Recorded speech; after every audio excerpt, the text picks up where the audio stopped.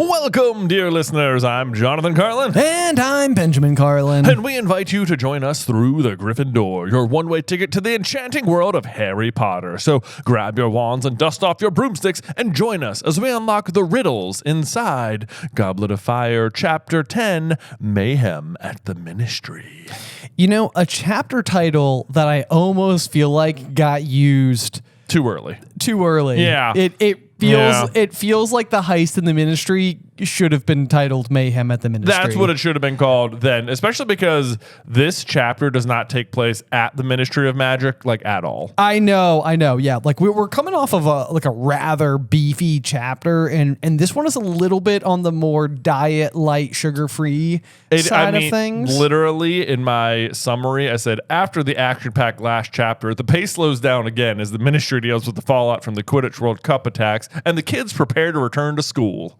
Yeah. That's pretty much what it is. Yeah. It's a very succinct breakdown of this particular chapter where I feel like right away we've got to talk about the chapter art, which is going to be featuring something that really has absolutely nothing at all to do with Mayhem at the Ministry. It does not. And instead, the reason I bring it up, Jay, is because look what I've done. Look what I've done to my page. It says Ron Weasley, and you've drawn him into the dress robes. I sure have. Amazing. I sure have. Yes, amazing. They're a little bit big for him. And I do bring that up because we gotten a couple questions over on the Patreon, and one of the cool things that we do, obviously, if you sign up for that annual membership, is you get one of the pages from our books, and every once in a while we do these like fun like little illustrations, and we obviously like highlight tons of stuff. I'm currently using a pink highlighter because my yellow one died. Oh yeah, I'm like sometimes I wonder if people are gonna like read into it, and so like I started this one with my blue highlighter because as we're recording it, it's Tuesday, and that's just the color I use on Tuesdays. Oh, hey, nice. But as I was getting through it, the blue one was starting to die. So like on one page, it just abruptly switches from blue to yellow, and I was like, I wonder if someone's going to be like, I wonder what that meant to him. Yeah.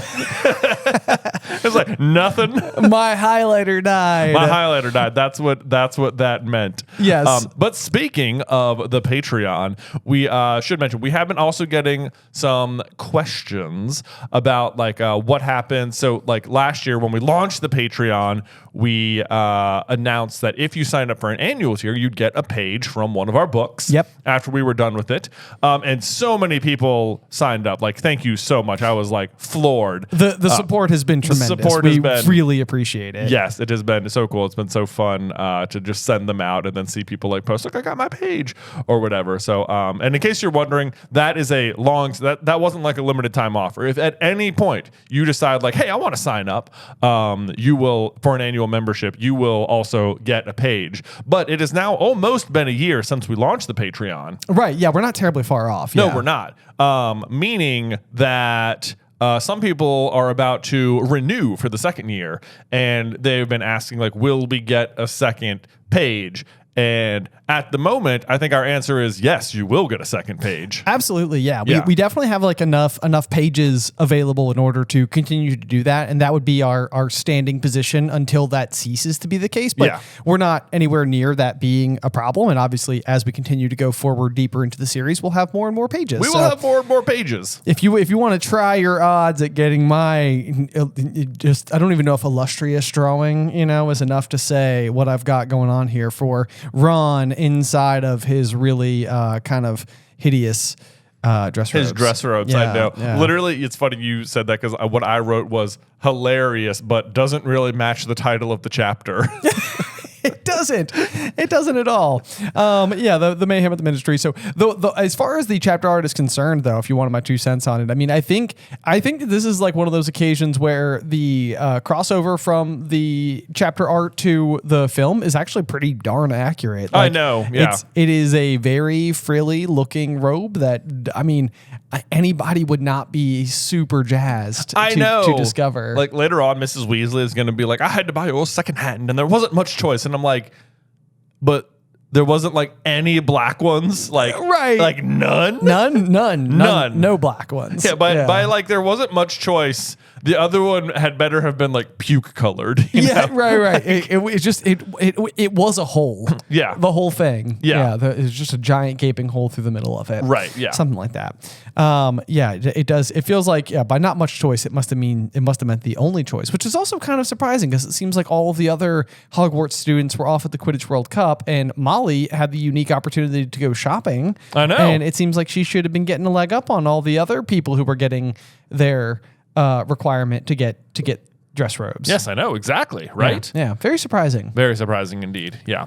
But we'll get to that part of the chapter here. We sure will. In the meantime, though, we're going to be picking up, and we're actually still at the Quidditch World Cup. We technically, are. yeah. They wake up in the tent after only a few hours of sleep. At which point, Mr. Weasley is just like, screw it, and uses magic to pack up the tents. Yeah, he's like, you know what? The charm is worn off. Yes. At this point, it's like, you know what? Just bygones be bygones. We're doing this. And then sadly, as they go to leave the campsite as quickly as possible, and keep in mind, it's only been a few hours since the events of the last night. And who do they pass at the front door of his cottage but Mr. Roberts? I know. With a strange dazed look about him. I was like, are you kidding me? Wizards, you put the man back to work? I know. Like, what are you doing? At least bring him to St. Mungo's for a few days or something. Something. This is another one of those occasions where I don't even know if this is, I mean, it's clearly not in like Dumbledore's jurisdiction, but somebody should be showing up at the Roberts' household with just like a 12er of Felix Felicis. I know. Someone is like, yeah, pretty sorry about that. We screwed up. Go buy a lotto ticket. Yeah. Enjoy the rest of your life. Enjoy the rest of your life. That was pretty bad. You don't remember it. And then even Mr. Weasley, he's like, he'll be all right. And I'm like, will he? Yeah, it's like that's, I mean, like one way or another, that trauma lives within him. I know, right? And like, mind you, I was pretty concerned about him before the attack happened, when they just had to erase his memory 10 times a day. Yes. It's like, dude, what are you doing to this man? Like, you've erased his memory at least 70 times. Let him get tortured, and then are like, well, see ya. Okay. Sorry about the inconvenience. Working hard or hardly working? He's like, I'm literally hardly working still. Yeah. You have taken so much of my memory. I hardly work. Yes. As a person. Oh my gosh, yeah. But he does Mr. Weasley does mention, says sometimes when a person's memory is modified, it makes them a bit disoriented for a while, which is also true. We know from at least Lockhart, who is disoriented for the rest of his life, forever. I also think this is sort of a bit of like, it seems like memory charms in this book are kind of playing like a fairly big role, especially like with Bertha Jorkins. Like that's going to be like a really big one. So that was sort of like my little note there, because Bertha already seems to be like kind of regarded by everybody who knows her as like a little bit like maybe like dim or something, or like otherwise just kind of like clueless as she works her way through life. But in addition, maybe to what had already been somebody who didn't have like the highest propensity for, logic or memory or details or whatever. She also has her memory rather aggressively erased by Barty Crouch Sr. Yes. Upon the entry into their home, the discovery of Barty Crouch Jr. So it's possible that even like, we always talk about like, how did Peter like seduce her or lure her? Like it feels so uncomfy to think about. It does. But then at the same rate, you're like maybe there was like even more like stuff going on. Like her brain had been a little addled. Yes. Yeah. By the events of that discovery. So anyway, so I think maybe Barty Crouch Sr. even more responsible for what happened. Yeah, absolutely. Continues to be. Yeah. I just highlighted this. I love that it says Basil, keeper of port keys. I'm like, Basil, keeper of port keys in Quidditch World Cup grounds. Yes, that's so good. Oh my gosh, I didn't even think about as I heard it, I was like, why does that sound so familiar? Anyway, I'm gonna keep moving on. You're right. Yeah, the keeper of port keys. Yeah. It's like, that's so funny. It really is. I know. And then I was like, even reading that, I'm like, is Basil like a like touchstone fantasy name that it's like, yes, in your fantasy book, you need a character named Basil that just does like a menial job that can kind of like communicate to the character sometimes. Right. Because this is the like almost the exact position of the Basil in like Name of the Wind. You're right. You're right. I know. No, it's very curious. Like that's the kind of game that like I would love to know that all fantasy authors are engaging in, where it's like, but did you include Basil? It's like, I got a Basil. Oh, there's a Basil Not in to here. worry. He's gonna show up. Yeah. You got like a big scary spider guy somewhere. Yeah.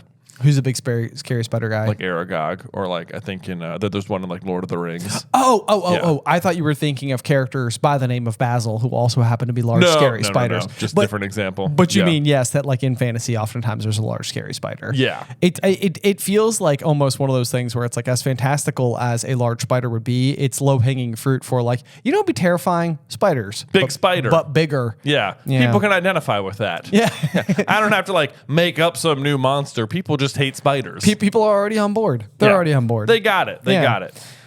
So anyway, Basil, keeper of port keys, gives them an old rubber tire, which I just highlighted. That feels like a trivia question that will come up. It absolutely does. In fact, I even feel like we've been asked this question before. Me and you both were like, manky old boot, no problem whatsoever. And they're like, what? A rubber tire? A rubber tire? It can't be. But last year it was a manky old boot. Good one. Thank you. So they make their way back to Honoré St. Catchpole and up the damp lane towards the burrow in the dawn light, talking very little because they were so exhausted and thinking longingly of their breakfast. Yes. They round the corner and Mrs. Weasley is just standing there waiting. And this is, it's almost kind of interesting because like it's such a different form of communication. Like you forget, especially in like the modern world, that like it wouldn't be obvious that Molly might know what had happened in the night before. The Quidditch World Cup. But otherwise, she really, probably other than the Daily Prophet delivery, that's the only source of news that she has, and is like, wait a second, my boys were there. I know, my kids were there. Yeah, exactly. So she's just like, thank goodness you're okay. Arthur, I've been so worried. To which I had to highlight, and I was like, but for like what, like a few minutes maybe, because like this all happened like that past midnight at the Quidditch World Cup, like past the time the Evening Post would have been delivered. So she wouldn't have known about it until this morning when she reads the paper. Exactly like, correct. I've always sort of read it like as she's been like up all night worrying, but like that's impossible. You're right. You know? It's this is a fairly brief span of time that she may have been concerned. But I mean, to be fair, when your concern is that your whole family may have been hurt. Oh, absolutely. I mean, that's pretty high stakes. So there's that. But you're right. It even specifically does say the Daily Prophet, not like the Evening Prophet. So it's not like a special edition went out in the middle of the night to be like, scenes of terror at the Quidditch World Cup. I know. Well, I'm also imagining, I'm like most of the time, like Hermione gets the Daily Prophet at Hogwarts like during breakfast. Yes. So it's like, and this says like they're walking back to the burrow into the dawn light. And it sounds like they got up pretty early. So it's like, I don't know. It seems like there's a very narrow window here when she could have even received and read the information. True. Not that it would make it, any less horrifying or anything. Right. Yes. Yeah. No, definitely very scary. But yeah, so then the Daily Prophet has the twinkling black and white photograph of the Dark Mark, which I mean, I'm sure, it's just for Mrs. Weasley, who again lost both of her brothers. Yeah. Death Eaters in the First Wizarding War. You can only imagine what this means to her, because it's even possible that Fabian and Gideon would have been in an establishment that had the Dark Mark placed over it. Probably. I mean, it stands to reason. I mean, they were killed by the people who did it. So.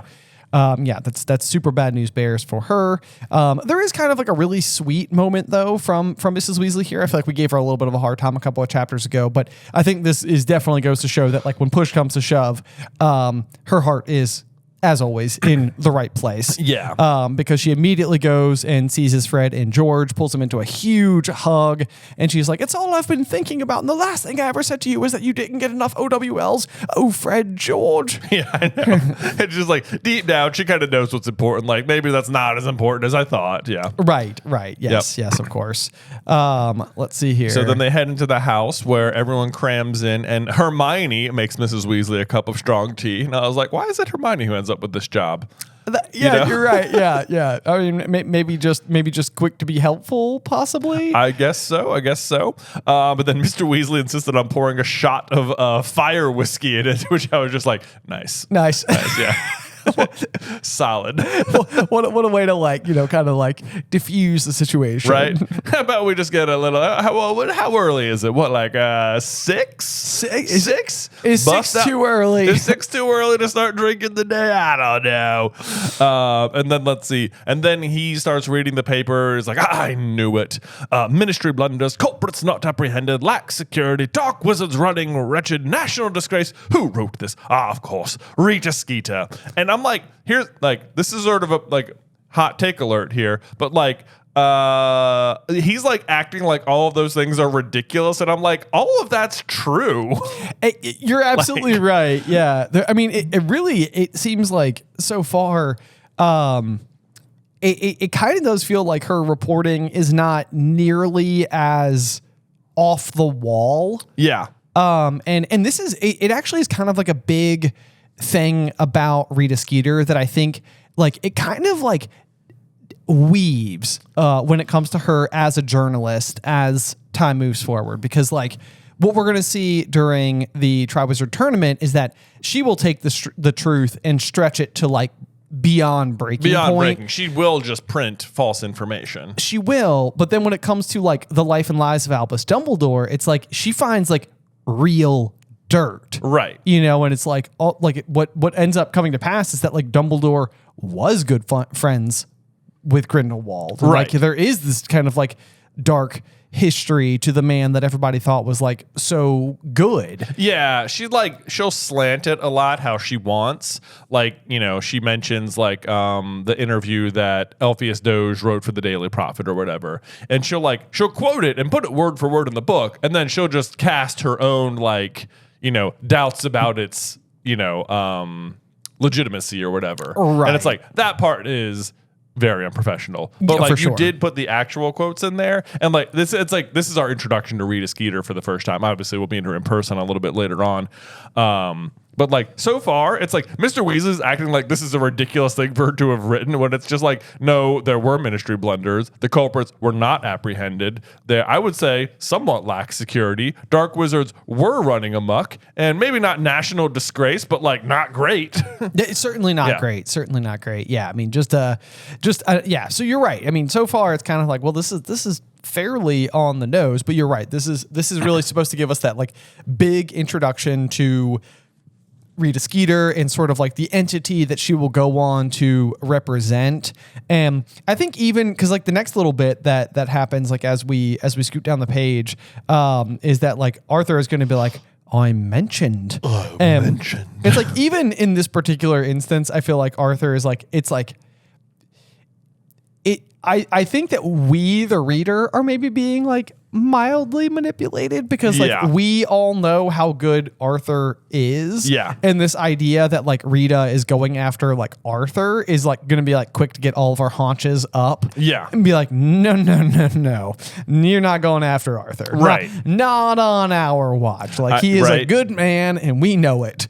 But then when it really comes down to it, it's you're not really fully completely mentioned. You are aware of the fact that the person that is being referenced is in fact you, but nothing about the article is actually saying that. Yeah. I also the slip in here. There's Percy is dragging Rita Skeeter a bit, but ends up sort of dragging himself. He's last week she was saying we were wasting our time quibbling about cauldron thickness when we should be stamping out vampires. And it's just somehow both of them look bad. Yeah. It's like, okay, first of all, you're wasting time about quibbling cauldron thickness. It's like, that's true. You are. That's a menial task that has been shoved your way. Yes. Just to shut you up. But then there's like when we should be stamping out vampires or whatever, which he goes on to say, as if it wasn't specifically stated in paragraph 12 of the guideline for the treatment of non-wizard part humans, which is interesting in itself because it means that like vampires are like one real, but that they are considered like, there's like a level of like magical protection for them. Like they're not seen as dangerous per this law. Right? Right. Right. Yes. Like, you wouldn't be hunting them because there are guidelines for the treatment of non-wizard part humans. Exactly. So, I mean, it seems a little bit then like maybe what Percy's saying in this particular instance is that like we should not be stamping out vampires. Like, so maybe that's speaking to like a little bit of Rita Skeeter's prejudice towards vampires. Well, yeah, it's just I think what he's saying is that like his complaint is that like we should be stamping out vampires. Is like that's a ridiculous suggestion from her because that's illegal. But at the same time, he's like as if we're wasting our time with cauldron bottom thickness. I know it's a big deal. It's a big Percy is seriously suffering from being at the center of his own universe. And absolutely, the thing that is important to him, he believes must be important to everyone. Yeah. And we do get like a line here that I feel like is very like it's from Bill, but he just says, "Do us a favor, Perce, and shut up." And you're sort of like savage. I know. It's like I think coming from Bill though, you're like, yeah, he's got a point. Yeah, he's got a it's point. Like it's like if Bill's gonna say it, like then it's justified. It's just like such like an older brother thing too. I think that's the other thing that's so hard to find is that like Percy, from our perspective, we've known about Bill and Charlie and like that the fact that they're out there, but like Percy has so seemed like the eldest brother, right? Because he, it's like he's the one who's been at Hogwarts and he's kind of played like a central role in everything, up until now. And yeah, so I don't know. It's just I love that line from Bill. Just shut up, Percy. Just shut up, yeah, dude, bro. He speaks for all of us. speaks for all of us, indeed. And then Mr. Weasley goes on to say that he was mentioned, although not by name. It says, and he says, "Listen to this. If the terrified wizards and witches who waited breathlessly for news at the edge of the wood expected reassurance from the Ministry of Magic, they were sadly disappointed," which is true. A ministry official emerged sometime after her appearance at the Dark March, alleging that nobody had been hurt, which is true, but refused to give us more information. That is the part that is a stretch. That is like the slant, because it's not like anyone pressed them for more, nor did he like really refuse. He just sort of left. And then this is the interesting part, which looks like the slant, which is whether this statement will be enough to quash the rumors that several bodies were removed from the woods an hour later remains to be seen. So this is really funny because like Mr. Weasley is going to go on to say like, oh, well, now people are going to think several bodies were removed from the woods, right, or whatever. And he's like, well, because she wrote it or whatever. Hilariously, though, there weren't several bodies, but there actually was a body removed from the woods in the form of Barty Crouch Jr. So she's actually right. Yeah, this is a weird one where like the rumor mill is actually like doing what it's supposed to be doing, I guess, which is to like be picking up and passing along information. So yeah, but it's a rare occasion when that ends up being the case. And of course, at that point in time, from Arthur's perspective, having been right there on the scene, shy of basically questioning the legitimacy of his superior, Barty Crouch Sr.'s assessment of the situation, like he has no reason to believe otherwise. Yeah. And the idea to go after Barty Crouch Sr., it seems, in even the way that the story is written for our consumption, is to make you believe that like there's no way in the world he's lying. Oh, I know. And then it's also like you're immediately being introduced to Rita Skeeter as like unreliable. Yes. As like someone who stretches the truth. And yet everything she's written so far has been like basically mixed with truth and fiction. Yes. And some of the parts that are fiction aren't fiction. You're just being told they are. Right. So it's like you're immediately like trusting the characters you know and not the characters you don't. Yes. Even though there is a shade of truth to some of the rumors. Right. Yeah. Right. Yep. And then I think this is ridiculous that he's like, "Molly, I'm going to have to go into the office. This is going to take some smoothing over." And I'm like, is it? What are you talking about? Like, you have to go in and smooth things over? I think it kind of goes back to, I feel like, a sentiment I've been expressing a little bit, which is that like, I think Arthur chooses to work in like the misuse of Muggle artifacts department, but like it almost makes me feel like people from the ministry more at large, because it also seems like Arthur is very well respected amongst the other ministry officials. Yeah. So it also makes me think that like maybe even though that's like his primary position, Arthur is like still doing more at work. Yeah. Like maybe Arthur is just actively underpaid because his official like, the header on his job title is this like particular department, but maybe he's like going and kind of has like a foot in a whole bunch of doors or something. Right. Because you're right. Otherwise it's just like, Arthur, what do you have to do with this? Yeah, there was no misuse of Muggle artifacts. Right. Yeah. Like smoothing over. Like, sorry, I said the truth. Like, what do you need to smooth over? Right. Exactly. And I mean, maybe he just needs to go and tell somebody like, like, hey, here's what happened. I gave that line. I had my whole family with me. I was off duty. I was going to my tent. Like, I wasn't in a position to make an official statement to reporters, of which none were declared present. I know. Well, that's another hint, isn't it? Because almost certainly Rita Skeeter is getting this information disguised as the Beetle here. Oh, good point. Good point. Right. It's not like, because he's saying that like he's reading this article, but not quite putting together the dots, which I guess you could assume that like maybe in that crowd of people, Rita Skeeter was there and you just didn't notice. Right. But almost certainly that's not the case. Almost certainly she was disguised. Right. Yeah. Yes. In this moment and how she got it. But it's not like an easy thing. You, the reader, would make that same assumption probably. Absolutely. Yep. On the other hand, Percy says, of course, I'll come with you, Father. Mr. Crouch will need all hands on deck. That part probably is true, but then, of course, he ruins it, follows it up, says, and I give him my cauldron report in person. And it's like, dude, read the room. He does not care. The dark mark was just in the sky. Yes, I know. Yeah. Again, it's like the classic thing where it's like you just can't see the forest for the woods. Like it's like you're forest for the trees, rather. Yeah. It's like, how can you be so smart and such a go-getter and yet be so thick? Yeah. So literally I wrote, how cauldron bottom thickness can you get? How cauldron bottom thickness can you get, Percy? Yeah. Come on. I know. Yes. It's just silly. Percy. But Mr. Weasley heads off, says, I've got to go, Molly. I've made things worse. And I'm like, no, you didn't. Rita Skeeter made things worse. like, what are you talking about? Well, I know. Yeah. I mean, I think it's probably just Arthur's goodness shining through is what you have going on here. He's like, I was involved. I know that the statement in question is mine. I need to go and just like tell people. Yeah. But he's still going to be there like overtime for the rest of the week. True. When he's supposed to be on break. So I don't know. There's that. And then Harry at this point decides that he finally needs to come clean with Ron and Hermione about feeling his scar hurting again. Drops some heavy hints that he needs to go upstairs and do that. Yes, but before that, what I think is kind of interesting, I mean, and it's not like that big of a catch or anything, but Harry basically just chimes in and says, Mrs. Weasley, Hedwig hasn't arrived with a letter for me, has she? And Mrs. Weasley says, Hedwig, dear, no, there hasn't been any post at all. To which I'm like, what about the Daily Prophet? What about the Daily Prophet? What about How'd you get that Daily Prophet, man? Was it magic that got it there? Oh, yeah. Did someone apparate and deliver it? Come on now. That'd be ridiculous. Yeah. Well, anyway, that was it. That was all I was going to say. It's like, no post. There's at least a little bit of post. At least a little bit of post. You're just wrong, Yeah. I guess it does say distractedly, but no. Yeah, you're right.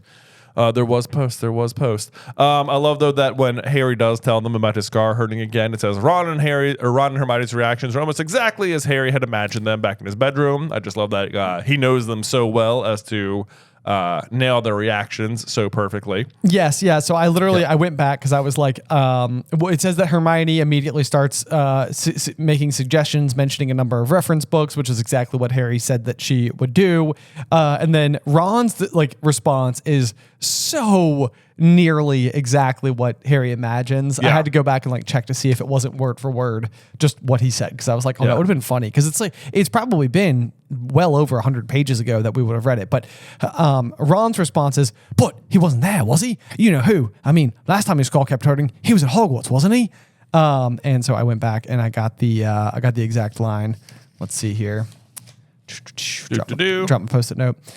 yours got hurt, but you know who can't be near you now, can he? I mean, wouldn't you? He'd be trying to do you in again, wouldn't he? I don't know, Harry. Maybe because Scar's always twinge a bit. Oh, that's Dad. I was like, so yeah, it's like darn near like the same sentiment. It is very close. What's interesting that he brings it up. He says last time my scar kept hurting, he was at Hogwarts, wasn't he? But like notably, his scar didn't hurt at the Quidditch World Cup, but like none of them seem to connect those dots either. It's like Voldemort himself wasn't there.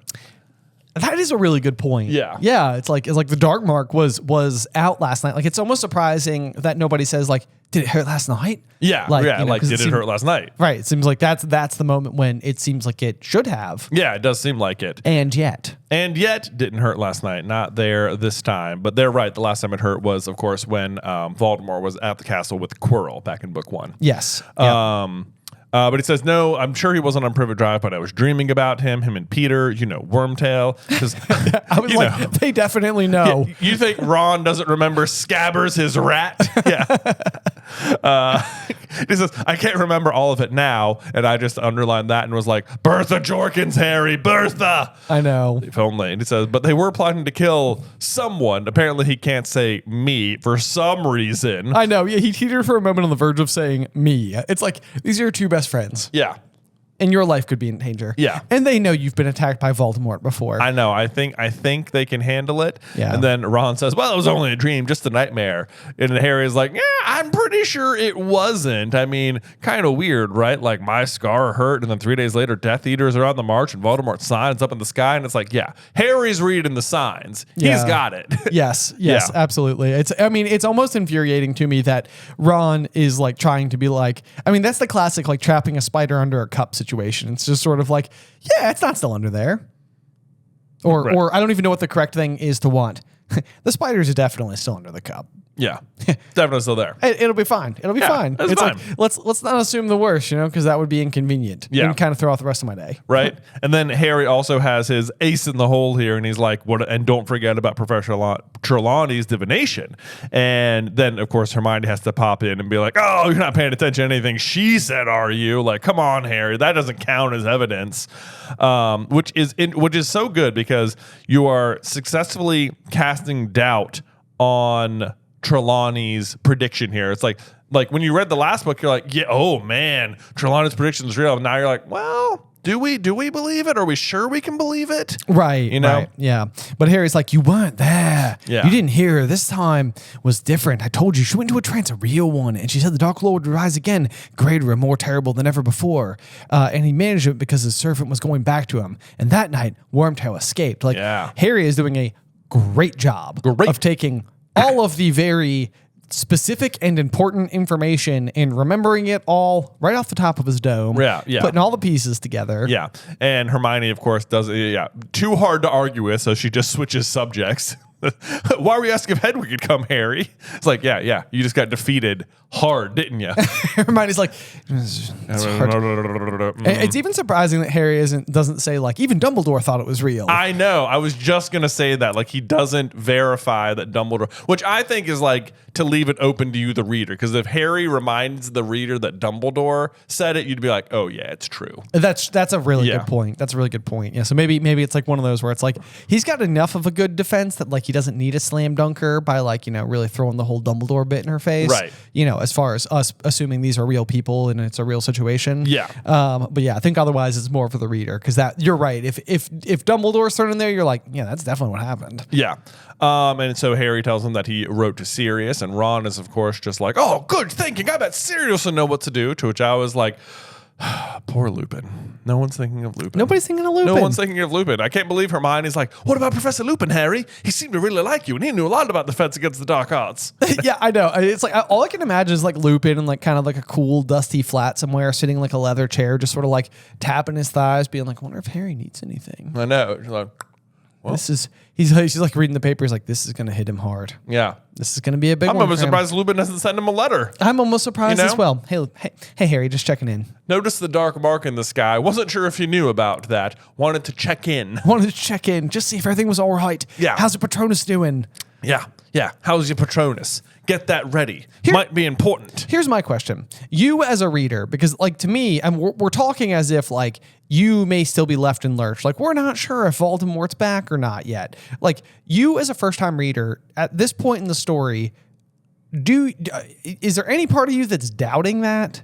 I mean, you read the first chapter and like you're face to face with Voldemort. Like, you know what's happening. But then it's like Harry woke up from a dream. So it's like, was Harry just having a dream or was it really happening? There's like a sliver of doubt, even though I think you're pretty sure it happened. Because also now you can connect, the reader can connect the Bertha Jorkins dots in ways no one else can. That's true. That's true. Yeah, that's a good point. I mean, I guess that's the curiosity in the back of my mind though, is whether or not like, because at this point, as of that dream, Harry wouldn't have had that mental connection with Voldemort before. That's really like the first time we're witnessing Harry seeing into Voldemort's mind. Absolutely. Really properly. So I that might be like one of those details that's so now like baked into my own Harry Potter knowledge that I can't see it any other way. But if memory serves me correctly, there was no part of me that was assuming that Voldemort wasn't back. Yeah. Like by reading what we've read so far. Right. Yeah, I agree. And then I love this. Ron says, "Come up a game of Quidditch, Harry in the orchard. We'll get 3-on-3. Bill, Charlie, Fred, and George will play. You can try out the Wronski feint." And Hermione's just supposed to be like, she has her moment of, "Oh, wait, no, God, this is really important. Harry probably wants you to just be alone for a while." And Harry's like, "Yeah, let's go play Quidditch." I know. Yeah. I mean, and it's funny because I've brought it up several times so far in the first 10 chapters of this particular book. But once again, we are dealing with this very like, we're worrying about his own personal safety, the safety of the wizarding world, the threat of Lord Voldemort's return, or Quidditch.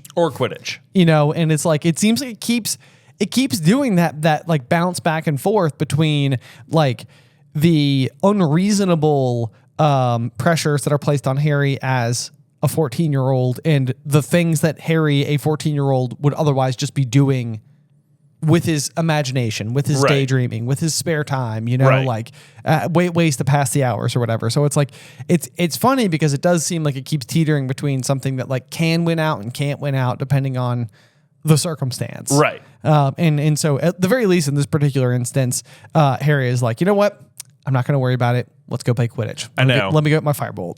I know. I also feel like it's a really good example of like, we just mentioned like how well Harry knows Ron and Hermione. It's like, this is like the other side, or like Ron just really knows Harry. He's like trying to cheer him up. Right. And it's like, it's funny how Hermione and Ron have different approaches to it, where Hermione's like, yeah, let's talk about it. And Ron's like, let's go play Quidditch. Right. And it's like, that is what Harry wants to do. And it does work. And it's like, Ron just knows Harry so well. Right. Yes. That's another like point, like, because I think people do tend to underestimate Ron, especially if you've only watched the movies. But that's like a good moment where it was like, whether this is like an intentional, like, we should distract him. What's something Harry would enjoy right now? Or if it's just like basic instincts. It's like, this is why these two are friends, right? In the first place, because Ron just sort of like he's on the same wavelength. Like the things that Ron thinks will help because that's why they're friends. Yeah.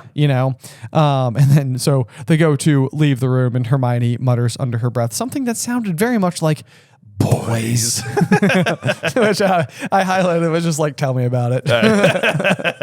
Exactly. Also, not for nothing, this is like, I think one of the first times we see like Ron playing Quidditch. It's like, because I feel like when it comes up in 5th year and he shows up at tryouts, it's like a big surprise, like, because he hasn't mentioned it before, but like he does know how to play, obviously. Yeah. I mean, he's a big fan too. I mean, his room is adorned with Chudley Cannon stuff. Like it even kind of makes you wonder, like, when Harry gets the call in first year to go and play Quidditch, I mean, like on some level that must have been like Ron's like dream. Right? Like anybody who's ever like really identified with their sport as like a piece of their identity has almost no doubt, regardless of how good they were at that sport, had the daydream of like, what if I was like professional. The best. Like, like what if I got to go pro in my sport? Like, I remember playing soccer and thinking, like, what if one day, I got to go play for Arsenal or something? I'm like really good. Yeah, and someone will notice. Rest assured, I was not that good. But either way, I mean, you can only imagine what it would feel like to Ron when like his new best friend, who didn't even know what Quidditch was a half hour ago, was like, like, I'm on the team. I'm on the team. Yeah, and Ron's like, of course you are. Great, why does everything happen to me? First you get attacked as a baby, and now this. And now this. Some people have all the luck. I know. So we get a little time jump within the chapter here. We learn that Mr. Weasley and neither Percy are home much over the following week, which I'm like, has it really taken a week to smooth this out? But I guess it is. Percy tells them importantly, he says, I've been putting out fires all week, by which he means literal fires, not like I've been like solving. It sounds like what he's saying is I've been solving problems all week, but he actually means putting out literal fires because people keep sending howlers and they're exploding. Yes. Scorch marks all over my desk. My best quill reduced to cinders. I'm like, dude, he says, if you don't open them, they explode. And it's like, why aren't you opening them then? Like, I know, yeah. Why are you letting them sit there? Come on, Percy. Got to get on it. He's like, well, I would, but I'm like trying to fill out my reports. And like, what am I supposed to do? Like, just stop filling out the report to stop an explosion? I don't think so. Exactly. Otherwise, the cauldron bottom thicknesses will be too thin and there will be explosions. Yeah, exactly. And there'll be explosions and people will get hurt. And then this is more, it's interesting, like hearing Percy's like recap of what people are complaining about is interesting. Because it's very much like the Rita Skeeter problem. Rita Skeeter. Isn't it? Where it's like there are some like legitimacy things and then like it's like mixed with fraud. So he says people are complaining about security at the World Cup, which feels fair when Death Eaters were out and attacking people. Yes. And it says they want compensation for their ruined property. And I'm like, that feels fair, I suppose, if they were just like lighting things on fire. I mean, this would be the case like any sporting event that you went to, if there was like, after, even if it wasn't like full blown crime, if people were going to go and like tear down a lamppost or something following like a sporting win and it lands on your car, like you probably are going to want your car fixed. Exactly. Because you had nothing to do with the lamppost that fell on it, even though probably the staff of the organization also probably were not encouraging the climbing of the lamppost. It's like it happened there. The liability lies on Right. The host. But it's like also kind of speaks for it. He seems to think it's like it's unfair that people want compensation for this or whatever. But then right next to that, he says Mundungus Fletcher's put in a claim for a 12-bedroom tent with an ensuite jacuzzi. So when he knows for a fact he was sleeping under a cloak propped up on sticks, which is hilarious. But it's like it's so funny. It's like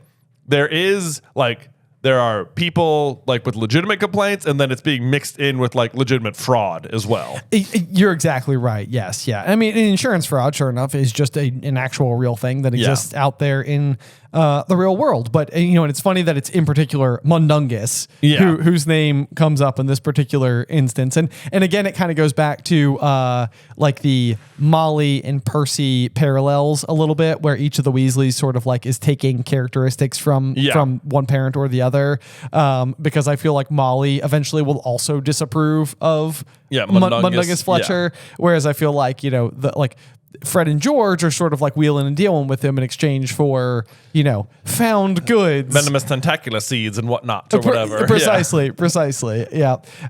So it really is. It's just kind of, and then my point there would, be otherwise that like Mundungus, as slimy as he certainly just is as a person, is also still a member of, the first and second order of the Phoenix and is aligned against Voldemort. Right. So, I mean, he's a very unreliable person. But it's probably one of those people that like deep down is at least a little bit good. He's in the Order of the Phoenix anyway. Dumbledore seems to think he's moderately trustworthy. Moderately. There you go. Yeah. Then we get some information about the Weasley family clock and some of the places it could be pointing to, including home, school, work, traveling, lost, hospital, prison, and mortal peril. Which, couple of interesting things. One, like lost is an interesting one.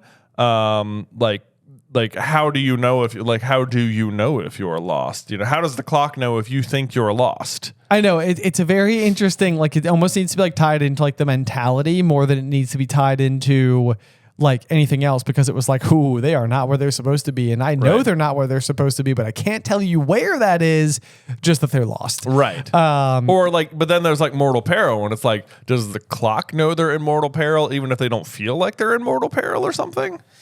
You know? I don't know, because isn't it the case that by the time we get to like Deathly Hallows, like every single hand is pointed at mortal peril? Yeah. And so, I mean, that could be, again, more like that subconscious feeling that everybody is just experiencing at the same time, which is that, like, I don't really feel safe right now. Right. You know?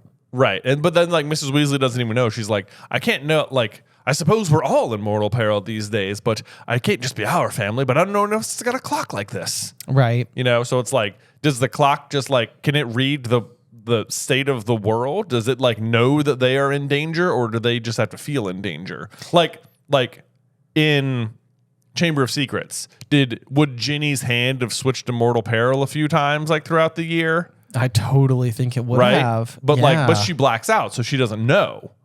So like, would the clock move to mortal peril even though Ginny doesn't know? Okay. That's a good question. It's a very good question. And I'm trying to think of where my mind would most immediately go, because it seems like by the point where Ginny would have like gone on her own to throw the diary, like into like Moaning Myrtle's, toilet. Yeah. I feel like at that point in time would be when Ginny, the person, would know that she was experiencing what felt like mortal peril. Mm-hmm. Like she would know, like, something's wrong. Right. You know, like that's when it would go there. So then if you're Molly and you know that Ginny's at school, but you see it switch to mortal peril, is that like, yeah, first year at school, it's always a bit scary. Yeah, I don't know. That seems like it's like, or could this be the real reason where she was like freaking out for what feels like all night, as opposed to like just getting the prophet? Like, the dark mark appears in the sky, and it's like all of a sudden I was like, mortal peril. I mean, I would have to imagine that at least the moment when Charlie, Bill, Percy, and Arthur all suit up and go to ward off the Death Eaters, that theirs would be pointing at mortal peril. I would imagine as well. But so like Ron is literally directly beneath the dark mark. Playing with his action figure. Playing with his action figure, as usual. The dark mark appears in the sky. By all accounts, he's like within yards of a Death Eater. True. Who would want to kill Harry, and probably wouldn't care about killing Ron or Hermione. Whether he knows it or not, he doesn't know what the skull means. He doesn't know he's near a Death Eater, but I would say he is in mortal peril at the moment. That's a good point. Would his clock move? It's a great question. Right. It's a great... Well, and I mean, so that's where I think, like, to experience lost, you would have to feel lost. So I think in order for it to point to mortal peril, you would have to feel like you're in mortal peril. Or is it two different scenarios? What do you mean, is it two different scenarios? Like, sure, I agree. You would have to feel lost for the clock to say, like, yeah, they're lost. They don't know where they are. Right. But, like, maybe the lost hand section of the clock is based on personal feeling, whereas mortal peril is based on, like, outside circumstances. Yeah, I mean, it's a very powerful clock at that point in time. I agree. Well, it seems unique. It does seem unique. Yeah. It does seem unique. Yeah. Yeah. No, I mean, yeah, that's true. That's true. Also, I hate that the traveling is on there for apparating. It's like work, traveling, home. I know 8 hands were currently pointing to home position, but Mr. Weasley's, which was the longest, was still pointing to work. Mrs. Weasley sighed. Your father hasn't had to go into the office on weekends since the days of you-know-who. They're working him far too hard. His dinner's going to be ruined if he doesn't come home soon. And then it seems like here in just a couple of minutes, what's going to happen is that it will switch to... It will suddenly spin from work to traveling, and then a second later, shudder to a halt at home. Yeah. And it's like, it means that whenever it's on traveling for like a snap your fingers. I know, exactly. Like none. Right. Right? Yeah. Especially for him. Like maybe when they were like walking to the port key, I guess that could have been there for a couple of minutes or so. Maybe longer. Yeah. Yeah. Yeah. Or like when they were in Egypt, would every hand just be pointing to like traveling? Oh, I guess so. Okay. Yeah. But then it's like, who's there to see it? True. It's a good point. Yeah. Anyway, moving on. Let's see. It says on the line, your father hasn't had to go into the office since the days of you-know-who. I feel like that's a little bit more like signs that things are getting bad again. Yes. Yep. And then, God, Percy is just on fire in this chapter, man. He's like, well, Father feels he's got to make up for his mistake. I'm like, his mistake? What a brat, man. This guy is the worst. It really is. It really is bad. It's like, I mean, there's a kind of like, and I'm only going to try to say this from my own personal experience and not try to like, place it on anybody else other than maybe Percy. But I do think that like when I graduated college and like exiting out into the real world and having like left this like academic environment where you feel like you're like reading and learning from like very smart people and textbooks and all that type of thing. Like, you think you've got like a better handle on the world. I felt like I had a better handle on the world than I did. Certainly. Right. So it's like, I think Percy's definitely got that like way too big for his britches. A little bit of the, there's a phenomenon referred to as the Dunning-Kruger effect, which is where you have very little experience, but very high confidence, which is inverse with imposter syndrome, which is when you have a huge amount of experience and the very low confidence. Yeah. And basically that's like the more experience you have, the more likely you are to properly value how hard it is to know a lot about anything. Right. Because you recognize how much you don't know. Percy is squarely in that Dunning-Kruger column right now. He is just, you're absolutely right. He's right there. He thinks he's just right about everything, understands the world, thinks like his dad does not know what he's doing. It goes on to say, if truth be told, he was a tad unwise to make a public statement without clearing it with his department head first, which I'm like, dude, his department head, isn't that him? There's only 2 people in their department. Yeah. Right? Yeah. Like, what do you mean? Let me call up Perkins. Perkins? And I don't think Perkins is head of department. No way. No way. There's no way in the world Perkins is outclassing Arthur for this particular thing. But I also think this is like serious. I mean, I don't think you can call it foreshadowing because you don't have enough context to know what's going on here. Yeah. But like, if you wanted to go to the head of department and allow that to be Barty Crouch Sr., the extreme irony is probably the better way to describe it, is that Barty Crouch Sr. is the one who is actively in the wrong in this particular situation. Yes, he absolutely is. And if anything, that's the person Percy would want Arthur to clear it with. Yeah. But even then, it's like Percy, it's like he wasn't working. He was trying to get his family back to safety. He wasn't talking to reporters. Right. He wasn't making an official statement. Yeah. Which is so infuriating. It's like these are not the same things. Yeah. But then speaking of irony here, Mrs. Weasley rounds on him and says, "Don't you dare blame your father for what that wretched Skeeter woman wrote," which hilarious. It's funny that right now she's calling Rita Skeeter the wretched, because later in this book she is going to read about like the heartbreak of Harry Potter or whatever and be like, "Oh my God, Hermione's the worst." Yes, yes. Because it's like the Easter eggs, right? That happens in Goblet of Fire, and Hermione's like, "Your mom doesn't by chance." Yeah, I'm going for the recipes. Which weekly? Yeah. To which Gilderoy Lockhart. Wait. Most Charming Smile Award. Oh, yes. We're bouncing around so fast right now. But I don't talk about that. Oh, Gilderoy. But yeah, then we get to double down on this sentiment that Rita Skeeter never makes anybody look good. This is coming from Bill. Remember she interviewed all the Gringotts Charmbreakers once and called me a long-haired pillock? And then Mrs. Weasley, it's like, now that Rita Skeeter aligns with her own belief, she's like, well, in that case, she did kind of have a point. Yeah. Well, it is a bit long, dear. Bit long. Just let me give it a cut there. No, Mum. I appreciate Bill standing up for himself here. Look at Bill. Bill's just like, he just sort of has such a coolness about it. There's no other word for it. He was cool. He was cool. Yeah. Oh, man. Let's see. We then just sort of get like a rundown of what everyone's doing, hanging out at the Burrow for their last day of summer. Hermione's reading, surprise, surprise. Harry's working on his firebolt. Charlie's darning a fireproof balaclava, which I had to look up darning, which was basically a kind of mending within sewing. I literally looked up darning as well. Yes, yeah. I, honestly, at first I just thought it said dawning. Charlie was donning a fireproof balaclava, like he was just sitting there wearing it. Like, hey, look at me. Have you guys noticed I'm wearing dragon skin on my head? But like, Charlie, what are you doing right now? I'd be like, oh, I'm wearing this balaclava. You know it. You know it. Might not have noticed. It's fireproof. But no, he's mending one, presumably for his dragon work. Yes. A real job. Now, how it broke in the first place is a completely different question. Not by fire. We know Not by that much. fire. We could assume that, right? Yeah.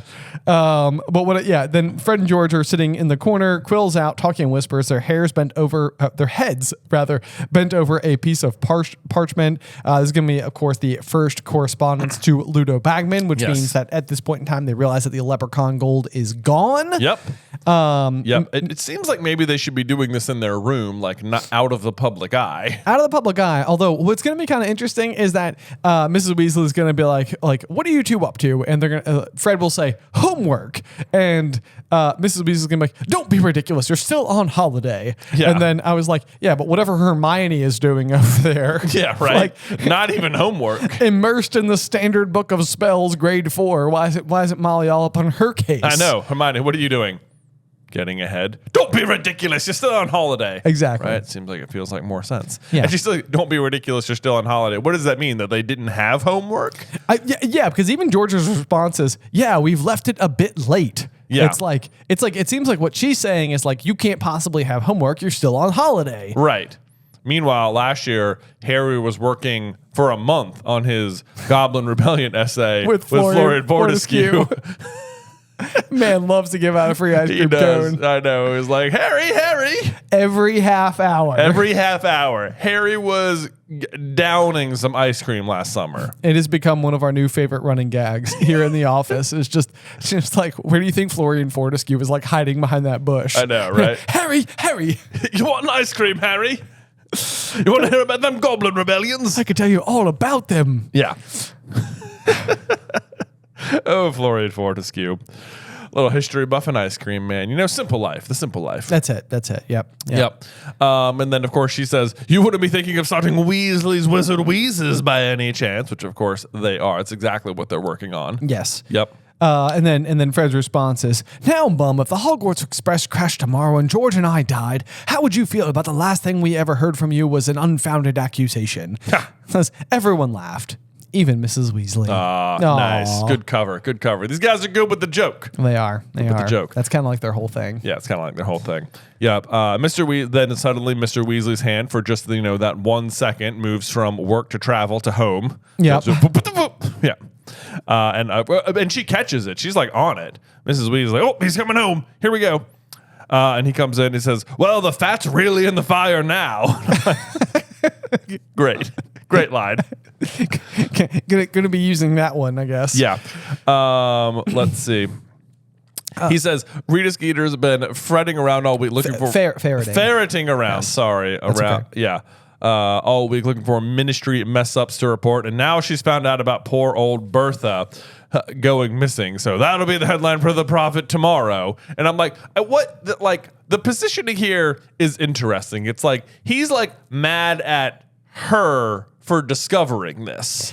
It's like as if it's her fault or something. And I'm like, I mean, call me crazy, but I don't think Rita is wrong to report this. No, it's like, yes, once again, it's kind of like that should be a report. Yes. This is like prime like whistleblower territory. Like someone should come forward and be like, hey, a member of our department has been gone for a while and we haven't sent anyone to look for her. It's like this is the kind of time where it's like people need to know that this happened. I know. And it's like, hey, the dark mark was just in the sky. There were Death Eaters. Now someone's missing. I just don't think Rita's doing a bad job at the moment, Yeah, she's honestly doing what a reporter should be doing. Right. And even Arthur is saying, I told Bagman he should have sent somebody to look for her ages ago. It's like, he kind of even seems like Arthur's like on that side. We should have been looking for her. Yeah. And but then, Percy obviously chimes in. It's like, Mr. Crouch has been saying it for weeks and weeks. And I'm like, it's Mr. Crouch's fault. It's like, has he been saying it for weeks? Yeah. If anything, it feels like if Mr. Crouch has been saying it and meant it, then it just would have been done. Yeah. And then he says, Crouch is very lucky Rita hasn't found out about Winky. There'd be a week's worth of headlines of his house elf being caught holding the wand that conjured the dark mark, which Percy just takes out of context. He says, I thought we all agreed that elf, while irresponsible, did not conjure the mark. And I'm like, That's not what Arthur said, but okay. Right? Yes. Yeah. Yes. Right, Cut holding the wand that conjured the dark mark, not that Winky conjured the dark mark. Right. Yes. Yeah. Yes. So Percy just like looking for a fight. Right. Basically. It seems like we're really starting to get the early signs that Percy and Arthur are not long for being on the same side of the ministry divide. Yeah, it doesn't look like that.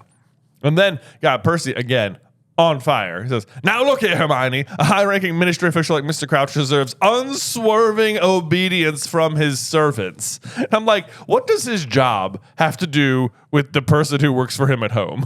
You know? Literally nothing. Literally nothing. Also, unswerving obedience from his servants is like any circumstance in any industry anywhere where the phrasing of your responsibility is to have unswerving obedience to your what's the opposite of a servant? Yeah, Master? to your superior. Superior, yeah. It's Effectively, master's the right word, though, because as Hermione speaks up, she says, "His slave, you mean? Because he didn't pay Winky, did he?" And that's, of course, literally the right word. Even the house elves say the house elves enslavement, so, like, it is slavery. It is slavery. Yeah. Yes. So, just straight up. Yeah. Just Percy here, just loud and proud in favor of the slavery. Just not great look, Perce. What is your thing about like tomatoes? Intelligence. Intelligence is knowing that a tomato is a fruit. Wisdom is not putting it in a fruit salad. Yeah. Yeah. Yes. That is Percy. That is Percy. It's like he's clearly got we know Percy is intelligent. Yeah. He is not wise. He is not wise. No. Yeah. Yeah, clearly good at the OWLs, not good at like applying common sense to things. Right. Yep. Let's see. We go on back to Ron's room here, and I just highlighted like we get mention of the sporadic howls from the ghoul who lived in the attic, which I just think is like good continuity because the ghoul eventually plays a role in Deathly Hallows. Yeah, and the ghoul is kind of an interesting one as well because I don't know, do we really ever get like a firm handle on why they have a ghoul? Not really. Okay. Yeah. It's just sort of like why don't they get rid of it? Yeah. Right. Yeah. Like, is it just sort of like it's not hurting anybody? Just let it live there. No, though, it was the problem. Right. Yeah. We're fine with it. We got room. We got room. You know, it'll eventually have spattergroit. What do we need an attic for? You know, right. Plenty of room around here. What are all the pipes up there that he's always clanging around in? Oh, I know, right? Yeah, historically, there are not a lot of pipes in the attic. Right. Just as a general rule. Because where would they be I can just imagine Arthur. He was up there at one point just like playing around with muggle pipes, and he's like, they use these to move things around the house. And now I have them here. Now I have them. I got a big collection of pipes. that tracks. Yeah. That tracks. But yeah, so then we get a little bit of a reminder of Pigwidgeon being potentially annoying, and Ron's like, bung him some owl treats. Bung him. Which I wanted to bring up just because the phrase bung him. I know. It's like, what? Also, capital O, capital T owl treats. So that's a brand. That's a brand. That's a brand. That's a proper noun. Generic. Not just owl treats. Owl treats. Yes. Going down and pick me up a package of owl treats. Right. They're kept right next to the Reese's. Yeah. Exactly. And then this is sort of weird. Not weird, but I feel like it stood out to me. Harry, he says, "Ron, you don't reckon Sirius has been caught, do you?" Like, it's rare for Harry to like address people by their names in this manner. Sure, yeah, that's true. Right? It's like this is. I mean, my wife says it all the time. But like, if I ever just like her name is Alice, but if I ever say Alice instead of Allie, she's like, what's the matter? What? Serious conversation. What's going on? Oh, I know. But you're right. It's like he's like, Ron, I need to talk to you. Right. You don't reckon Sirius has been caught, do you? Yeah, like normally I feel like that sentence would be like, "You don't reckon Sirius has been caught, do you?" Harry said to Ron. Yes, yeah, right, exactly. Yeah, you're right. Yeah. But then classic Ron is just sort of like, nah, would have been all over the Daily Prophet, which honestly is pretty quick. Like, I mean, in true. Yeah, very savvy of Ron here. Right, yeah. It's like, no, I mean, it's not uncommon, as we've talked about in this very chapter, for Ron to be dismissive and just assume that things aren't terrible just because that would be inconvenient. Right. But it is a good point. Yeah. And then let's see, we get a rundown of some things that Harry's got here. They got their new Standard Book of Spells Grade 4 by Miranda Goshawk, which is the only book they need that year, surprisingly. Oh, well, they're all stocked up on all of Lockhart's still. Yeah, still got all that. They can't have possibly torn through all them yet. No, not at all. yeah, I can imagine. Can you imagine if Moody's just like, all right, open travels with trolls? It may not have been Gilderoy, but he's had a great piece on. Great piece. Yeah, wasn't him, but the wizard who in question did do some good things. That's right. That's right. That'd be so funny. And then we just get a little update. He'd been running low on spine of lionfish and essence of belladonna. Sure. Why not? Yeah. Why not? Yeah. Then it says he was piling underwear into his cauldron, which just doesn't sound super sanitary. Jay, it takes a literary mind like mine to observe what's going on here, but yes. I do believe that this is supposed to be an offhanded sort of insult at the course, otherwise known as potions, because he is putting his underdrawers inside of the cauldron. You're absolutely right. I would love it if it was just like, this is the reason Harry is not good at potions, because he's just like, yeah, your underwear's been in there, man. Right? Yeah, that's it. That's the You've problem. Contaminated the cauldron. Right? Did you see me do my glasses push up? I saw it. Okay. Yes. Yes. Then at this point in time, Ron discovers the chapter art. Yeah. What is that supposed to be? He was holding up something that looked to Harry like a long maroon velvet dress. It was moldy looking, lace frill at the collar and matching lace cuffs. Why is it moldy looking? Like, certainly you could fix mold with magic, Certainly. right? Certainly. Unless it's magical mold, in which case it doesn't seem safe to wear. Oh, right? That's a good point. Yeah. Yeah. I'm pretty sure it can't be, but he does wear it. I'm pretty sure that they have to use a special cleaner in Order of the Phoenix when the curtains are so afflicted. Yes. Yeah. Yes. Not now, I guess. Not now. No. It's fine. Yeah. But Ron's assumption here is that Molly has given him, by mistake, Ginny's new dress. Yeah. Yeah, because it looks new. It's just, of course I haven't. That's for you. Dress robes. What? Said Ron, looking horror struck. I know. Yeah. This would be a tough pill to swallow, especially if you're discovering it in this particular way. And Mrs. Weasley, I feel like, is gaslighting a little bit. Yeah. Like, I feel like she's like, everyone wears them, Ron. They're all like that. Your father's got some for smart parties. Yeah. And it's like, well, but they don't look like that, do It's they? like, Molly, you're aware. You know what's going on. You know. Yeah. Don't try and cover your own bases here. It's like, maybe you could have just waited, till maybe you could have like waited until you knew like Ron had a date, or seems like my kind of thing you'd want to bring with to pick out, maybe. Yeah. Maybe Make sure it's the right size. He's been growing lately. Yeah, it's been growing. But even worse though, Mrs. Weasley, I got some for Harry too. Show him, Harry. And with some trepidation, Harry opens up the last parcel on his camp bed and discovers that they are not really bad at all. They don't have any lace on them and were bottle green instead of black. Mrs. Weasley's like, I thought they'd bring out the color of your eyes, dear. I can just imagine what Ron's thinking. He's like, right. First of all, I hate maroon. Maroon does not go with my hair. You got hairy, awesome ones that go with his eyes. Like, you clearly put a lot of thought into his, and mine look terrible. I know. I can't believe I honestly can't believe Harry's not just like, here, don't even worry about it. I'll just, you know what? I'm going to loan you the gold for this one, bro. I got you. I know. Yeah. Yes. It even says on the very next page, Harry looked away. He would have willingly split all the money in his Gringotts vault with the Weasleys. And it's like, this might be like one of those instances where it's like, maybe just like, Harry, maybe just go out of your way to hook him up. Yeah, we're almost at the end of the chapter, as it were, anywhere. And then Ron says, I'm never wearing them. Never. It's like, I've had that conversation with my 3-year-old before. Yep, me too. And then Mrs. Weasley just like, fine, go naked. Harry, make sure you get a pictures with him. Goodness knows I could do with a laugh, which I highlighted because I'm like, oh, yeah, you can do with a laugh, but not from Weasley's Wizard Wheezes. Exactly. Yeah. Exactly. I mean, it just goes to show the true value proposition that the Weasleys are bringing to the table with what they create over the next year. So, yeah. But then at this point in time, you get a line from Ron that just says, "Why is everything I own rubbish?" And I think that this is like a little bit of like a setup for just like, it's kind of reminding you the different circumstances under which Harry and Ron exist, especially at school. Yeah. And I think that is going to be underscored never more significantly than the moment when Harry's name comes out of the Goblet of Fire. There's the Goblet of Fire. And then even later on, like after they like make up and stuff, like Hagrid will have like his rare good lesson with the Nifflers. Right. And like Ron will win the day, but then Hagrid will tell them that the leprechaun gold has disappeared. And Harry's like, oh, I never even noticed. And Ron's like, oh, must be nice. I would have noticed. Must be nice. I would have noticed. I would have noticed if I missed the pile of gold there. I thought I was paying you back. Yes. I thought I was paying you back there. I was paying you back, and you got me that cool Chudley Cans hat for Christmas. Shouldn't have done that. Should have done that. I already had a cool Ireland hat. You'll want that. You'll be wanting that. Troy Mullet Moran. Yeah.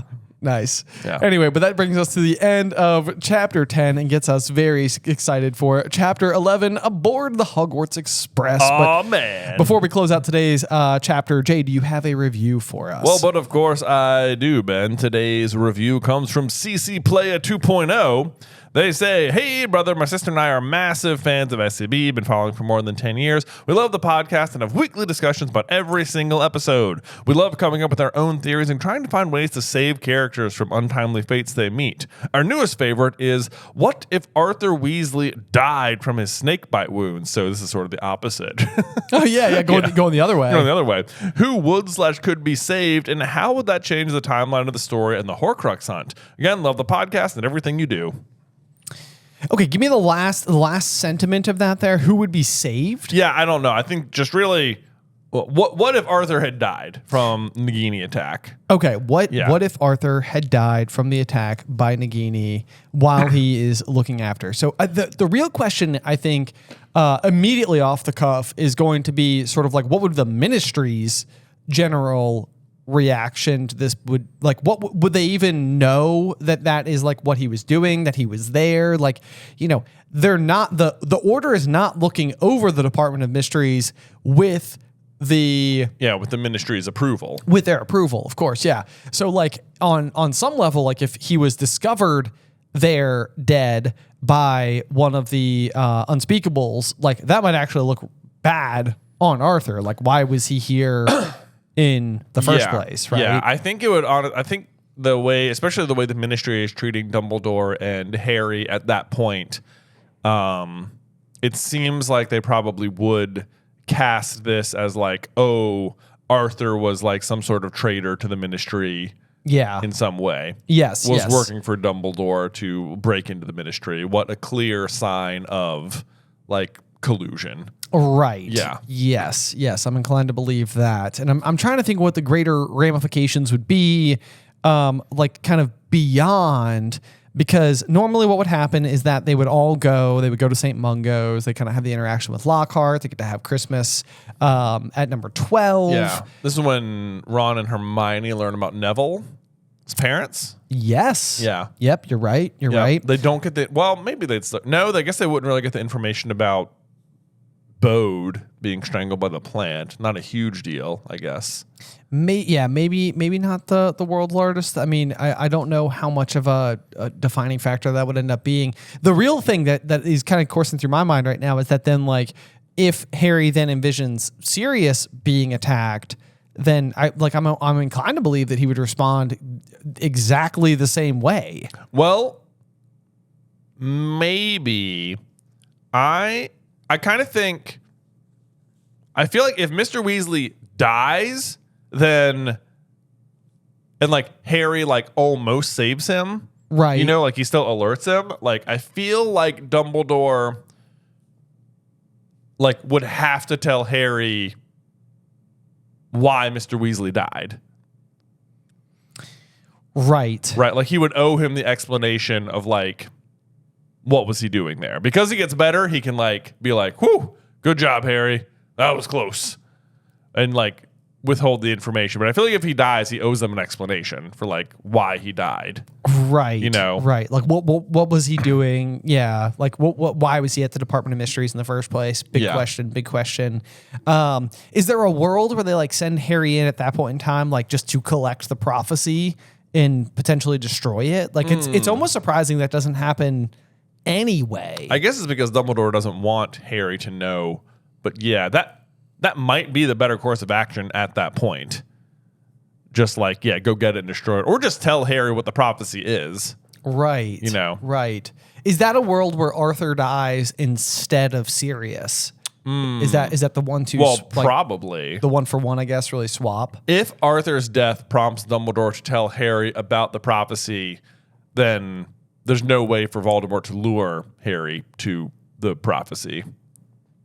Right? Say it one more time. Like if Harry knows about the prophecy ahead of time and Dumbledore just tells him that Voldemort might try to lure him there, oh yes, then there's no way Harry goes. Right. So Sirius doesn't die. So Sirius doesn't die. Right. Yeah. Yep. So that's probably a difference. Yeah. That's probably yeah. Okay. And I mean, normally Voldemort doesn't recover the prophecy anyway, and Dumbledore ultimately tells the prophecy to Harry.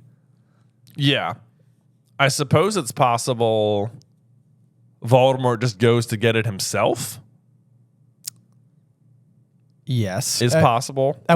At what point in time, what's the missing piece? This is like the part of the prophecy I can never always firmly hold on to is what Voldemort doesn't have. He doesn't know that the Dark Lord will mark him as his equal. Okay, so he doesn't know that he has marked Harry as that. Right. As Or he an doesn't equal. know. Well, it would have been useful information ahead of time, I guess, because he might have like heard that and be like, oh, if I attack him, I might mark him. Right. Whereas now it's too late. It's like, even like what if Voldemort gets the prophecy? Like, does it change anything? Right. Yeah. He knows about the neither can live while the other survives.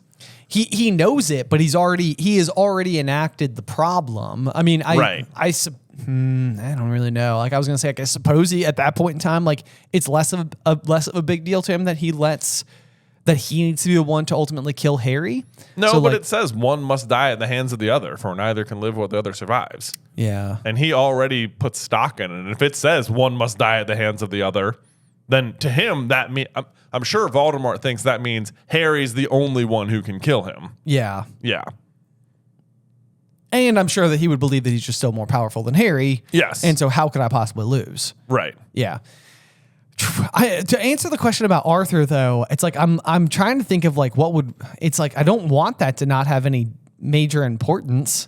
No, I know. I mean, certainly it must then affect the Weasley family quite a bit. Yeah, rather significantly. Right. No doubt. Yeah, but those reverberations would end up potentially being so large that it's hard to know exactly which way they might sway. I know. It's like, how does that affect Molly and the kids and stuff? Right. Like, how does that affect, like, because at this point Percy is like estranged from the family, so would he like come around? Yeah. Or would he just be like, "Yep, I knew it. My dad was no good."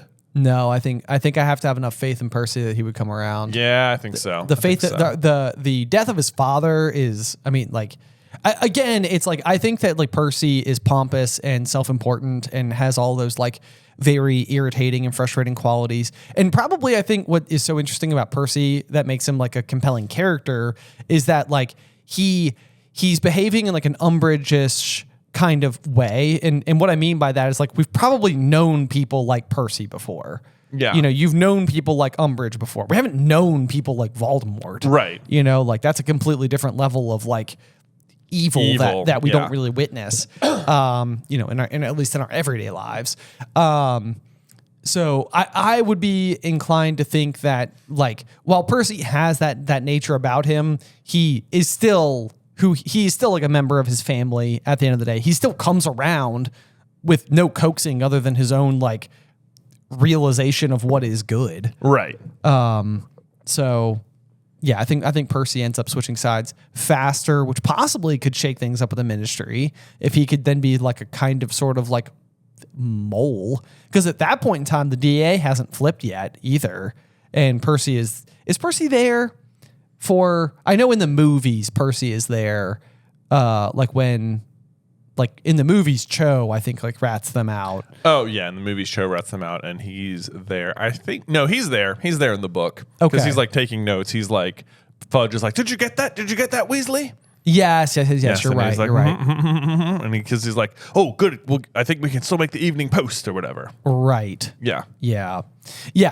Okay. So I think there's a good possibility that then like Percy would end up playing a much larger role in it because I think that I would want to credit him with that. I would want to think that there's enough goodness in there because there is an ultimate goodness in him. Yeah. Like even if he's like always going to be a little bit of who he is, it's like, we can't fault him for that. Right. Yeah, it's like people can be irritating without being condescending, and that's two very different, ends of the spectrum there. Right. So yeah, that would be my thought, is that Percy ends up being more important sooner. Okay. If Arthur goes down. Okay. That makes sense. And I think Sirius survives. Yep. I feel like we haven't done nearly as clean of a job explaining it. As it's a very interesting one because there's not obvious. The ramifications are less clear. Yes, exactly. You kind of have to just guess at motivations. It's not like, oh yeah, Mr. Weasley was saved and therefore blah. Right. Yeah. Right. Yes. Yeah. And that's the other thing too, is that the Weasleys are so important because they're this kind of stable force, but oftentimes they're not the ones massively modifying the comings and goings of things. They're the reliable kindness that just perseveres through the story. Yeah.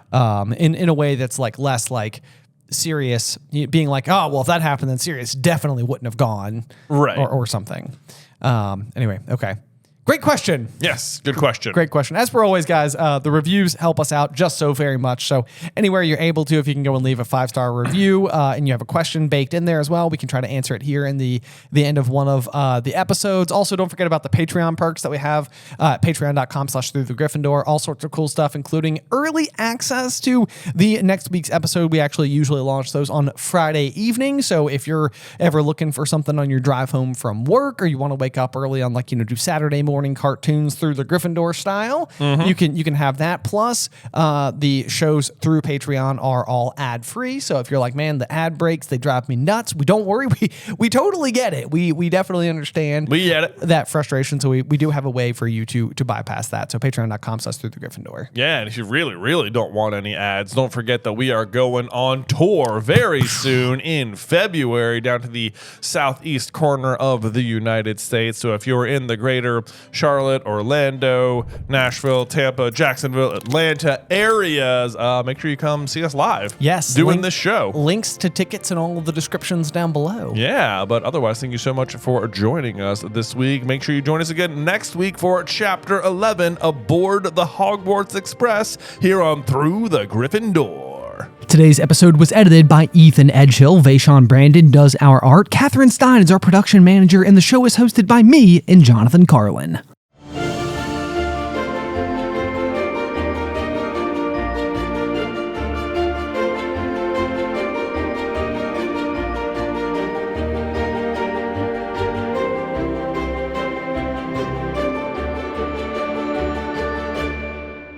Welcome, dear listeners. I'm Jonathan Carlin. And I'm Benjamin Carlin. And we invite you to join us through the Griffin Door, your one-way ticket to the enchanting world of Harry Potter. So grab your wands and dust off your broomsticks and join us as we unlock the riddles inside Goblet of Fire, Chapter 11, Aboard the Hogwarts Express. Jay, all I can say is about gosh darn time. It's about time we're at Hogwarts, man. We are at chapter 11. I know. We're at chapter 11. We're still not there. We won't get there until 12, really. Until 12, yes. And just as a reminder, Sorcerer's Stone, Philosopher's Stone only has 17 chapters. Only has that. So if you were only getting to Hogwarts at chapter 12, like that was like Harry going to the sorting, the entire plot would happen within 5 chapters. Yes. Yeah. Well, although, to be fair, chapter 17, The Man with Two Faces, does start with Harry entering the chamber that conceals the Mirror of Erised. Yeah. And ends with him back in London with the Dursleys. I know. I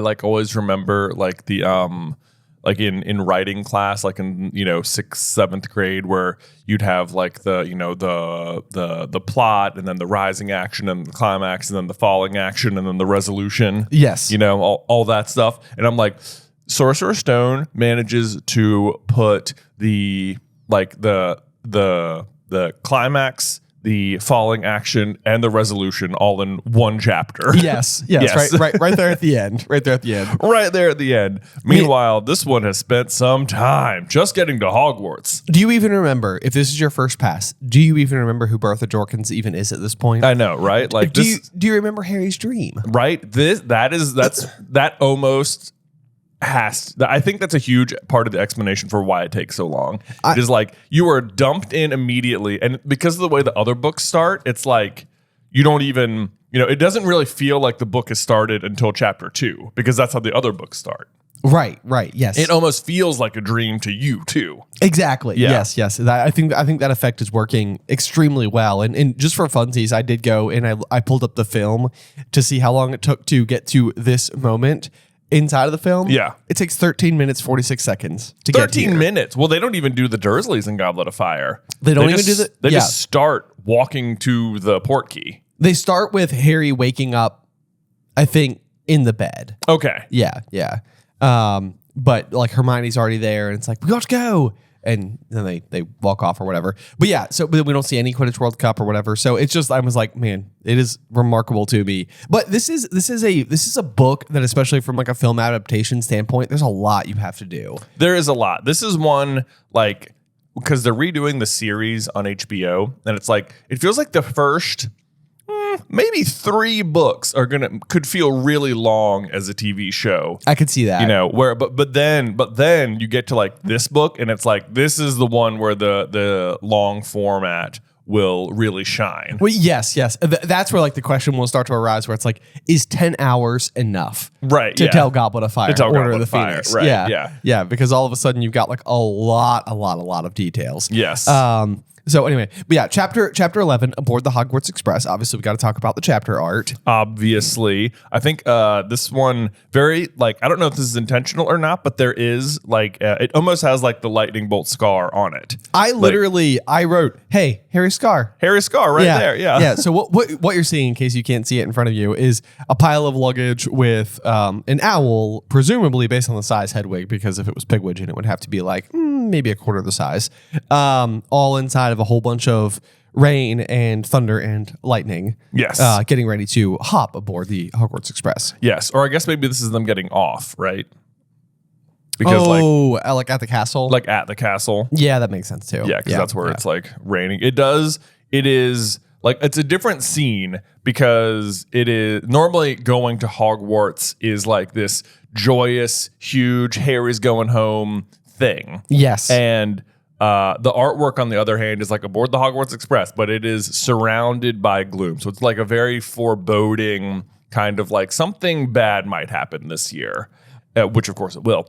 And even the first sentence of the chapter is, there was a definite end of holidays gloom in the air when Harry awoke the next morning. It's like, since when? Since when has Harry ever felt gloom about the end of summer?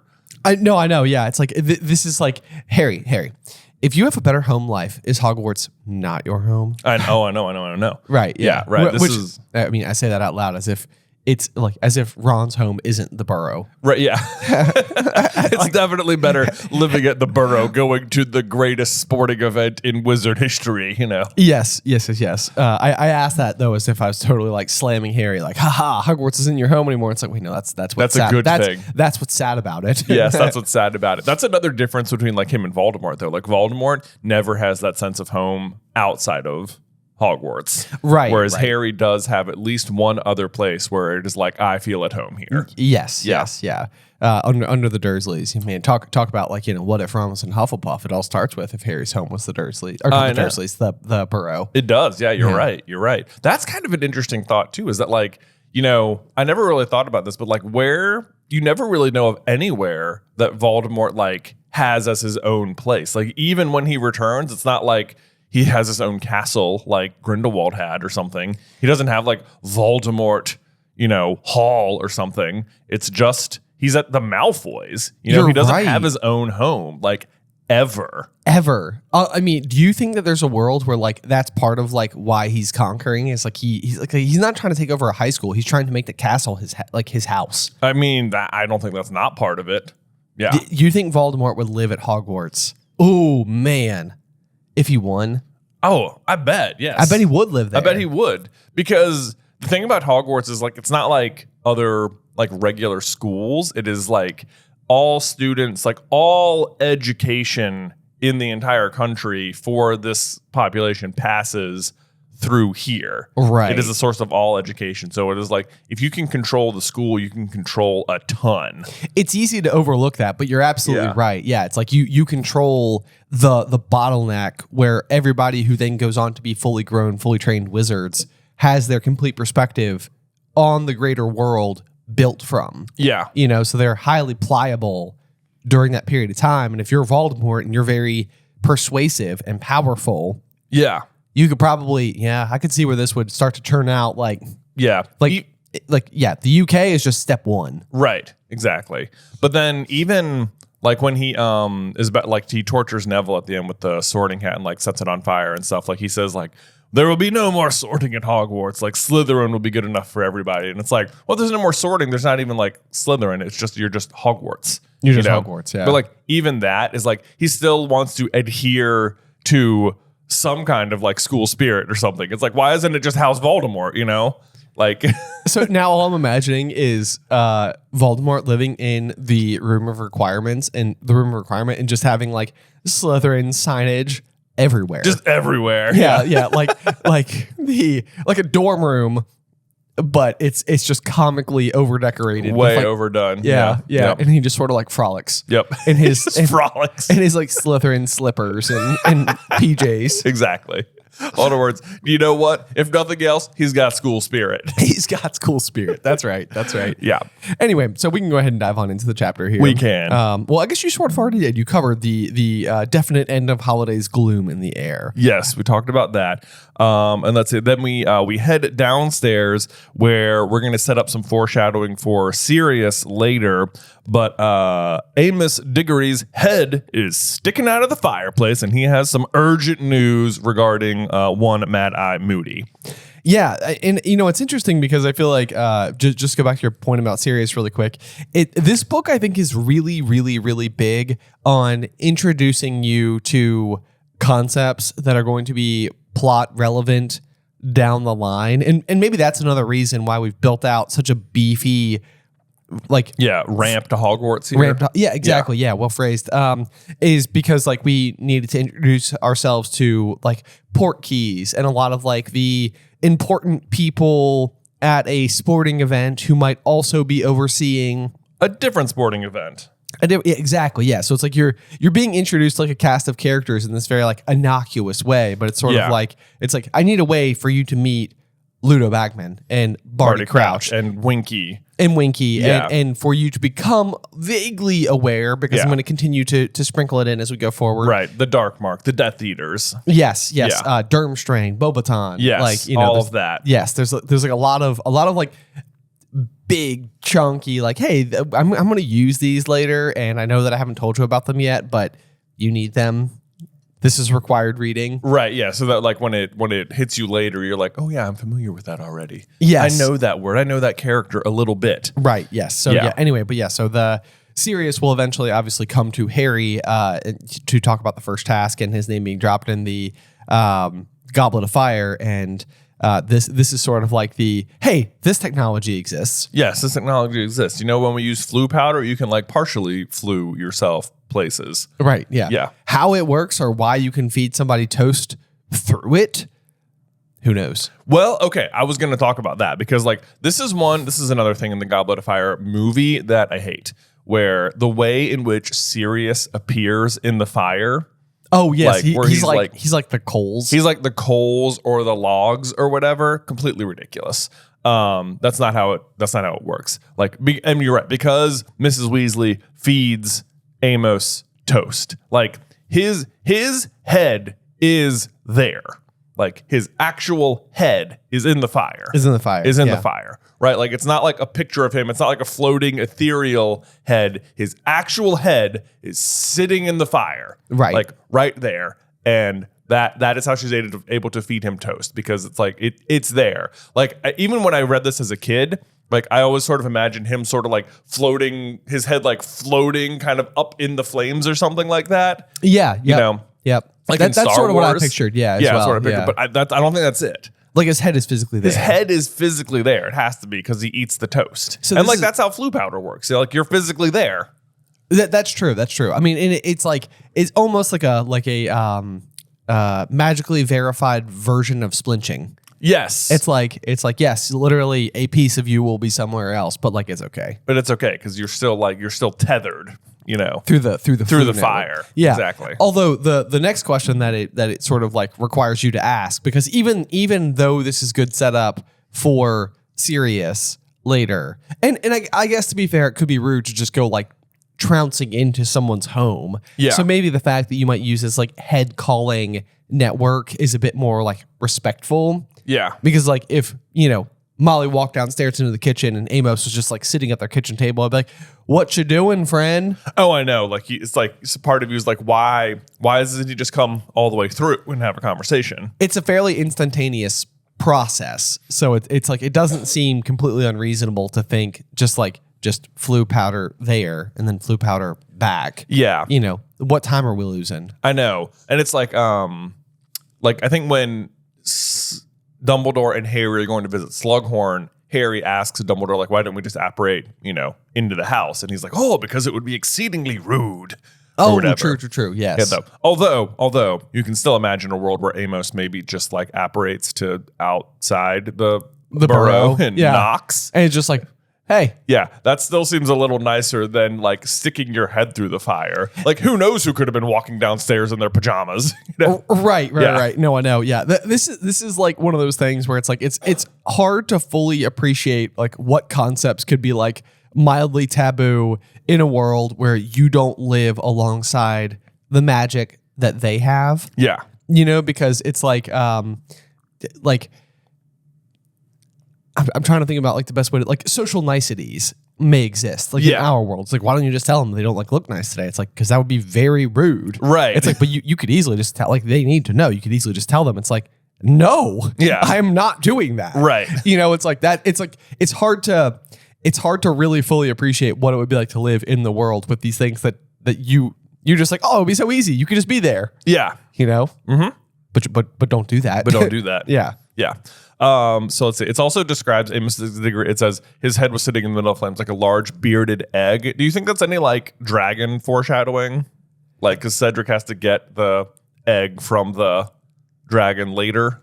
I don't hate it. Yeah. I don't hate it. Honestly, it sort of makes me wish that the person under the lake was Amos. I know, yeah. Because then it would definitely feel like it's like, oh, look, see, okay, here's the moment where it's like large bearded egg. It's like he has to capture the egg. Like that makes sense. Then like later, it's his dad. Like him and his dad are sort of like linked in this sort of foreshadowy capacity. I honestly kind of do wish it had been his dad instead of Cho in the lake. Yeah, I mean, we did a whole series just here recently that was just like, what if Harry had asked Cho to the Yule Ball first under the premise that like it always seems like Cho just would have said yes to Harry. I know, had he asked first, but like it does seem like the speed at which like Cho is sort of regretfully telling Harry, no, like somebody else asked me and I said I'll go, and it's Cedric. Like they're not already an item, and that happens at Christmas, and the second task is in February. It's in February. Yeah. So it's like, that's a very short period of time for them to like all of a sudden be like very close. I know. It feels like, because the way you mostly know Amos Diggory is kind of just this not like very pompous character. Yeah. Like obviously it's terrible that Cedric dies, but like if you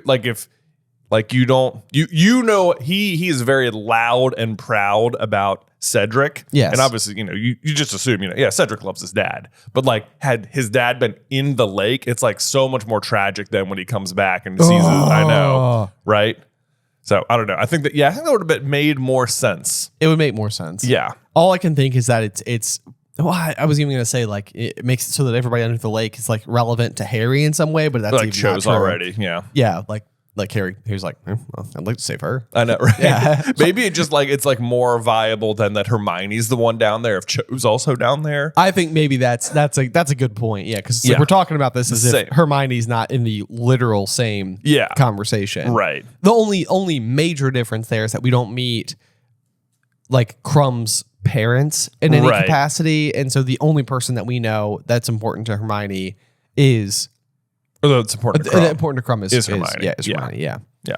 So I don't know. Anyway, there you go. What do you think? Should it have been Amos instead of Cho? Yeah, Probably. I think it should have been. Yeah. But anyway, the news he has is that Mad Eye Moody got into a scuffle last night. And it's bad news because it's the first day of school. He's about to start his new job today. But of course, this is like concealed information. You know that he's starting a job, just not what that job is. Which it feels like you, the reader, should be able to connect the dots. Like, oh, they're going back to school and this is day one. And he's starting a job, and it'll be day one for him. Maybe he's working at the school, but of course, it still comes as a surprise anyway. It does still come as a surprise anyway. Yep, absolutely. But you also, I think this is like really good setup because it does sort of make you feel like Mad Eye is like a bit more on the like unhinged, paranoid like side of things. So like it'll continue to fit with like other characteristics like, yes, like Mad Eye only drinks from like his own hip flask. Like obviously like that's the paranoia that exists within him that like somebody at the school was probably trying to poison him. Yeah. You know, the school's probably trying to poison him. And he's like, oh, he's performing unforgivable curses on students. It's like, that's because he's hardcore, man. He's hardcore. Yeah. He needs them to know he understands in a way that other people don't. And it's not just putting curses on children for fun. Right. The other thing that I wrote down that I wanted to point out is that like they're talking and you know Arthur's like, what does Mad Eye say happened? And he's you know loading up his quill and everything. And Amos responds, says he heard an intruder in his yard. Says he was creeping toward the house. He was ambushed by his dustbins. I just wanted to know timeline wise how long it had been. But so this was just something I did like a little like checking into. But it's been 1 week since the Quidditch World Cup.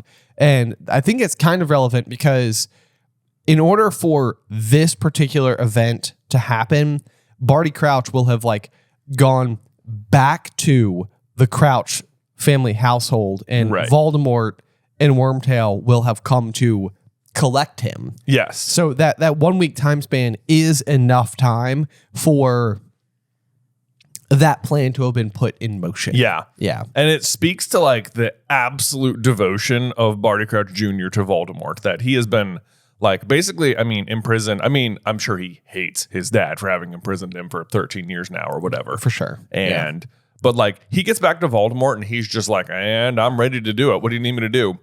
Like he doesn't even like need a week's recovery. He's like, yeah, what do you want me to do? Impersonate another person for an entire year and get Harry to the center of the Triwizard Tournament? Got it. I'm in it. I do it. No problem, boss. No problem. Yeah. Yeah. So it also makes you wonder if there's a piece of magic that we're missing about because the way in which he is able to impersonate Mad Eye is like almost too good for someone who hasn't spent like months and months and months studying him. Yeah. Well, he will have months and months to do it because he keeps Mad Eye with him. And he's got him under the Imperious Curse and can, you know, make him, answer questions for him about how he acts and stuff. Well, I guess he can do that, but like even from like the moment like he walks into the castle, it seems like, you know, he's kind of got like the swagger down. He does, yeah. You know? So I mean, he's picking it up quick. He is. There's no doubt about that. But you see it throughout the entire story that he is a very fast thinker. Yes, he definitely is. He definitely is. So let's see. But like it is like skillfully done how much doubt is sowed on Mad Eye. It's like even the fact that his name is Mad Eye. It's like he sounds mad. And then it's like Mr. Diggory's head rolled its eyes. That sows doubt right away. Says he heard an intruder in his yard. Says he was creeping toward the house, but was ambushed by his dustbins.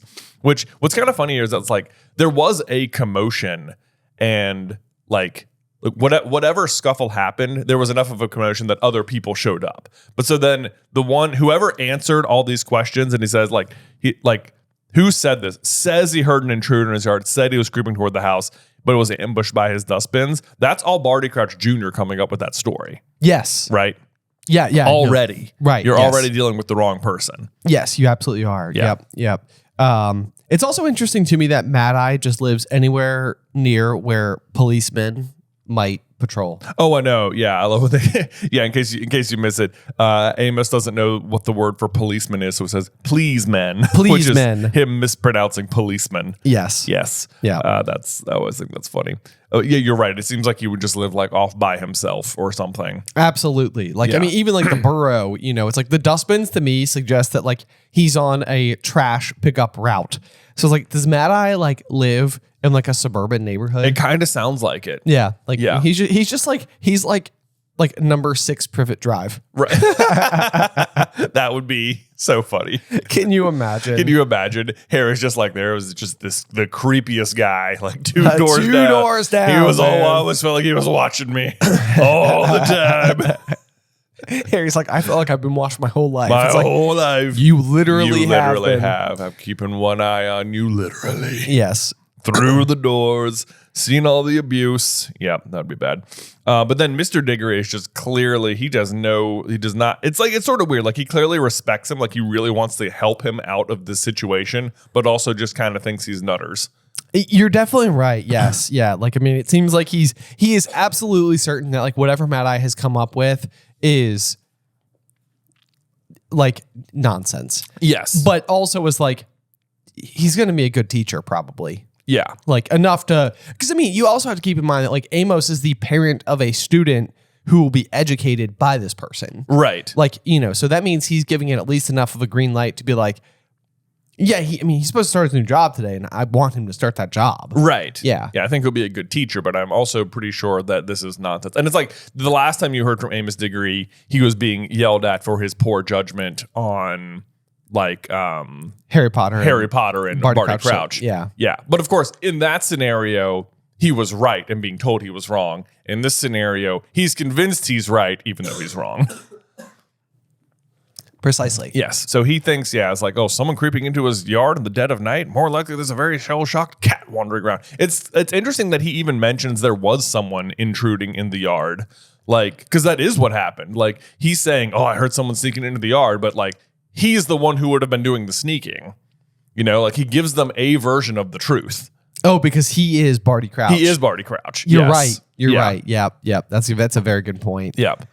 But then it's interesting that Amos says, like, think of his record. So it's like, that's the other thing is that, like, even though this situation is the unique one, he clearly has a record of doing these sorts of things. Right. And that's the part that I don't think, like, totally jives with the Mad Eye Moody that we will eventually, like, come to know. Right. Like, it's kind of like, he doesn't seem like the false alarm kind of person. Right. He seems more like the... I was going to say handle it himself kind of person. Maybe that is what's happening. And that is where the problem arises from. It's that, right. Like, he is always sort of in this like 0 Dark 30 mindset. Like he is always of the opinion that like whatever's happening is like the next most evil dark wizard is attacking. Right. Yeah. The war never ended for him. Yeah. But then it works out really well because, it works out well for Moody's personality, I guess, because then when we see him in finer form as time goes on, he is in a 0 Dark 30 type of mentality. Yeah. The second wizarding world has begun. Voldemort is back. Right. So all of his instincts are exactly on point because like, whereas before he was expecting darkness out of nowhere, it's like now there's actual darkness to be feared. Yes. Yeah. So that kind of makes sense. It does kind of make sense. Do you paint any parallels between him and Frank Bryce? In terms of what? Like they both kind of have like the stiff leg. They sort of have the stiff leg. They're both sort of like up in the middle of the night, suspecting danger in both instances. It is Voldemort. Right. You know, they're both victims of both of those situations. Yep. Yeah, that's true. They're also like Frank was like an old, like they're like, he had a hard war, Frank. Yeah. You know? Yeah, like, there is kind of a little bit of that, isn't there? Yeah. Yeah. Maybe Frank is supposed to be like a little like, maybe even that's supposed to be a clue to you, the reader, that it's like, yeah, look what happened to him. Yeah. Same situation. It was Voldemort. It's like a little like wink through the pages. It's sort of like, hey, you're we've paying seen this, attention. like, you know, the last time somebody woke up in the middle of the night and thought something was askew, it was Voldemort. it was Voldemort. And here, it was an old war veteran with a stiff leg. Guess what? Guess what? Here it is. Here it is again. Are you picking up on the pattern? No, because you don't even remember chapter 1 anymore. Exactly. Yeah. Exactly. Oh, no, I actually quite like that. That to me feels like if we were given the book in chunks, someone clever enough could have come up with a theory that like, does anybody else think this is weird? Yeah. I guess you don't know that he has the wooden leg yet. Not yet, but we will soon. We'll soon. Yeah. Next chapter. Yep. So anyway, also he says, but they'll have a job proving it if there aren't any casualties. Casualties meaning like dead people? Like that would seem like a whole different situation. There's no way you're getting you off. I guess you could mean like people who were hit by spells even, I guess. It's interesting that he says that though, because he himself is the one who used Priori Incantatem on Harry's wand back at the World Cup. Right. Yeah. You know? It's like, did you check his wand? Did you check his wand? Yeah. Like, don't you just go check Mad Eye's wand and see what happened? You know, like, Right, yeah. I guess they won't find anything because he didn't successfully subdue Peter or Barty Crouch. So, True. you know, I guess that'll be the problem. That's always one of those things too that tells you that Barty Crouch is a pretty gifted wizard because Oh, that's the thing. He has been inactive and cursed, sitting. Well, I always assume he's mostly just in bed. yeah, that's You know? sort of what I picture too. Yeah, I guess like is he moving around the house at the Crouch place? I imagine he's almost just like trapped in a room, kind of. Right. Still, just a different kind of prison. But he has basically been like he's off the couch defeating the paranoid Auror Mad Eye Moody with the help of Wormtail, which you have to imagine doesn't count for much. You know, now I'm picturing because like I've done this exact training plan before. It's like couch to marathon training plan. It's like I wonder if like he's sitting there like scrolling on his device and he's like couch to dark wizard. Couch to dark wizard. Okay, yeah. I'm gonna need to start putting in some reps if I'm gonna be ready for this. Here we go. Yeah, this guy, he's gonna be pretty tough. Yeah, yeah. Yeah. But there we go. Then you get the hint. He's starting his new job today, which is, of course, as a teacher. Let's see. Then this says like why he had to choose last night. That's good phrasing because it puts the like, that's again, it's like Amos is putting the onus on Mad Eye. It's like why he had to choose last night to do something crazy. And it's like, yeah, it's clearly his fault this is happening. It's like, there's no chance there was a scuffle. Okay, so we talk about this a lot, like with Harry having like really good instincts. Like he can always tell like when he's like being watched or something. He has that like, you know, kind of sixth sense for it. Yeah. So this is like bad instincts. It's like why he had to choose last night. It's like, this is so inconvenient for me. Like when he's starting his new job today, it's like instead of looking at that as like a suspicious piece of information, it's like the night before he starts his new job. I mean, like, come on, that seems weird, right? Right. You know? Yes. If only Harry had any information about Mad Eye, but this is the first time he's hearing of him. So there we go. Let's see. Moving on. This is where Mrs. Weasley feeds him the toast, which to me means his literal head is there because he eats it. Right. It's interesting that she has to put the fire tongs in. Like, is she like... see, I've always thought that's like, oh, because the fire would be hot. But it's like, we know that when the flu powder is active, the fire isn't hot. It feels like warm breath. Feels like warm breath. Yeah, which sounds awful. Which to me instead means that it might be too intimate to like feed him a piece of toast with her hand. Oh, yeah, I could see that. Yeah. I could see that. Yeah. That's a good point. Right. Especially if this is a fairly normal procedure Right. to be taking place. It's like again, that might be part of the etiquette. Yeah. You know, that's the correct way to go about this. This is the correct way to do it. Because otherwise, like, you know, it's like, you know, if I were to like watch my wife go over and like feed somebody like with her hand, it might be kind of like, that was an odd thing to witness. It was a weird thing to do. I don't know if you had to do it like that. There were fire tongs right there. There were fire you tongs. You could have done it. Yeah. Oh, go ahead. Oh, go ahead. Yeah. Thanks. Thanks, she said, through toast. Then let's see. Bill walks in and he's like, "What, Matt? What's happening? What's he doing?" So, because of course, Bill is informed enough about the Triwizard Tournament happening, but not that Mad Eye is the new Defense Against the Dark Arts teacher, because he could have let that in. And then George comes in, just doubles down on what Amos was saying, you know, casting doubt. Isn't he that nutter?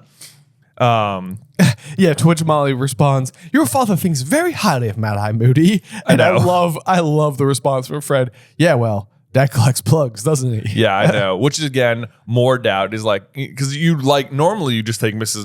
and Mrs. Weasley very seriously. And it's weird that she says, your father thinks, not like your father and I think very high of Mad Eye Moody. You'd think Molly would think very highly because he would have been in the Order of the Phoenix with her brothers who died. You know, like, did he catch her brother? You know, like, did Mad Eye catch whoever killed her brothers? Like, that's possible. Fabian and Gideon. Yeah. You're right. Yeah. I mean, it's interesting phrasing to say like your father versus just like we think very highly of Mad Eye Moody, but maybe it's just because that would be like a strange way to say it. Yeah. For us, the reader. Right. I guess so. I guess so. We think very highly of Mad Eye Moody. Yeah. Well, the whole point is just to sow more doubt in you, the reader, I think. And then even it's like at every possible point, it's like, oh, but Dumbledore trusted him, right? You know, it's like, oh, he's an old friend of Dumbledore, said Charlie. Yeah, but Dumbledore's not what you'd call normal, is he? Right. Said Fred. And it's like, yeah. Oh, is Arthur a good vouch point? No. Is Dumbledore a good vouch point? No. But like through the context of this particular conversation, but in reality, Yes. Yes. You know, Exactly. But it's like we're like, yeah, we're using the tone that's being delivered to use this like information against us, because I mean it goes back to like the Gilderoy Lockhart thing. It's like, why would Dumbledore ever hire him? And it's like, why would he then hire Mad Eye? It's like, well, Exactly. Dumbledore trusts him. And Even it's like, that is just like, yeah, Dumbledore's capable of making poor decisions in this area. True. Yeah. True. Or Yeah. what is perceived as a poor decision because you don't know Harry's a Horcrux yet or whatever. You know. Yeah. You don't know Dumbledore's big plan, but you will. You will. Or you do, I guess, already. This is also the first mention of the word Auror, the career Harry will be pursuing henceforth, the Dark Wizard Catcher. Yes. And let's see here. Sorry about that. Yep. No, he says, he's retired, used to work at the ministry. I met him once when Dad took me in to work with him. He was an Auror, one of the best, a Dark Wizard Catcher. Which is interesting here too, because it's like you're getting this idea that like he used to be one of the best, but now he's kind of troublesome. But it's like that, like Amos is kind of over there, like, oh, his record. He's gonna get some kind of charge or whatever. And it's like.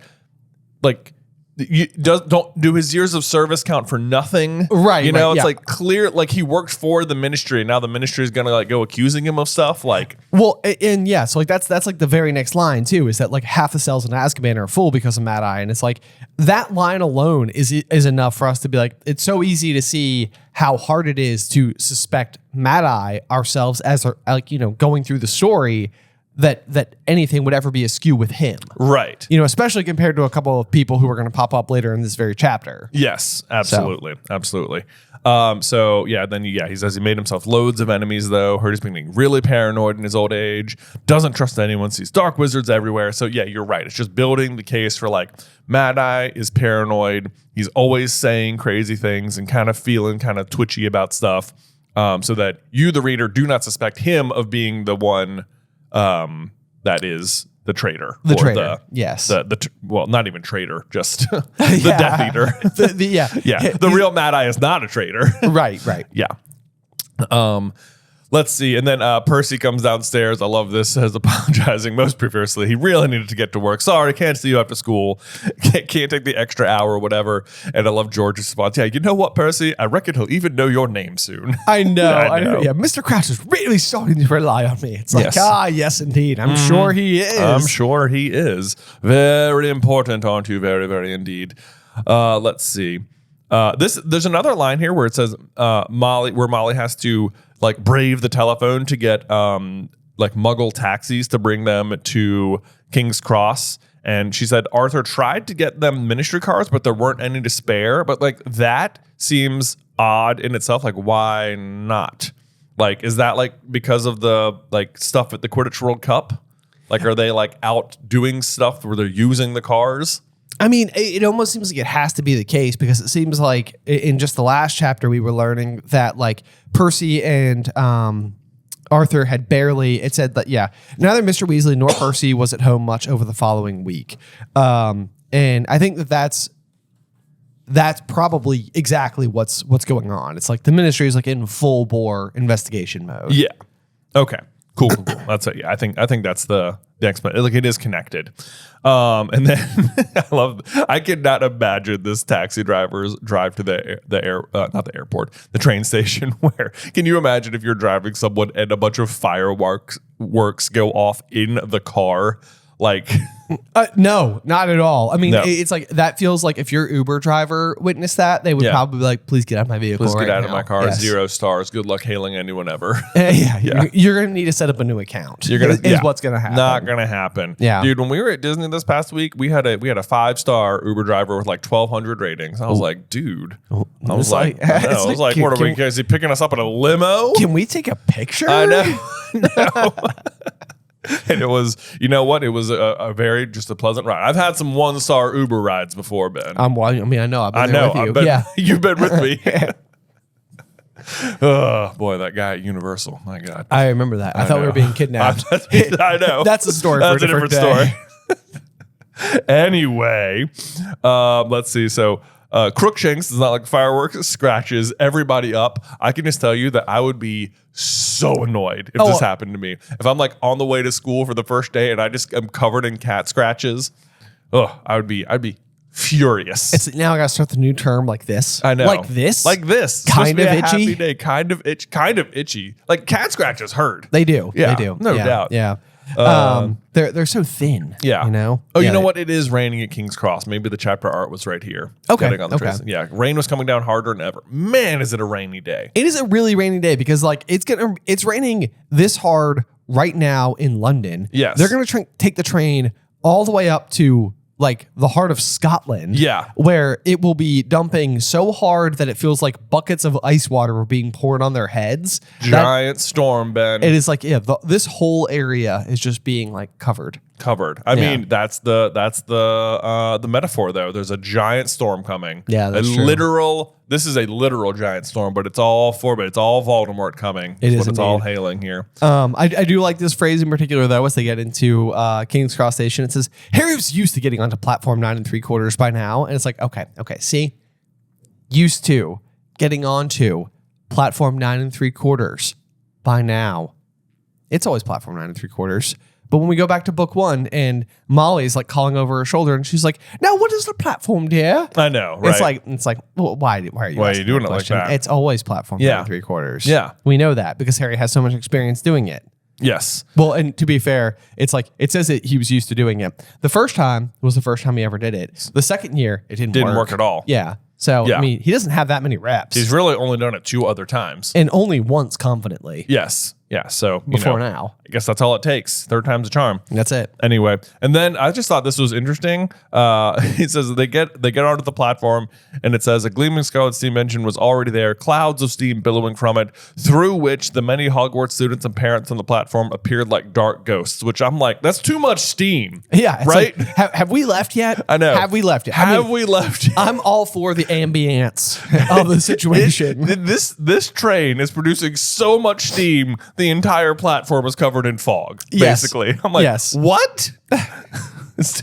Like, guys, it seems like a little much. For the vibes, Jay. For the vibes. For the vibes. I know. I'm like, it's called a steam engine. I've never assumed it actually runs on steam. I'm like, this is a magical train. It just runs on magic. It runs on magic. You don't need the steam at all. That's just for whimsy, right? There's just a conductor who's literally like shoveling magic into the Exactly. furnace. He's got a big old pile of magic. magic rocks. Magic rocks, just shoving it in there. Exactly. And then everyone who's not going to Hogwarts starts dropping the most infuriating hints imaginable. Dude, I'm not gonna lie. Like, yeah, I was like, even just the reader, I'm like, I'm gonna punch someone. I know. You know, like this is getting to be too much. Like everybody is being so know-it-all-ish. So know-it-all-ish, and to no end. What is the harm in just telling them? I know. Like, what secret are you keeping? Right. They're like, I want you to experience it for real. For real, the surprise. Yeah, Right. everyone's being so annoying though. You're right. It is infuriating.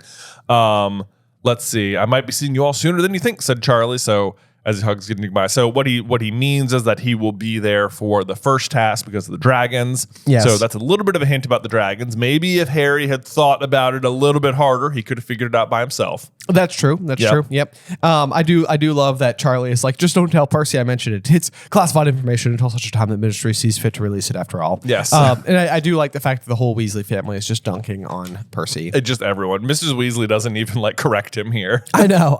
He's just like, yeah, that sounds right. Yeah. And then Bill, very wistfully, yeah, I sort of wish I was back at Hogwarts this year. Might even get time off to come watch a bit of it. So annoying. But he does in fact get some time off to come watch the 3rd task, as much as you could watch it through the hedges. But this is good foreshadowing because Bill's lone return to Hogwarts, he leaves basically with a fiance, you know? It's true. That's what I was going to say. Yeah. So he's like, it says, I sort of wish I was back at Hogwarts this year. And it's like, Bill definitely would have been an obvious candidate for a Hogwarts champion. Yeah. Because he was like the head boy and, Yeah. like the, Mr. Know-it-all. And not to mention, he was cool. He was cool. But it's also kind of fitting because if in fact he was still there and as a 7th year, and then Fleur was also there, it's like there's a very real possibility that like Bill would have competed against like his future wife. I know. So it's like, whoa, that's kind of crazy. Absolutely, yeah. So that's kind of funny. That he wishes he was back there, and it's like, boy, you sure do, man. You sure do. Yes. Your wife is there. Your wife is there. Yeah. But yeah, then after I might even get a little bit of time to come by and watch a bit of it. A bit of what? Said Ron. I literally highlighted it and wrote, I'd explode. I'd explode. I'd explode. Indeed. Indeed. Let's see. And then Mrs. Weasley down here says, I'd invite you for Christmas, but, well, I expect you're going to want to stay at Hogwarts, what with one thing and another. And it's like, to which I highlighted, I was like, yeah, the dance is just such a huge success for everyone, you know? Oh, yes. Yeah. Poor Ron. Oh, boy. But then he says, what do you three know that we don't? Just, again, so infuriating. But like all three of them drop a hint about it. I'm just very glad they've changed the rules. I know. What rules? I know, but it's like she didn't like live through it, right? It's been offline for more than 100 years. I know, yeah. Yeah, it's not like she had a Triwizard Tournament to watch. What's up with that, Molly? I know. Come on, like it changed the rules. You've never not only was it not happening when you were at school, and it wasn't happening 50 years before you were at school. Right. Yes. Your parents didn't experience it. It's Yes. possible their parents didn't I experience know, it. right? So whatever. I'm sure Professor Dumbledore will tell you. Now behave, won't you? Won't you, Fred, George? And then, which I think is just funny. And then they will find out later this very evening what the Triwizard Tournament is. Thankfully.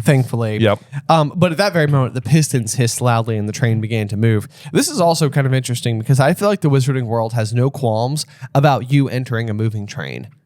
Oh, I know. Yeah, You know, like, it's just, whatever. It feels so constant. Like they are never arriving at the train with enough time to just like comfortably put their stuff on it and chitter chatter and then like get back in, find their chair. Oh, I know. They're always just like, this is the very last compartment. Guess we're going to share it with whatever sleeping adult is in here. Probably okay. R.J. Lupin. He is actually quite great. So. I know. Well, R.J. Lupin is great. If only anyone in this book could remember that for 3 seconds. Harry, can you imagine if Harry was just like, why don't I write to Lupin for help with the Triwizard Tournament?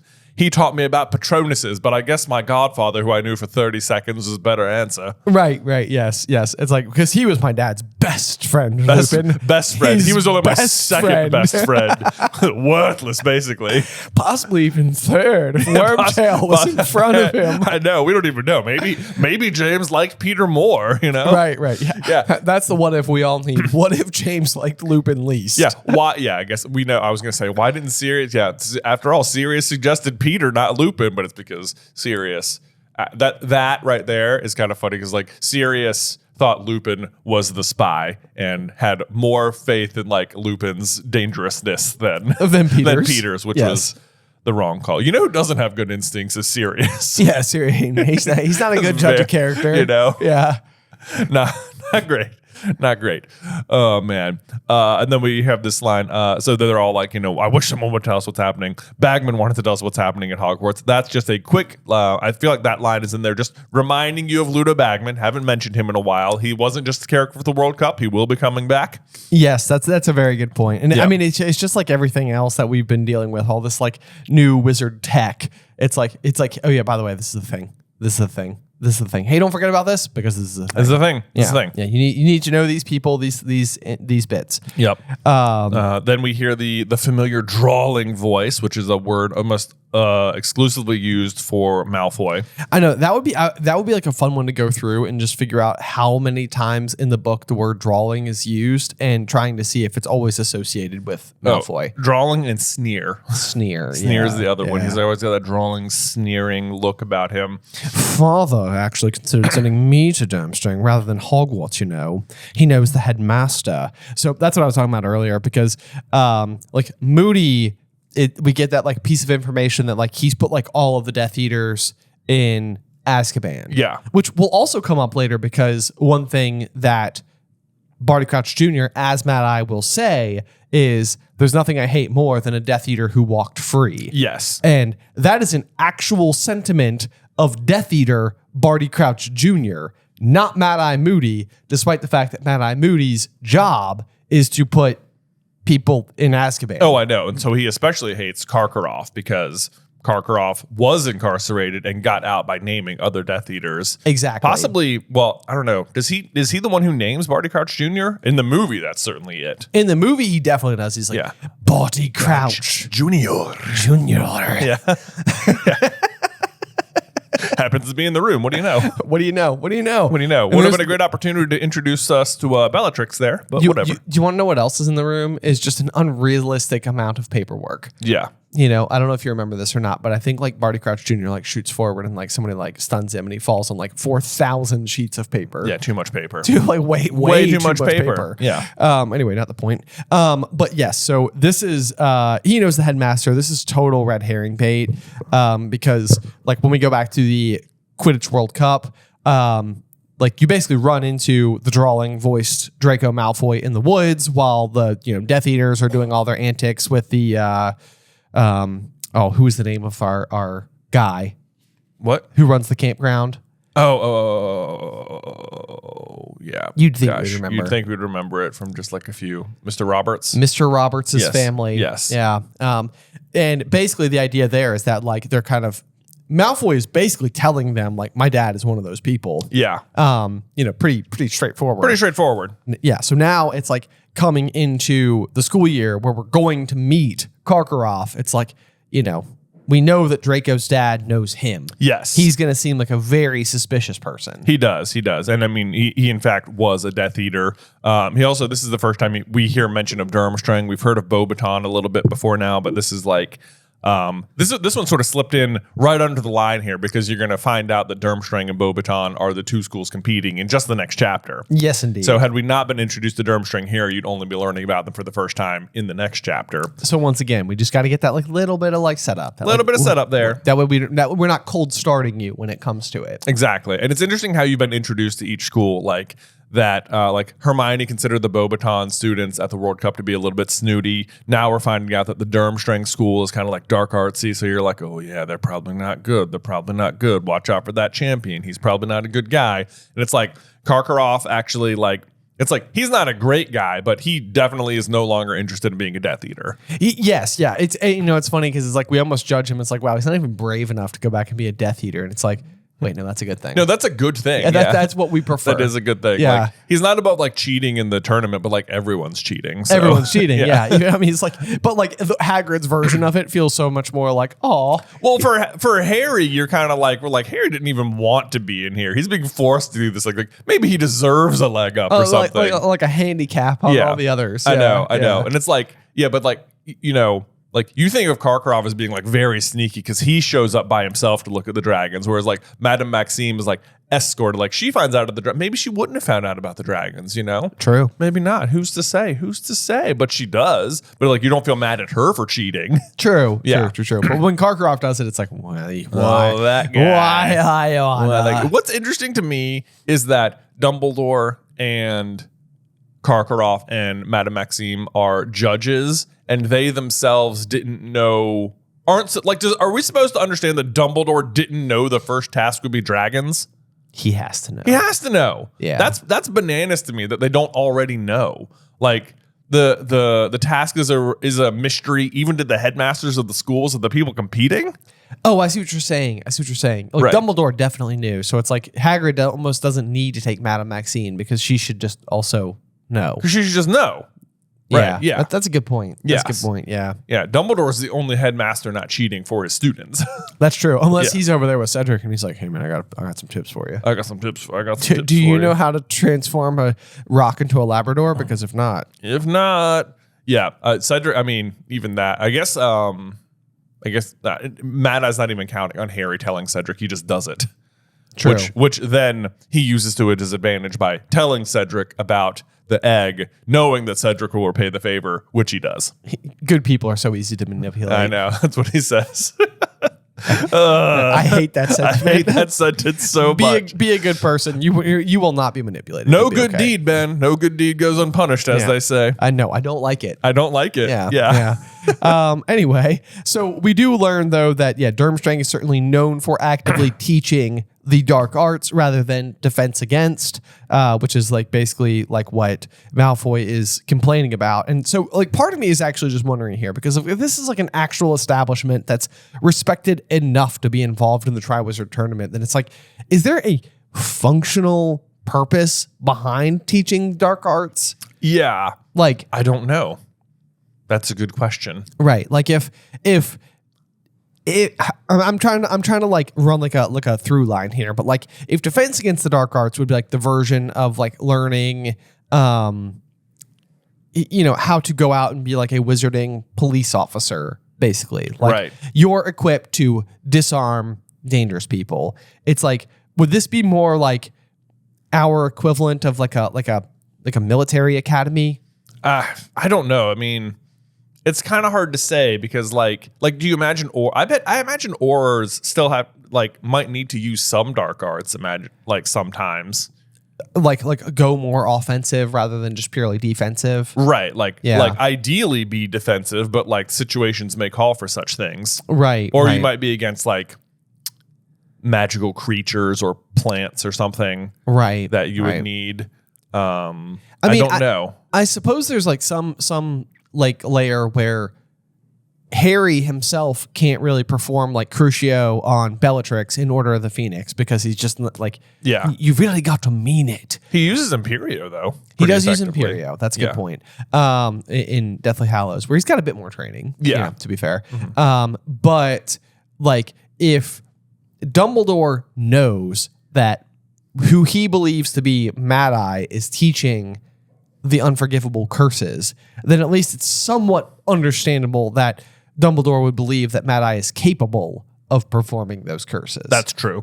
which you could only do if you're capable of performing some dark arts. Well, I mean, and you know, by definition, if you're teaching defense against the dark arts, you need to be teaching people what you're defending against. So you will be learning about the dark arts. That's also true. Yeah. That's also true. And I guess some of like defense against the dark arts. So that's like, what are some of the things they are like specifically learning? Like about Dementors, about werewolves, stuff like that. Sure. So if you're teaching the dark arts, then what are you teaching? You know, it's like, I guess you'd still be learning about Dementors, just maybe not, I don't know. Well, I mean, to me, I feel like it would come down to like what Harry's doing in the graveyard versus what like Voldemort's doing in the graveyard. Like Harry always goes for a disarming spell, whereas Voldemort always goes for like a very like offensive, like die spell. Right. Yeah. It's very Cobra Kai. You know? Yes. Strike first. Yeah, exactly. Exactly. No mercy. Anyway, Cobra Kai never die. You gotta watch that last season. That's like, I've been so on that show, and they came out with like the final 6 episodes, and I just haven't watched them yet. Come on, man. I know. Maybe they're great. Maybe they finally learned that striking first is not the correct way. I mean, the good guys always know that, you know. Yeah. Although, but it's I don't want to talk about Cobra Kai because I'll just talk about it too much. I love that show is so fun. It's like so much better than it has any reason to be, but there you go. But there you go. It's so silly. Anyway, this in the same way that you were zoned out about Mad Eye, you were being zoned out about Durmstrang, basically. Horrible reputation, bad stuff. Especially a lot of it comes from Hermione as well, which is going to be funny because Crumb is going to ask her to the ball. True. Yep. True. And she's going to like rise above all of that. And it turns out that like Crumb is just a great guy, you know.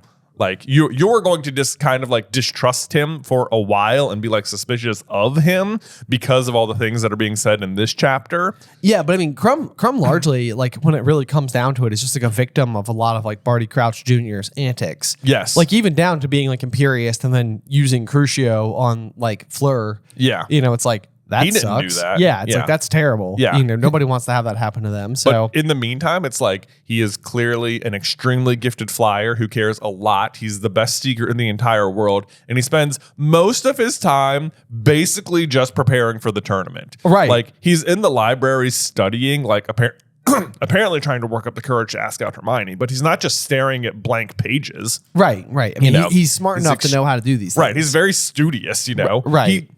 He's diving into the lake and practicing for the second task and Right. all that stuff. So He's a hard worker. He's a hard worker. Hey, he'd be a Hufflepuff. Puts in the reps. You know? Think he'd be a Hufflepuff? Maybe. Where would Crumb be? I think you're right. He might be a Hufflepuff. Yeah. I don't think he'd be a Slytherin. I don't think so. Yeah, no. I don't think Even so. though I Or think- he could, you know what? He's probably just a Gryffindor. He could be Gryffindor. You're a Gryffindor. He looks good in Right, red. that line. Looks good in red. We know it. We know. You know, I don't like that about the movies either, where they're like, this is the blue girls' school and this is the red boys' school. And it's like, there are boys and girls At from both both schools. schools. There's no reason to like, Yeah, like, to have these be gendered. to have these be gendered. Like, Whatever. It's okay. Whatever. Doesn't matter. They'll fix it, hopefully. They will. They will. We have faith. Again, Anyway. Ron has not heard of Durmstrang, though. Moving on. Well, Or he says, vaguely. He says, I think I've heard of it, said Ron vaguely. Where is it? What country? Well, nobody knows, do they? Said Hermione, raising her eyebrows. Why not? Said Harry. There's traditionally been a lot of rivalry between all the magic schools. Durmstrang and Beauxbatons like to conceal their whereabouts so nobody can steal their secrets. And it's like she sort of phrases this in a way that makes it sound like Hogwarts isn't also involved in this exact same practice. But then she does go on to say, but Hogwarts is hidden. Yeah, I know. She's like almost baits them a little bit. Yeah, it's like Durmstrang and Beauxbaton like to conceal where they are. Yeah. So do we. Yeah, like she's being very like biased or whatever. It's like, oh, Beauxbaton and Durmstrang, they like to conceal their whereabouts, not like Hogwarts, which conceals its whereabouts, but in a good way. but in a good way, in a way that makes sense, In a way that is totally also trivia because we've been asked like 1,000 times. But, Yes. If a Muggle looks at it, all they see is a moldering old ruin with a sign over the entrance saying, "Danger, do not enter. Unsafe." Unsafe. Yeah, That's it. So that's the line. I always think it's smoldering, Oh, as if smoke is still coming out of like whatever it was. yes, and this is the line too that often gets like the moldering old ruin, but is it manky old boot? Yeah. Yeah. Okay. Yeah. These two lines, which basically mean the same thing. Would you ever say a manky old ruin? I wouldn't say a manky old ruin. You're right, but I would say a moldering old boot. I mean, that seems reasonable. Yeah. I would assume that probably in that capacity, they're fairly similar descriptors. Exactly. Yeah. Exactly. So Draw a picture of a manky old boot. Now draw a picture of a moldering old boot. Right. It's the same image. Exactly. But you wouldn't say a smoldering old boot. You wouldn't. It's just kind of been like lightly on fire for like a couple of years. Maybe if Harry hadn't learned Osseo, then we would have seen what a smoldering boot looked like. Yeah. Right. All that was left was his boot. A smoldering old boot. There we go. Let's see. And this is a confusing line here too, because Hermione says she's describing how it might other schools might be concealed, and says, and to keep foreign wizards from finding it, they'll have made it unplottable. Which she says, well, you can enchant a building so it's impossible to plot on a map, can't you? And it's like, but like, what about the Marauders map? But here's my explanation for that, because like either Hogwarts isn't unplottable because they made a map of it, right? Or the explanation is that you couldn't, if you had a map of the greater area, you couldn't put Hogwarts Castle on it, but that doesn't mean you can't make a map of the inside of Hogwarts Castle. That would be my interpretation, I think, is what it really comes down to. Because otherwise, like, when the Durmstrang students are arriving and they're clearly being handed pamphlets on how to find their way around the castle. Yeah. What would those pamphlets say? But they're not giving pamphlets, so you could.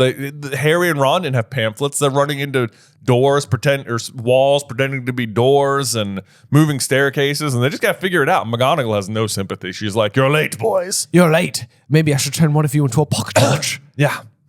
Maybe. Yeah. Yeah. Although that would be not okay. You're not supposed to transfigure the students as forms of punishment. Yeah, she's the very one who She's says the that. one who says that. Yeah. So Jeez, McGonagall, get off your high horse. Hypocrite. More like hippogriff. I was gonna say it. Oh, good save. Good save. Let's see. And then Ron loves dreamily says, think of they're talking about Malfoy again. He says, think of the possibilities. It would have been so easy to push Malfoy off a glacier and make it look like an accident. Shame his mother likes him. And it's like, dude, your school's on a cliff. I think, Yeah, there are plenty of high edges. Plenty of accident prone. No accidents happen at Hogwarts ever. Also, the Seamus mother likes him, which I think is hilarious, is also kind of one of those like, is that what's stopping you? It's like I would push him off a very high surface to a great fall / death. Right. However, his mother does like him. His mother does like him. I shall refrain. I know. I guess what he's saying is it's too bad she sent him to Hogwarts instead of Durmstrang. Yeah. Because she likes him, so she wants him to be nearby. That makes way more sense. Yeah. That makes way more sense. If only she didn't like him and sent him to Durmstrang, we could have pushed him off a glacier. Instead, she does like him, so he's just at Hogwarts where we can't push him off a cliff. There's nothing we can push him off. We can no do. opportunities. I would be happy. It would have been so easy to murder him if only he'd gone to a different school. Although, Whatever. We'll move past that. Neville, I can't believe this. So then Seamus and Neville and Dean walk in and they all swap stories about the Quidditch World Cup, and Hermione just starts learning summoning charms. More set up for later in the year when Harry's going to have to perform his big summoning charm. Neville, unbelievably, his grandmother didn't want to go to the Quidditch World Cup. I find it hard to believe, quite frankly. Same here. This seems like a great opportunity to go and show Neville more of who he should be. Exactly. I know. Be like, hey, maybe you should be out there. Maybe you should be trying out for Quidditch, Neville. You know, be a little braver. Right. Something like that. You barely even broke your wrist the first time. I know. You're fine. Come on. It just seems like she has such wizard pride. I know. She would know so many people. Right. I don't understand. It's surprising she's not there. It's very surprising she's not there. I don't get it. Yeah. But whatever. It's not a great excuse for Ron to whip out his ever-present action figure of Victor Crumb and show Neville. Dude, Neville's response is, "Oh, wow." In italics, said Neville enviously. And I mean, to which I was just like, is this really like, oh, wow, worthy? I know. Like, to me, I can't tell if this is almost like, because it is so almost nearly like a Muggle action figure, is it sort of got like a kind of novelty to it that like wizard kids are sort of like, check it out. I know. It's a plastic figurine. Yeah, he can move. I know. All I can think is that wizard toys are typically, I don't know. It feels like whoever made this, like, did some Muggle studies, went to a Toys R Us, was like, oh, this is what Muggles use. I get it immediately. I get it. I understand why this is fun. Right. They look up to people. Okay, cool. Here's what I'm going to do. Most popular sports player, Victor Crumb. Cool. Got it. I'm going to make an action figure. Yeah. I'm going to make an action figure. I'm going to make it move. I'm going to give it the newspaper treatment. You know, it's not like Muggle action figures. This one's going to move. It's even better. It's going to have his mannerisms. People are going to love it. They're never going to have seen anything like it in this world. It's oh wow worthy. It will blow their minds. Yeah. Hence. And apparently it does. Yeah. Hence, wow. Yep.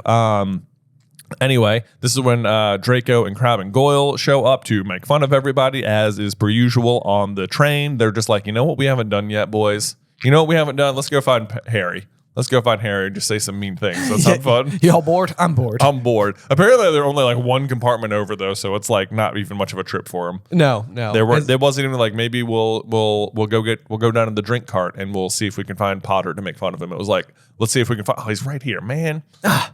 We barely got to kill any time. I know this is waste any time at all. But as it were, Ron has the worst luck in the world, and the sleeve of his dress robe is dangling from it. The worst. Yes. I love that Malfoy immediately jumps to the exact conclusion. He knows exactly what it is, which I think speaks more to Malfoy than we're giving credit for. He sees this. His knowledge of 1890s wizard fashion is on point. On point. He knows a lot. He skips 0 beats. He's like, what's that? Oh my God, that's an 1890 men's dress robe. Weasley's got one. Oh my God. Ah! Like, he doesn't think it's like Ginny's or Hermione's. Or he knows immediately that this is Ron's dress robes. Right. Yes, exactly. It's like, it's almost to the point where like, I feel like Harry could have chimed in and be like, kind of odd that you know the exact decade is from, Malfoy. I know. Yeah, exactly. You've been studying up on. Studied up. You going into wizard fashion after this? Gonna open your own robe shop?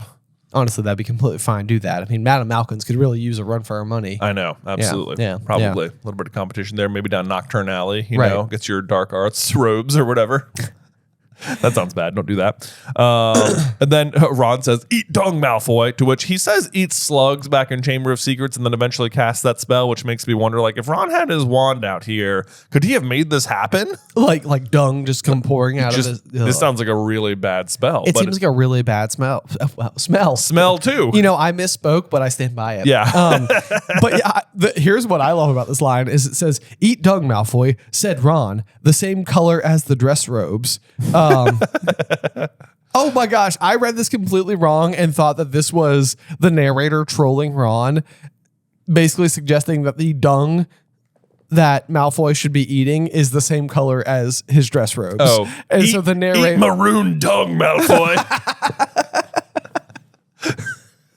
Wow, I read that totally wrong. I was Wow. like, that is hilarious. The narrator is just like really like ripping on Ron right now. No, he's just yeah, definitely. Ron's just embarrassed. Okay. His face is flushed. Yes, that makes more sense. Yes. I like my interpretation though. I like it too. Yeah, Yes, that's yeah, good. yeah. Yeah, just Malfoy just heaving up maroon dung. Maroon dung. There we That's go. Right. That's right. And then Malfoy starts just goading everyone with the same information as the rest of the Weasleys. Says, I suppose you'll enter, Potter. Are you going to enter? Like, I wonder if he's like really curious about this. He's like, but like, are you going to enter? Like, are you guys going to do it? Are you guys going to do it?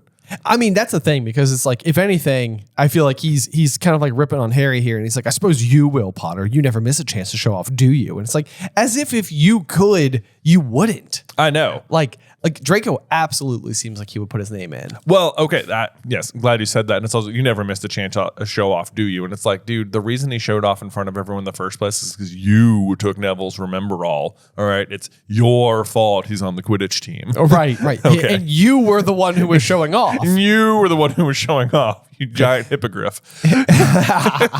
Nailed it. Thank you. Wow, on fire today. Oh, man. But let's see. But then he realizes that they don't know about the Triwizard Tournament, and he says, don't tell me you don't know. My father, you've got a father and a brother at the ministry, and you don't even know? My God, my father told me about it ages ago. Heard it from Cornelius Fudge. So whether or not Draco would enter, I think here's what I think. I think because his dad knew about it and he told him, they apparently no one knows about the age rule. I think Lucius has been like, Draco, I expect you to enter. Oh. I think Lucius is expecting Draco to win the tournament. Yep, I could Like- 100% Like see he that. has and I think Draco is nervous about it, and he's like, "You guys entering? You guys like?" He's like hiding his insecurity by making fun of them. He's like, "But like seriously, you guys gonna do it? Because like I really don't want to do it." I mean, even goading Harry into doing it, it's probably like, Harry, you're gonna enter, right? Like, because if you do, Because if you do, there's no way it's gonna put my name out. It's like, I need to, I mean, game respects game a little bit here. Like, I know. I'm scared. I think he wants Harry to enter because he knows it'll pick Harry instead of him, and then he can just make fun of Harry the whole time, and that's a way better job. He'd so much rather complain about Harry being in it than being in it himself. Exactly. I think 1,000% Lucius isn't like, his full expectation is for Draco to enter and win this tournament. Yes. If anything, it even seems like that's part of why he would have told him so early. Exactly. So Draco could be like preparing. I know. And then I saw also the mention that he knows Cornelius Fudge. That like one page ago we were saying that like, we overheard him saying, my father knows Karkaroff or whatever. Right. So it's like, this is like what you're going to find out as a Death Eater. So it's also just kind of like, this helps set up Fudge's kind of like big downfall in the next book, where he's just going to like ignore Voldemort's return. Yeah. He's like already rubbing shoulders with the wrong people. The wrong people. Yeah. Yep. He chose the wrong allies. Yep. Let's see here. But then he starts like kind of like dishing on Arthur, it's kind of like they probably don't talk about important stuff in front of him. This is when they finally just sort of like disappear, and Ron slams the door shut, to which Hermione immediately repairs. But Ron does follow up with the line like, Dad could have gotten a promotion anytime. He just likes it where he is. And it's funny because I'm like, I think this is what me and you have been saying for like chapters now. Yes. It's like, and I think Ron is correct. Yeah. Like he's it's not like, just being defensive. right. It's like Arthur is good. Yeah. And it does seem like, based on everybody who came up and talked to him at the Quidditch World Cup, he's very respected. Yes, very much so. And then what is it? Hermione even like agrees and was like, of course he does. Don't let Malfoy get to you. And Ron's like, him get to me? As if. It's like so chill, dude. So chill. You just shattered a glass door and you are now currently Squashing a cauldron cake. into a pulp. Into a pulp. A pulp. Indeed.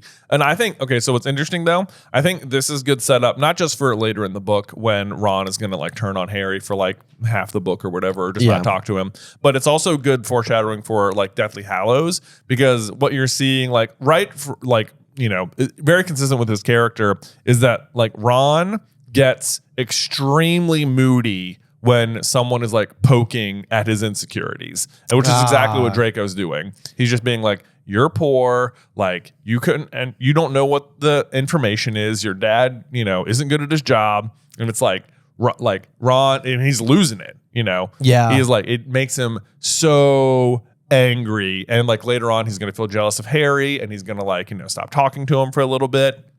You're absolutely right. Like it's actually really interesting because like Malfoy comes in there to like kind of like annoy them basically to be mean. Yeah. But the only person he can really be mean to is Ron. It's the only person he gets through to. So I say all that to actually defend Ron. Okay. Up in Deathly Hallows, because here this is just Draco just like basically teasing him on the train, poking at his insecurities very like lightly. Right. And it's like getting to him. If you fast forward to Deathly Hallows, Ron is having to wear the locket, an instrument of extreme evil that sole purpose is to sow insecurity and to poke all of your doubts.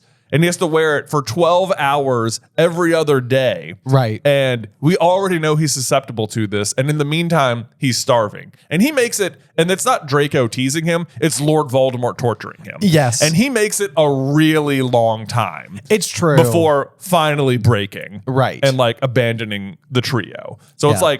like his growth from this point to Deathly Hallows, I think, is tremendous in this regard. Yes. And he's just up against such terrible evil by the end. That's a very good point. It's a very good point. Yeah. So it kind of goes to show that like maybe even it's kind of like it's just something that Dumbledore like it kind of goes back to that phrase. It's like he must have always known I was going to leave. It's like, and Harry's always like, he always knew you were going to come back. Yeah. I don't know why I gave him a bit of a Seamus-y accent there. Harry gets very Irish when he's doling out wisdom, What if Harry was from Ireland? Who knows? No, I like that. But I lost my train of thinking. Oh no. Ron. Insecurities. Locket. Cauldron cakes. Draco. I lost it. Okay. Well, if you come back to it. I will. Yeah, I'll shout it at you. Okay. Yeah.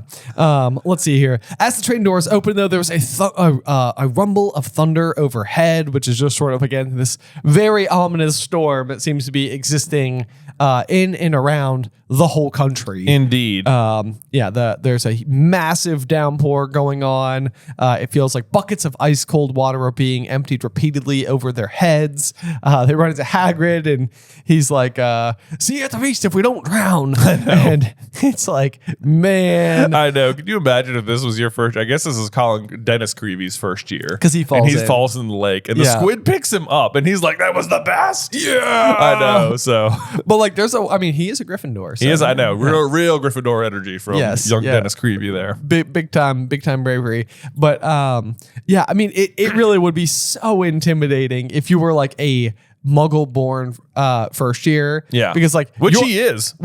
Yes. He does have an older sibling. He has an so older has sibling. A little That's bit of wild that they're like Muggle-born wizard siblings. Yeah.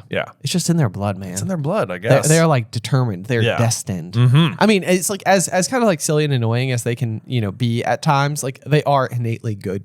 Oh, people. yes. Yeah. So anyway, but yeah, this would be so intimidating. Crossing the lake in that type of downpour when you're just not even used to anything about the wizarding world yet. But then Harry, Ron, Hermione get to take one of the carriages drawn by the horseless carriages. Yes. If I can get my words out properly.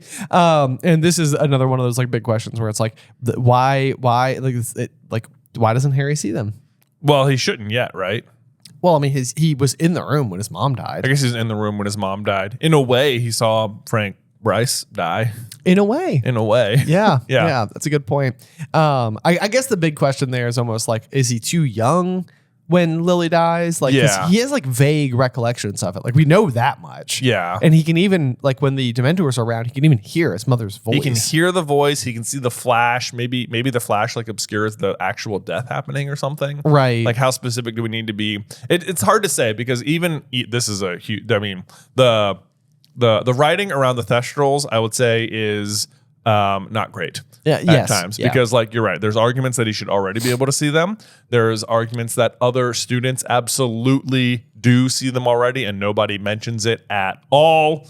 And even when we get to Cedric, not only will Harry still not perceive them on the ride back to the train at the end of the book, right? Having seen Cedric die, if you read the section where Cedric actually does die, his eyes aren't even open. In fact, they're tightly closed, word for word. Yeah. So he does not see Cedric die. So why Harry can eventually see them then is up for debate as well. It certainly is. And the other thing is I think that Neville can also see the Thestrals because he saw like his uncle die. Yes. And it says that Harry, Ron, Hermione, and Neville climbed gratefully into one of them. Right. So it's like that conversation could happen right now, unless it just doesn't occur to Neville that the other three can't see them. You must have to assume it. Like to them, it's all horseless, and to them, they've always been horses. Right. And right. he's just sort of like, why would I mention it? Yeah, You know, I mean, and that's a good point. Yeah, it's like maybe it just doesn't come up, but there is a person present who is actively seeing Thestrals. Yes, that's true. That's true. But anyway, that does bring us basically up to the castle and to the end of the chapter. I know. I love that the final words of this one are, splashing its way up the track toward Hogwarts Castle. It's like, we're here. We're home. We made it. Hooray. Unless you live at the Burrow, in which case you're at school. Yeah. But yes, very, very fun chapter indeed. And Jay, as per always, do you have a review for us? I do. This is from Gail the Griffin. She says, great podcast. I love this podcast. I look forward to it every Sunday, and you make such interesting points, though I must admit I often wish I could put in a comment of my own. Well, that I feel like is the mark of good podcasting. Aha, yes. You know? It's like if you're ever like pausing the podcast to be like, wait a minute. Let's discuss. Do we agree? Do we disagree? Yes. That I know. Whenever I'm doing that, I'm always like, oh, I'm listening. These guys they've hit a good point. Yes. Yeah. Or I need to weigh in out loud to nobody else in the car. Right. Yes. Yeah, exactly. So I love it if that's happening. I know. But I have a question. What would have happened if Snape had always been on Dumbledore's side all the way through the war? Would Voldemort still have heard the prophecy? If so, how much would he have heard? How would he have learned about it? And would his course of action be the same? If not, what would he have done instead? And what would Harry's life be like? Boy, it's a big question because obviously that changes literally everything.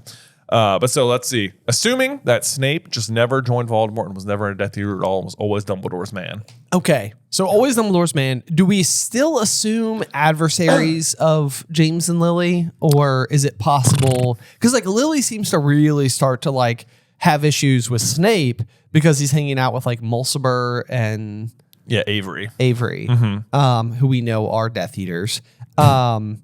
So I guess there's some question as to that, but really Lily's dislike of Snape and eventual like breakage of friendship with him has less to do or has more to do with Snape's allegiances than it does the opposition with James. Yeah. Yes, absolutely. Excuse me. I'm sorry. Yes. I mean, Snape's dislike of James is because he likes Lily. Yes. Yeah. So that part probably wouldn't change. We can assume that. Yes. But like if Snape, let's just like, I mean, I would wager that Snape's reasoning for siding with the Order of the Phoenix the first time around would be in an ongoing effort to try and impress Lily. Okay. Right. Yeah. So basically, instead of being like so infatuated with the dark arts, his infatuation with Lily like wins out, and so he just decides to continue to walk that particular path. If that's the case, do we know why Snape is at the Hog's Head the night that Dumbledore is interviewing? He's spying. He's spying on behalf of Voldemort. Yes. Okay. So that doesn't happen. Right. Okay. So Dumbledore gets the prophecy, and he knows of it. And then I mean, from there, the big thing is that if Dumbledore can successfully get past the period of time where Voldemort would mark Harry as his equal, then the prophecy would just never come to be. But I don't know what the statute of limitations is on that particular aspect of the prophecy. Well, I know. That's the tricky part. So let's see. Dumbledore hears the prophecy, but Voldemort doesn't. Dumbledore will still know that it could be Neville or Harry. Still hides them. Yep. But Voldemort does not know that the one with the power to defeat the Dark Lord approaches. Right. He does not know that. Dumbledore doesn't necessarily put stock by the prophecy. But he might enough to hide those two. Right. So there's that. Do you think that could like potentially, if leaked, because Peter could still betray? Oh, maybe that's the problem. Well, but it doesn't matter because Voldemort is only really targeting the babies because of the prophecy.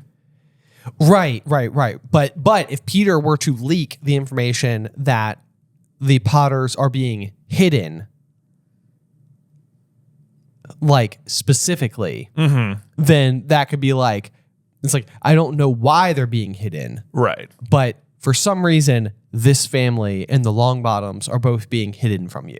Right. Like, that could be the type of thing where it's like, that raises a huge red flag. It's like, well, why are they being hidden? Right. Why are those people? Okay. Especially because also they both have to have defied Voldemort 3 times. Yes. So it's like, that means that 3 people are, that means that 2 couples, Frank and Alice and James and Lily, who have successfully gotten out of Voldemort-related binds on 3 numerous times, occasions, are now the ones being like set aside. Right. And it's like, why them? They're like your best people. Right. Okay. That makes sense. So Peter could absolutely pass that information, and he would at least still, I assume, be the secret keeper for The Potters. the Potters. Yep. Per series or whatever. So he could still betray them, and Voldemort could still just be like, what an opportunity. Right.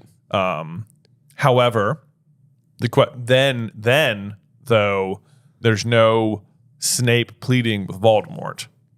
Ooh. So there's no like giving you the chance to live Right. situation. Yep. Yeah.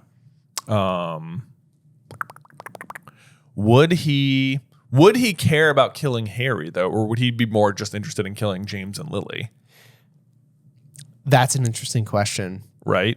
That's a very interesting question. Yeah, because chances are in that particular situation, you wouldn't immediately assume, you would assume the people who have thrice defied you are the threats. Right. Now although if you know that it's the Longbottoms and the Potters and they both have newborn children and that's the common linkage. common link, maybe it is something about the babies. Right. So maybe he still goes to finish them off, but he probably, I hate to say he's successful in killing Harry, but he might just be. Well, I mean, that's the big question though, isn't it? Because like it says that we'll mark him as his equal. And so it's like the prophecy would almost require circumstances to arise to such an effect. Yeah. Like, because that is what the prophecy would suggest. Yeah. So it's like, we know based on the circumstances of the universe that we live in that it has to do with Snape pleading for Lily to be spared. Mm-hmm. But that means something else will have had to have happened. A different kind of opposition will have had to have arisen. Otherwise, the prophecy is inaccurate. Right. Do you see what I mean? I do see what you mean. I suppose it's possible that if Snape is just part of the Order from the beginning, is he still a spy in the Death Eater camp? Well, no, that's a thought. Right? Like maybe he's being put to the same use. His allegiance is just genuinely to Dumbledore the entire time. The entire time. So then if he knows that the Potters are being hidden and then he knows Peter, maybe not Peter, but maybe he doesn't have to know that it was Peter, just that the Potters are under fire. Right. He can then maybe ask. use his, just position in the camp to say, don't kill Lily. I mean, he could even, if he's the one who's bringing the information in some way. He doesn't have to tell them that it's a prophecy. Right. Snape could still just be the leak then instead of Peter. Peter could still just be the way that he... Because Snape won't know about the prophecy, though. Snape will not know about the No. prophecy. That's a good point. Yeah, no one will know about the prophecy except Dumbledore now. Except Dumbledore. Yeah. So then it depends on how good Dumbledore is at puppeteering everyone else, Right. especially Snape. Yeah. Which I would argue he's pretty good at doing. Yep. And if Snape's whole objective in being in the Order of the Phoenix is basically just to maintain proximity to Lily, then one way or another, even if like Snape ends up in front of Voldemort and has his audience, maybe he still just asks for it. Sure. Because that would be, then if you're Snape, you could still be aligned with the right people. You could be there on Dumbledore's orders and see an opportunity to get James and Harry out of the equation. Right. Which is terrible. Right. That's quite terrible. But it would still set up Harry getting marked. So I would almost think then what happens is if Snape was in Dumbledore's camp from the beginning, then I think you almost end up having the inverse situation arise, which is that like normally it's this whole situation that is so powerful that brings Snape to the good side. I would almost say that the situation would be so powerful that it would like force Snape into the bad side, because he would have done something so irredeemable that like he couldn't come back. Does that make sense? Like instead of being instead of growing up at Hogwarts as a Death Eater and becoming a part of the Order of the Phoenix, he would have been a member of the Order of the Phoenix and then become a Death Eater by way of effectively being so selfish as to ask for Lily to be spared as a double agent on behalf of Dumbledore in Voldemort's camp. And then he just feels so bad about it. I don't think that he feels so bad about it. It just feels like the magical forces at bay would just force this outcome. Well, but I mean, I think, I think Harry will still get marked no matter what. He has to. And it's because either way, either Snape is a Death Eater and asks Voldemort, or is spying on behalf of Dumbledore and realizes what's going to happen and asks Voldemort.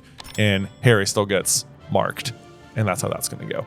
Boom. But that is going to do it for this episode of the show. Make sure you join us next week for Chapter 12, the Tri-Wizard Tournament, here on Through the Griffin Door.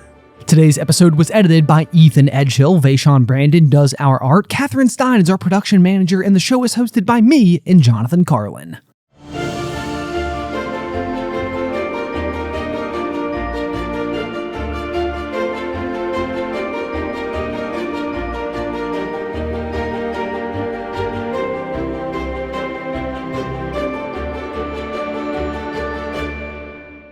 Welcome, dear listeners. I'm Jonathan Carlin. And I'm Benjamin Carlin. And we invite you to join us through the Griffin Door, your one-way ticket to the enchanting world of Harry Potter. So grab your wands and dust off your broomsticks and join us as we unlock the riddles inside Goblet of Fire, Chapter 12, the Tri-Wizard Tournament!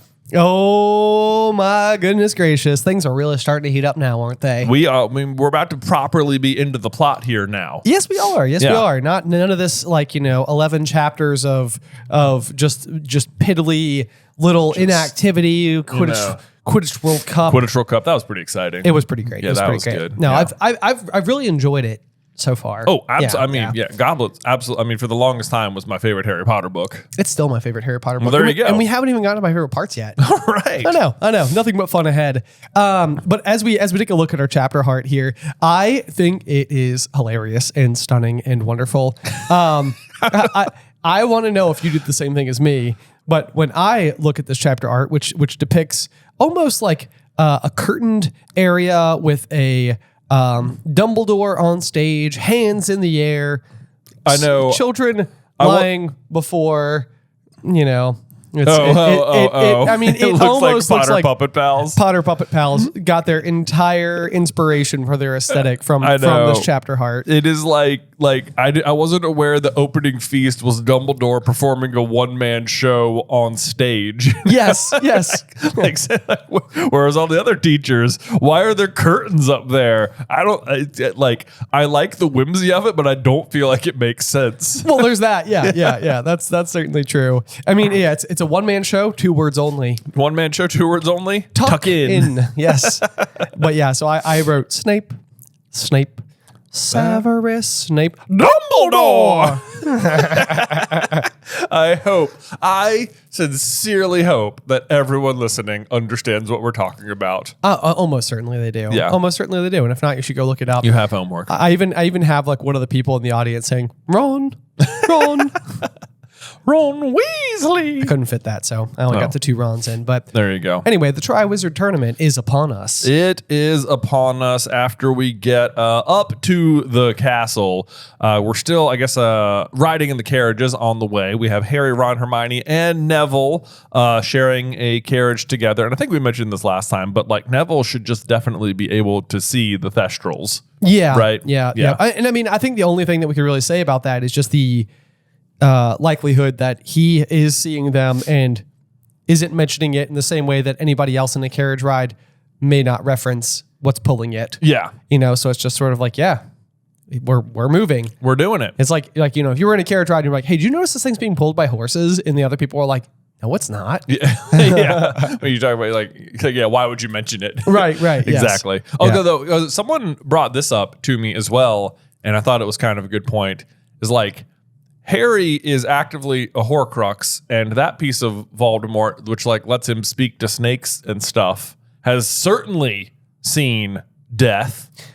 Right? This is also a good point because he's caused death. Because he's been the one doing a lot of deathing. Right. Yeah. Right. And it's sort of like an interesting layer to the Thestrals, which is like, I mean, by way of committing murder, you have witnessed death happen before, but somehow it seems different to me than witnessing death more as like a bystander. Do you think Voldemort can't see the Thestrals? I mean, I think he can, Yeah. but maybe more because he's been in battles with other people who have killed people, not Because he's murder. So murder doesn't let you see Thestrals, simply witnessing death. It makes me. I don't like the idea that we would be tarnishing the great Thestral name by including murder in there. Like It does seem like there's a qualifying- certain nobleness to like I've witnessed death. Yeah, Yeah, more because like Voldemort it's- fears death. right. Yeah, Exactly. yeah.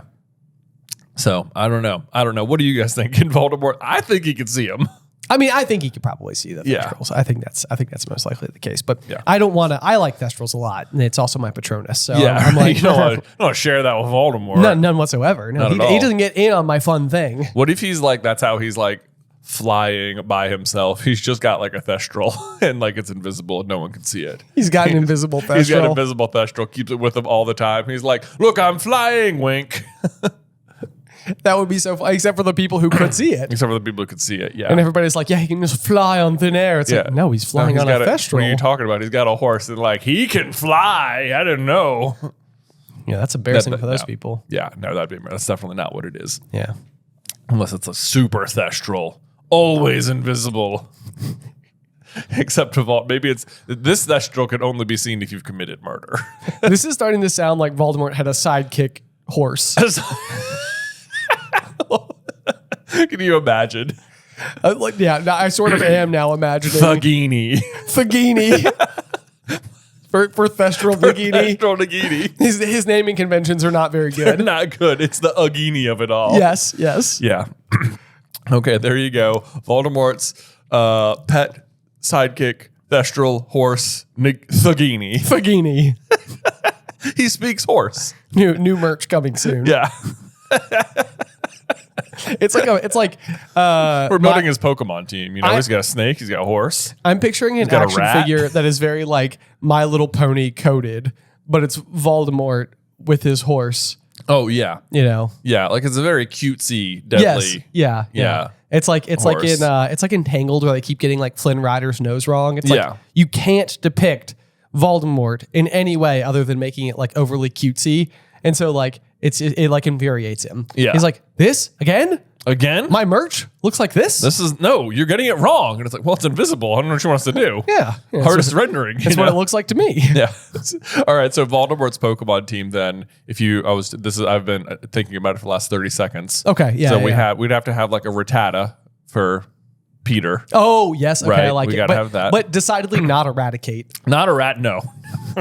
He's a Rattata. Yeah, yeah. He's a little guy. He's just a little Just a tiny guy. little purple rat guy. Right. There okay. for sure. Okay. So we're Tata, unevolved. Right. Yeah. He's got, I don't think there's a winged horse Pokemon, sadly. That seems like a massive oversight. It does. We're gonna put in Absol there as the would be Okay. like dark four-legged creature that's misunderstood because it's the disaster Pokemon, but only because it's like warning of disaster, not because it brings the disaster. I see. I see. How about Arbok? Arbok for sure is in there. Okay. Yeah. We've probably got like a dead Rapidash.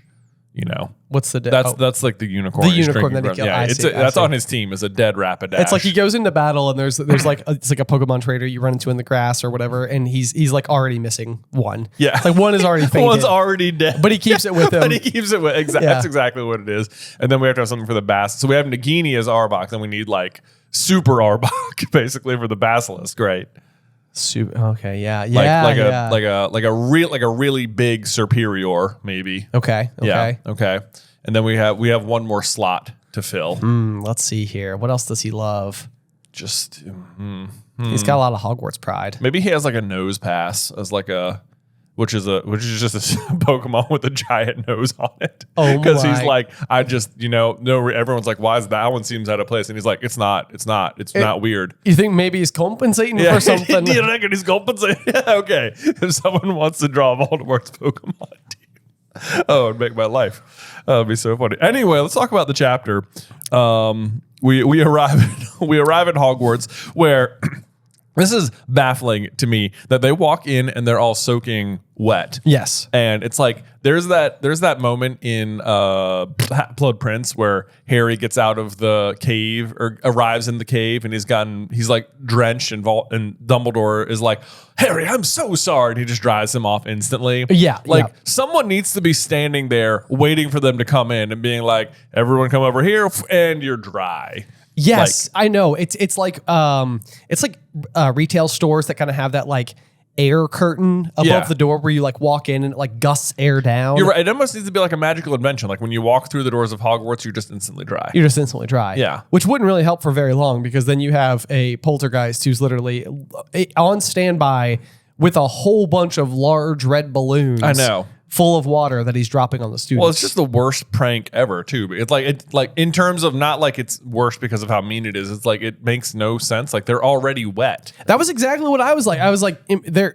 I think that he even says that he's like already wet, aren't they, little squirts? Whee! Yeah, he does say that. It's like yeah, but. Doesn't that that's sort not of funny. defeat? That's like that would be like being at like a 4th of July festival and setting off a bunch of like wet start fireworks or whatever. It's like yeah, that just sort of fits. I know he should be dropping like flour on them or something, because they're wet. Then they turn into like glue. Yeah, they turn into glue. That'd be so much funnier. That would be a lot funnier. It's like, what is this white No! Oh man. Anyway, and if you need some notes, Peeves, I've got them for you. If you want better pranks or whatever. Yeah, exactly. Learn from the best. Right. It's just spraying wet people with wet stuff. Not that great. Yeah. I did highlight this particular detail though because Peeves has been known to do like a few other things. Like, isn't he like throwing like walking sticks at the students at some other point in time? Yeah.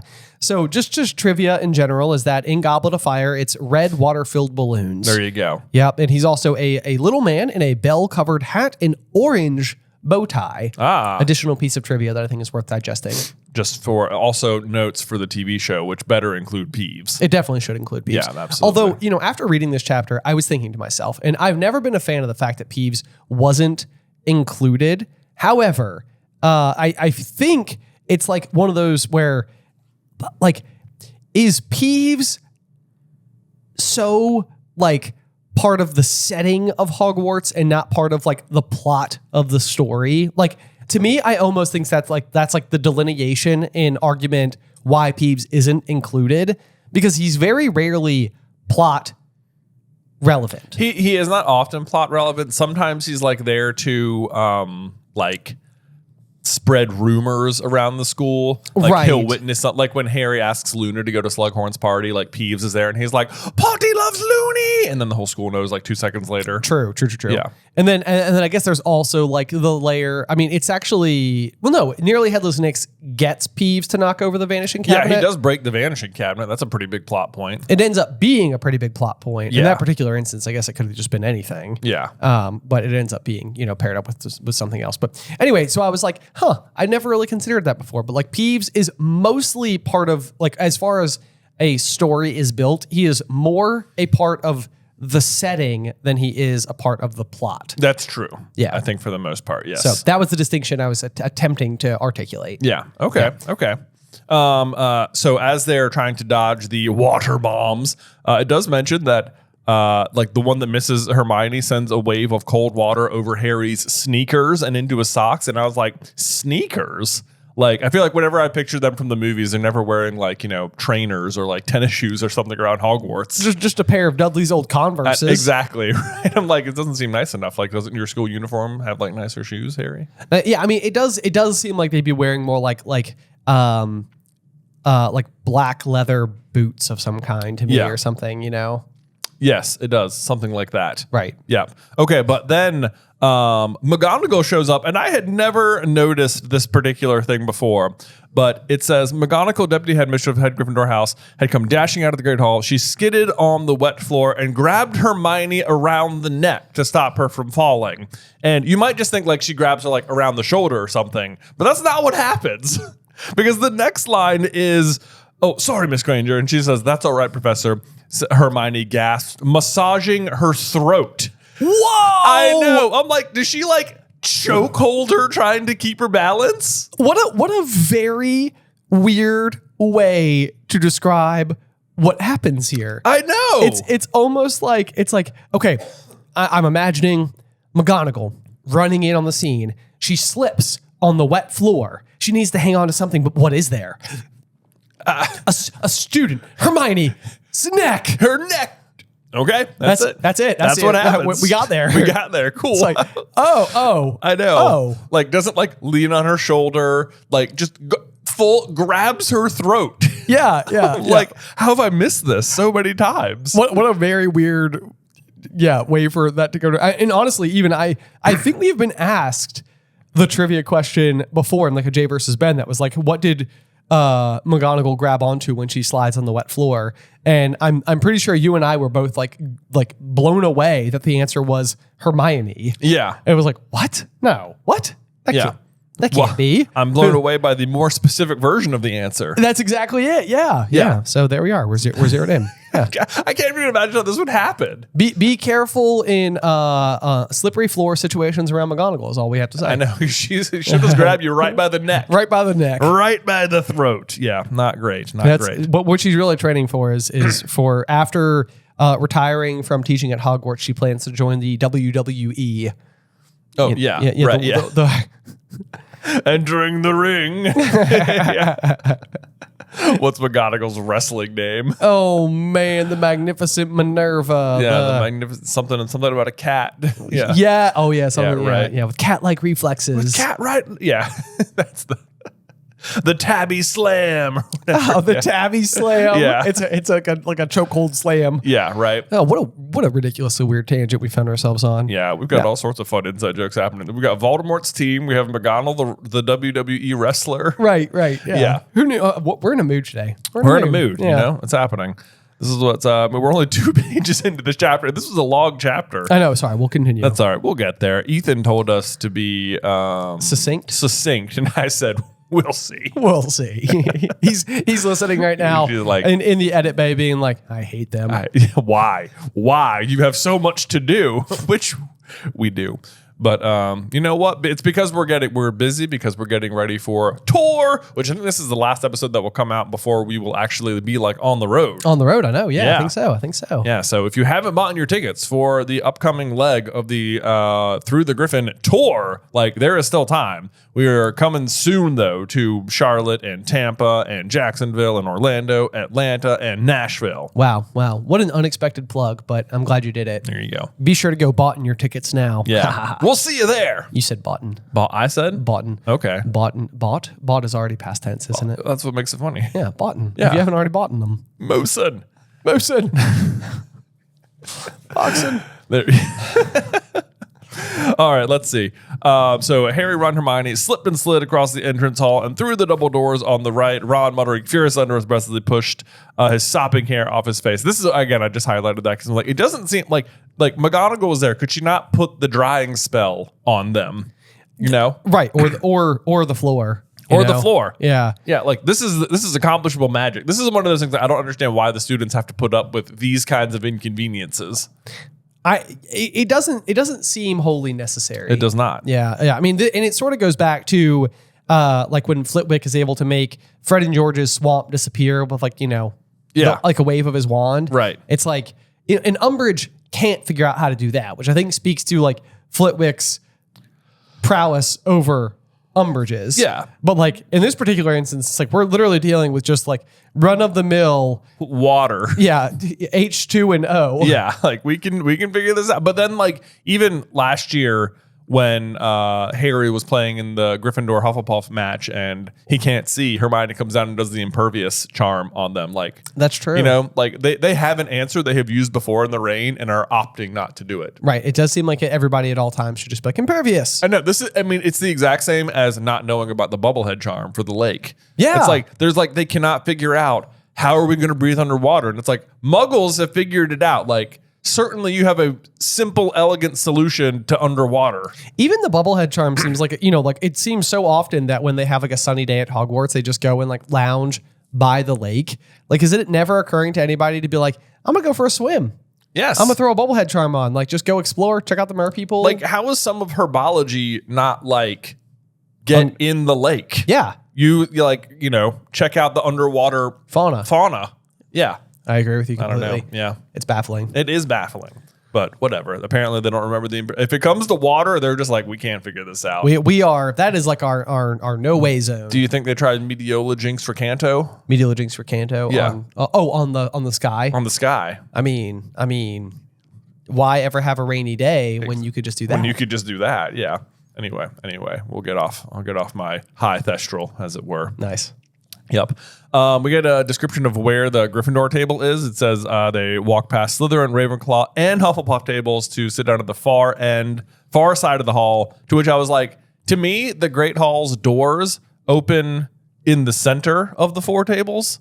Yes. Right? Like you would walk in and like head left or right, but this makes it sound like you walk in and have to walk. If you're a Gryffindor, you have to walk past all four tables. Yeah. Who was the architect who designed Hogwarts Castle? I don't know. Weird choice. I guess the doors do move around. Maybe on this day. On this day, you have to walk past all four tables. That's the way to ensure equality, is that it like rotates like, each day of the week. So Yeah. it's like you either get to walk in directly to your table or you got to walk a little ways. Yeah. I'm always surprised that Gryffindor is like on the far end too. Like I always imagine like it's one of those rare instances where they don't have the main character energy where they're like right in the middle. It does seem like that's Yeah. how it would be. Like they would be like sort of, if you're Dumbledore, I always sort of imagine them like the second table from the left if he's looking out. Exactly where I picture them as well. Yeah. Yes. It also appears that the Gryffindor table and the Slytherin table are as far apart as possible. So whenever it says like Harry looks up and is like Draco Malfoy was over there miming a Dementor attack, he's having to be like, huh? Like really looking hard. He's busting out his omnioculars to be like, what's Draco up to? Yeah, hold on, let me see. They're far away. So anyway, that's just a little thing. I drew the table layout on the bottom of mine. Oh, hey, I love it. I love it. Nice little reference point. Yeah, that's really good. Yeah. That'll be a nice page for somebody. Someone will get this one. Yeah. Yeah. Yep, with the dead unicorn on it. There's a dead unicorn on it. No. Too. Oh, okay. Like, what was going through your mind? I was thinking about Pokemon. No, it wasn't. Not when I was doing this. That just came up mid-episode. So let's see there. Harry is in a bit of a surly mood too. Nearly had this Nick shows up and he says, "Good evening." He says, beaming at them. Says who? Said Harry. Yeah. But it says taking off his sneakers and emptying them of water. Hope they hurry up with the sorting. I'm starving. This feels like it was supposed to be Ron. I literally wrote, this feels like such a Ron line. It does. Like this does not sound like Harry. I think it's a typo. I think it is. I know. It should say, says who, said Ron, taking off his sneakers and emptying them out of water. Hope they hurry up with the sorting. I'm starving. Like, yeah. It feels like a Ron line. I mean, the only thing that we have going for it is that, one page earlier it said that the water bomb burst at Harry's feet, setting a wave of cold water over his sneakers. So yeah, but Ron gets hit full on with one. Does he? Yeah. Blimey, said Ron, shaking his head, sending water everywhere. If that keeps the lake, I'm soaked. If that keeps up the lake's going to overflow. I'm soaked. A large red waterfall balloon had dropped from the ceiling onto Ron's head and exploded. Yeah, it should just be a Ron line. It should just be a Ron line. Yeah. Because I'm sure his socks are full of water too. I'm sure they are. Yeah. Yeah. And his sneakers. because they didn't put on their wizard boots. Right. Exactly. Yeah, naturally. Yeah. And then Harry finally gets to see the sorting again. So it also feels like not a Ron line, like, hope to hurry up with the sorting. Like, you haven't even seen it in like several years, dude. Shouldn't this be a little exciting? I know. Yeah. I mean, yeah. And this is always one of those really tricky trivia questions as well. It's like, how many sortings does Harry actually witness other than his own? And it's always like, okay, so his own is 1, and then 2 and 3, he's not there. He is there in 4. And then it's always like, and then he doesn't go to school for 7. Right. And then it's like, when does he miss it in Half-Blood Prince? He misses it in Half-Blood Prince because Draco breaks his nose and throws the cloak on him. Yes. Yes, but then he is there in 5. Right. So, Yeah. So just 2. So just 2 besides its own. Oddly kind of strange. Yeah, oddly kind of strange. It says by an unlucky combination of circumstances, Harry hadn't been present since his own. The unlucky combination of circumstances, despite what the book says, is that someone didn't want to write a new sorting song every year. Yes. If you ask me. I think that that's very much true because I was very excited when it came to the Sorting Hat page. So that's another one that I think would be really fun. I drew a Sorting Hat on it and stuff, but we'll get there in nice. just a second. Okay, cool. In the meantime, we have Colin Creevey show up to whom Harry was something of a hero, which I think is an interesting line because I'm pretty sure that's just true of everyone. You know, he's something of a hero. You know, defeated Voldemort, no big deal.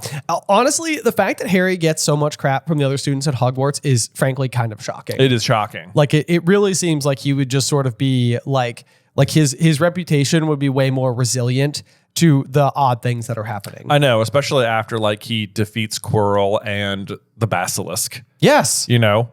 Right? It's like those are huge and everyone knows about them. Right. Yeah. Right. Yeah. Yeah. So maybe it's just pure jealousy or whatever. But I do love pretty much the entire Colin Creevey and Dennis exchange inside of this chapter. Oh, me too. Because Dennis is just cut from the exact same cloth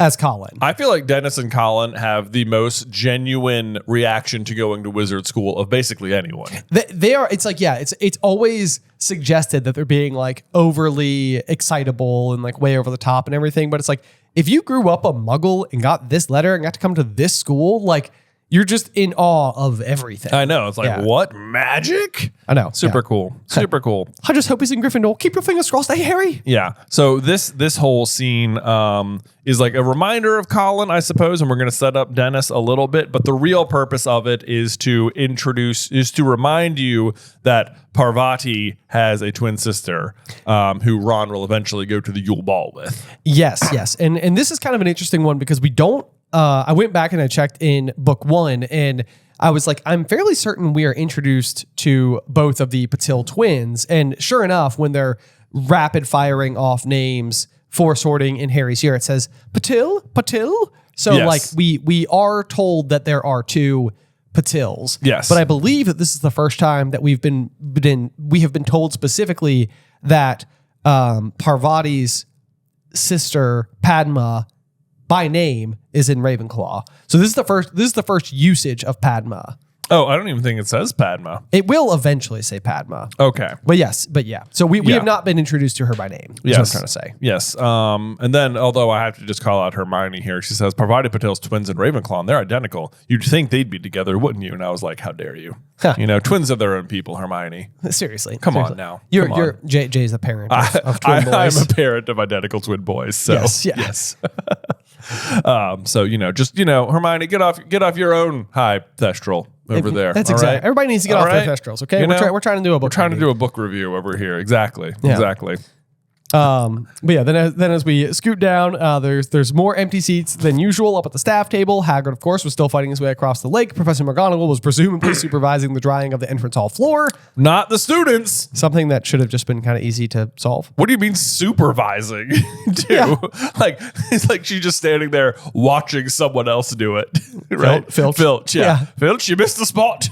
I actually could see that scene completely. He's just standing there, like he's just staring at her like, you don't want to help, you don't want to like just like wave that wand or something. He's like, I'm just here to supervise, Filch. I am deputy headmistress. I'm deputy headmistress. I will go get out my heavyweight belt if you disagree. Okay, all right. That's right. You don't want me to do it, but I will. I've got it in the transfiguration room. It honestly somehow feels like such a weird McGonagall hobby. Like To have a championship belt. It does not seem out of the realm of possibility that she just like privately enjoys like professional wrestling. Yes. Like Muggle professional wrestling. This is like Dumbledore's like 10-pin bowling. Exactly. It's the back of her exactly chocolate like frog card is like, headmistress of Hogwarts School of Witchcraft and Wizardry, accomplished animagus, former tabby cat, lover of Monday Night Raw. Yeah, Monday Night Raw. You can't see me. Yeah, that's right. Yeah. Because I'm a cat. Because I'm a cat. People are like, guys, I'm signing off. You have lost me in this episode. I know. No, everyone loves wrestling superstar McGonagall. Exactly. Yeah. Exactly. Yeah, they're probably into it. Yeah. The big question, obviously, though, was where is the new Defense Against the Dark Arts teacher? And it basically says that they had never had a Defense Against the Dark Arts teacher who had lasted more than 3 terms. 3 terms. What is that supposed to mean? I don't know. I don't know. I was like one term, right? Yeah, or is a term like a semester? But even that doesn't seem Even like that doesn't totally make make sense. Yeah, because like two, Because then that would be like a year and a half. right. Yeah, So I don't know what the 3 terms means. I know. It feels like another typo. It's like more than 1 term, Right. right? Because I mean, Or 2 terms at best. what are we not understanding about this? What are we not sentence? understanding? Yeah. Like there aren't 3 terms. Somebody's going to chime in and be like, actually, this is correct. Right. They're And going to be like, it's before Christmas and then before Easter and then after Easter. It could be something like that. So we're Yeah. trying to cover our bases preemptively, but I don't know. I don't know what it means 3 terms. I also highlighted that. I know. It seems unnecessarily confusing when you could just say 1 year. Yes. Yeah. Yeah. But then it does go on to say that Harry's favorite had been Professor Lupin, to which I was like, how'd it though, Harry? Didn't I think know. to send him a letter. I said, funny way of showing it. Funny.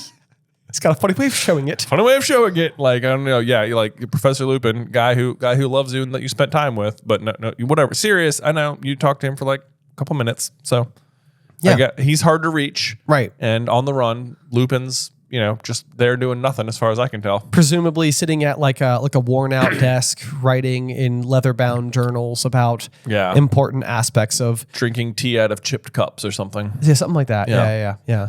And Yeah. his like suitcase tied together with string is like sort of like right next to him with a few sheaves of paper. Just wonder what Harry's up to. Right. Yeah. It's like, I wish he would write. Wish I knew. I wish I had someone to talk Should to. have heard something about him.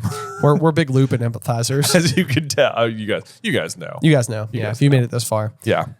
Let's see. So Harry scans the table. This is another one that just caught me off guard. It says, tiny little Professor Flitwick, the charms teacher, was sitting on a large pile of cushions. And I'm like, the guy's head of Ravenclaw. Can you just get the man a bigger chair? Like, please? Right. Like, why is he sitting on cushions? He's serving a very important role Right. inside of this. Yeah, no, I don't think we need that. I mean, maybe it's comfy. I don't know. Maybe. I like to think this must be a personal choice. Right. Pile of cushions. Pile of cushions. Yeah, he's like, I'm the charms teacher. Of course I can make a bigger chair. I choose pile of cushions. That's it. Okay, that's it. I have to go with because that. it is an engorgement charm, right? Like, so that's all you would need to do to, You'd think. to make the chair bigger. Right. Yes. Yeah. You'd think. But either way, sitting on a large pile of cushions, we're sort of get a rare mention of Professor Sinestra, the astronomy professor, right there. Yeah, that's, vital importance. Vital importance. Yeah. Mostly it just sets us up for what is the most hilariously long description of Snape ever. On Professor Sinistra's other side was the sallow-faced, hooked-nosed, greasy-haired potions master, Snape. Harry's least favorite person at Hogwarts. I know. Like, okay, we got it.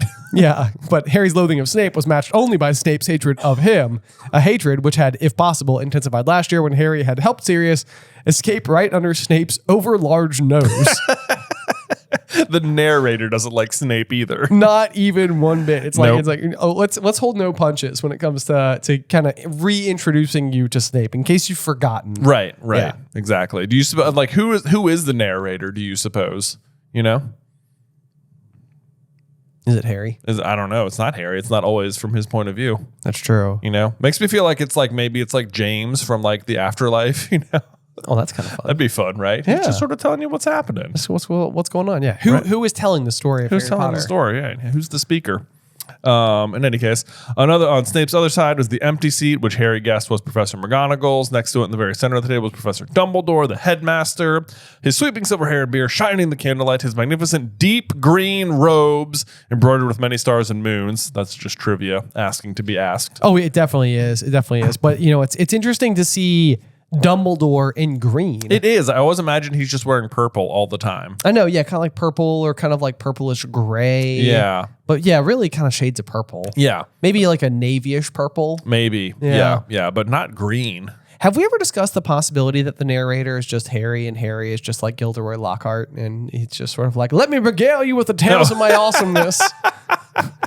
That he wrote the books. Harry wrote the books. Harry Potter and the Sorcerer's Stone. Right. Hermione's like, I did most of the work. I did most of the work. And he's Right. like, well, not the way I'm writing it. Not the way I'm writing it. I'll Yeah, give it's you some credit, Hermione. Don't worry. Don't worry. Right, Yeah. right. Yeah. Chamber of Secrets. Ginny's actually the one down there, like stabbing the basilisk in the brain. Harry's like, Ginny was asleep on the floor. Oh, that'd be great. And the Harry Potter, because they are named similar. It's not like Gilderoy Lockhart and the, Break with a Banshee or whatever, but Right, it's, right. If anything, it's more. If Harry's the one writing, he's putting his name right on the cover. That's right. He's like, this was Gilderoy's mistake right here. That- Like, put yeah, your yeah. name front and center on every book. First things first, Gilderoy. First things first, exactly. Harry Potter first. Ron single-handedly like tracks down and tackles Peter, and Harry's like, Ron breaks leg, Yeah, Ron Burke is like, yeah. is dragged by dog. Yeah. It's like, that's not what happened. I tackled Peter. I caught a rat in the dark. Not according. That's not how history is going to remember it, bud. I think what I did was cast a Patronus. Yeah. You And remember save that? my godfather. Exactly. It was epic. It was epic. I wrote it down. This is how people are going to read. That's how they're going to know it. That's it. That's Yeah. it. Anyway. Yes. Let's see. We also have, so we get another reminder of the sky here. Harry glanced up at the ceiling too. It was enchanted to look like the sky outside, and he had never seen it look this stormy. Black and purple clouds were swirling across it. This is still just more like foreshadowing that like the storm approaches Yes, indeed. for Yep, yep. Voldemort's inevitable return, Right. or just Moody's arrival in the room. Or it could be that. And it seems like the movie really capitalizes on that particular detail, because when Moody in the movie steps out, he does like immediately cast like a big weird lightning bolt calming effect thing on the ceiling. Yeah. And it's sort of like, oh wow. Okay. I think it's supposed to be in the movie. I think it's supposed to be like an immediate hint that it was that it's Barty Crouch Jr. or that it's the guy from the Quidditch World Cup. Because like when you first see him, he's casting the dark mark in the sky. More dry. Yeah, and now he's like making the same motion, I but see. he's casting the lightning. Yeah. That's good. Oh, thank you. Man, okay. Yeah. Good catch. Anyway, then we finally get to the point where we were trying to make earlier, because Ron says, "Oh, hurry up!" Ron mowed beside Harry. I could eat a hippogriff. Yeah, It's like, okay, now we're back on cue. there we go. See, Yeah. that feels more like a Ron thing to say, doesn't does. it? Yep. Let's see. And then it's finally the first years get here. And it says, if Harry, Ron, and Hermione were wet, it was nothing to how those first years looked. It looked as though they had swum across the lake rather than sailed. It's like, again, no one bothers to dry anybody off here. Or like offer like umbrellas or Yeah, something, I know. Yeah. Even Hagrid has an umbrella. He's out there with his little pink one. That's right. That's Yeah. right. Yeah. First years, follow me. All of them except the smallest of the lot, a boy with mousy hair who was wrapped in what Harry recognized as Hagrid's moleskin overcoat. I'm almost surprised that little Dennis Creevy can walk with this thing on. It does seem like it would be like nearly impossible. Although it's funny because in my head I'm imagining Dennis as like a 4-year-old, not as like an 11-year-old. He's like an 11-year-old. Yeah. So it's like in my head he's like really little. Okay, true. But like I have a weighted blanket at my house, which is like 25 pounds or Okay, something. And yeah. like Luke uses it to sleep at night. And like when you pick it up, it's like it's uncomfortably heavy because of the way the weight is distributed around like this like big floppy thing. Okay. And it's like I have a feeling that Hagrid's moleskin overcoat is like weighs more than 25 pounds. It almost seems like It almost has to. Like he's so big. Right. Yeah. Like, I don't know. Maybe Dennis is just like stronger than we're giving him credit for here. That's the thing. You know, he's gearing up to follow in McGonagall's footsteps. Exactly. After she retires. He comes into that's part of his entrance. He's got the big cape on. The big fur cape. The big fur cape. Yeah. Burr, you know? burr, burr. Exactly. Anyway. People are like, stop, guys, stop. But he's looking almost painfully excited. When he had lined up with his terrified looking Pierce, he caught Colin Creevy's eye, gave a double thumbs up and mouthed, "I fell in the lake." I know. Love the attitude. He looked positively delighted about it. As well you should. I know. I just think it's adorable. It really does remind me of oh my gosh, I can't even think of what his name is. And I think it's Glenn in Talladega Nights. But there's like a scene where he like spills a secret and he's just like giving this like really goofy like double thumbs up smile thing. Who's the voice of in Wreck-It Ralph, Fix-It Felix? It's that guy. And Fix-It Felix. I was gonna say because Cal Naughton is the voice of Ralph. Right. Yeah. Also in yeah. You're right. Yeah, well, Cal Naughton's his character in Ricky Bobby. Yes. Man, I know. Gosh, we are really on the rails today. Forget I said any of that. Okay. All right.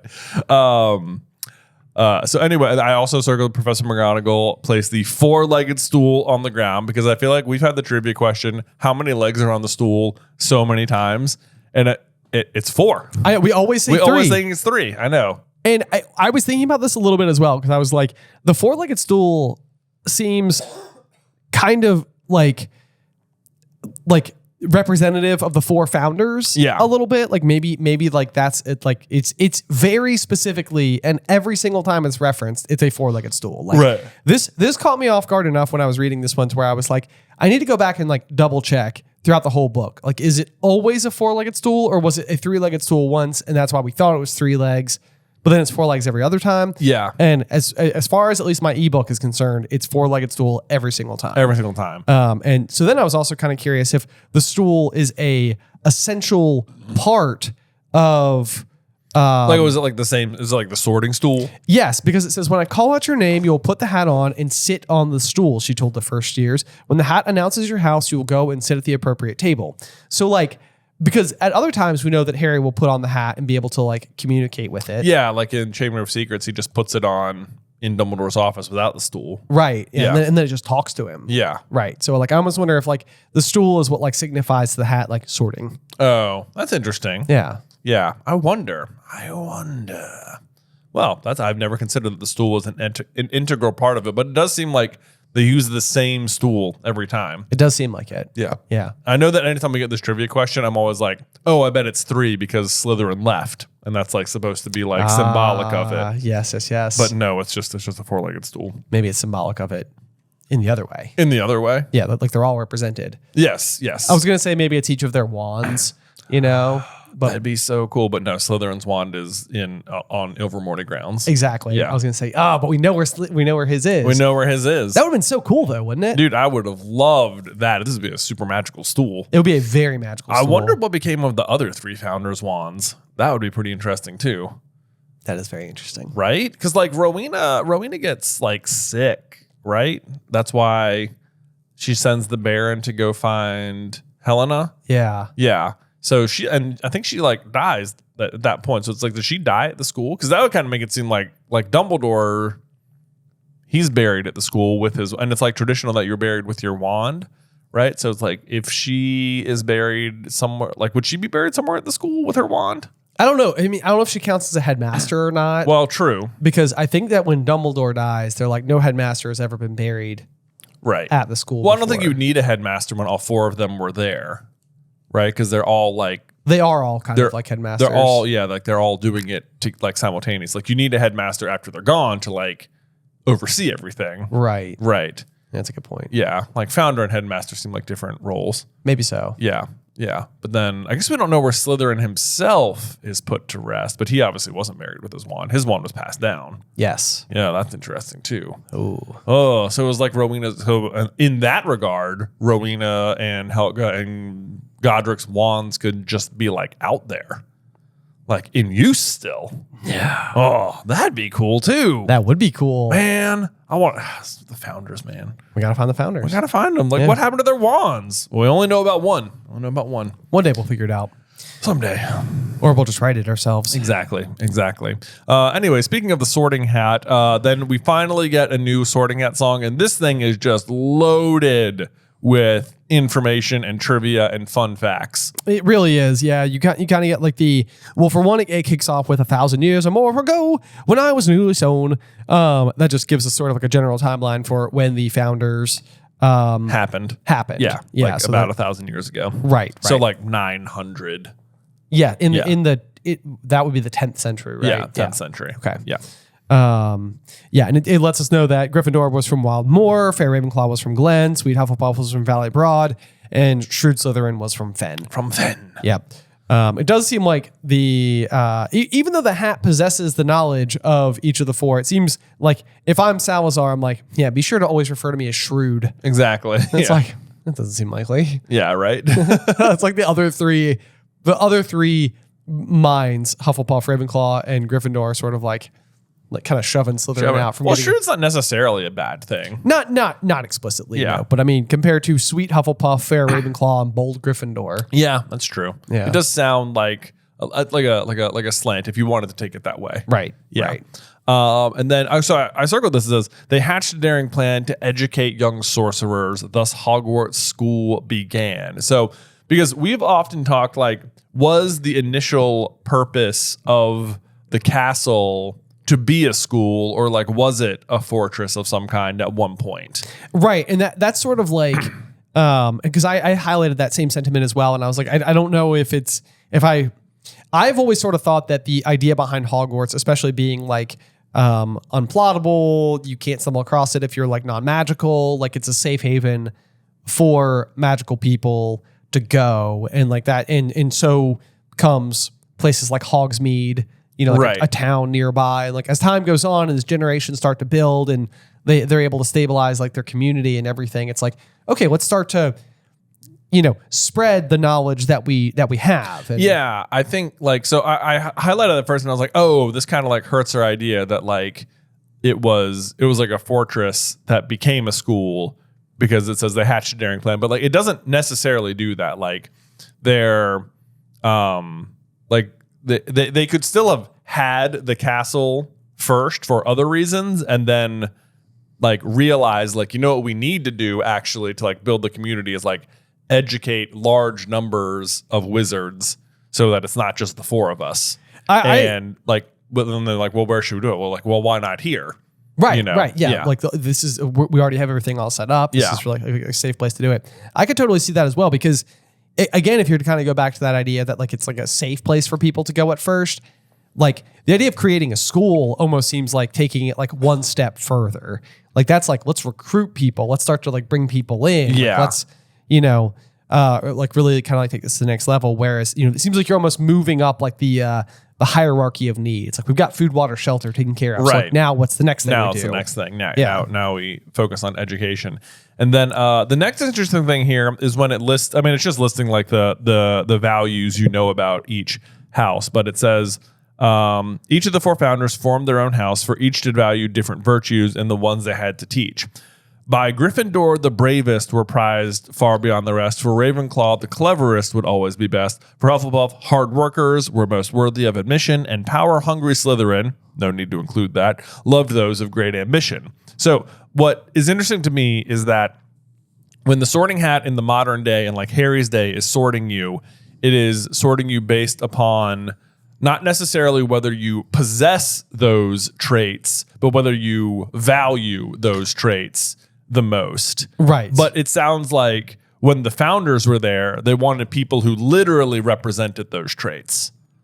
Right? Like Gryffindor didn't want people who cared about bravery. He wanted brave people. Oh, sure. Right? Yes. Yeah. I can like, in contrast with like Neville, who is actively, as a first year especially, not someone who is brave, but therefore values bravery as a quality he wished he had more of. Right. Because he is therefore otherwise lacking. Right. It's kind of like how like bravery isn't like not being afraid. It's standing up in the face of fear. Right. You know, so it's like it's being afraid and doing it anyway. Yes. Yeah, exactly. Yes, that's like the the thin line between bravery and fearlessness. Right. Yeah. Right.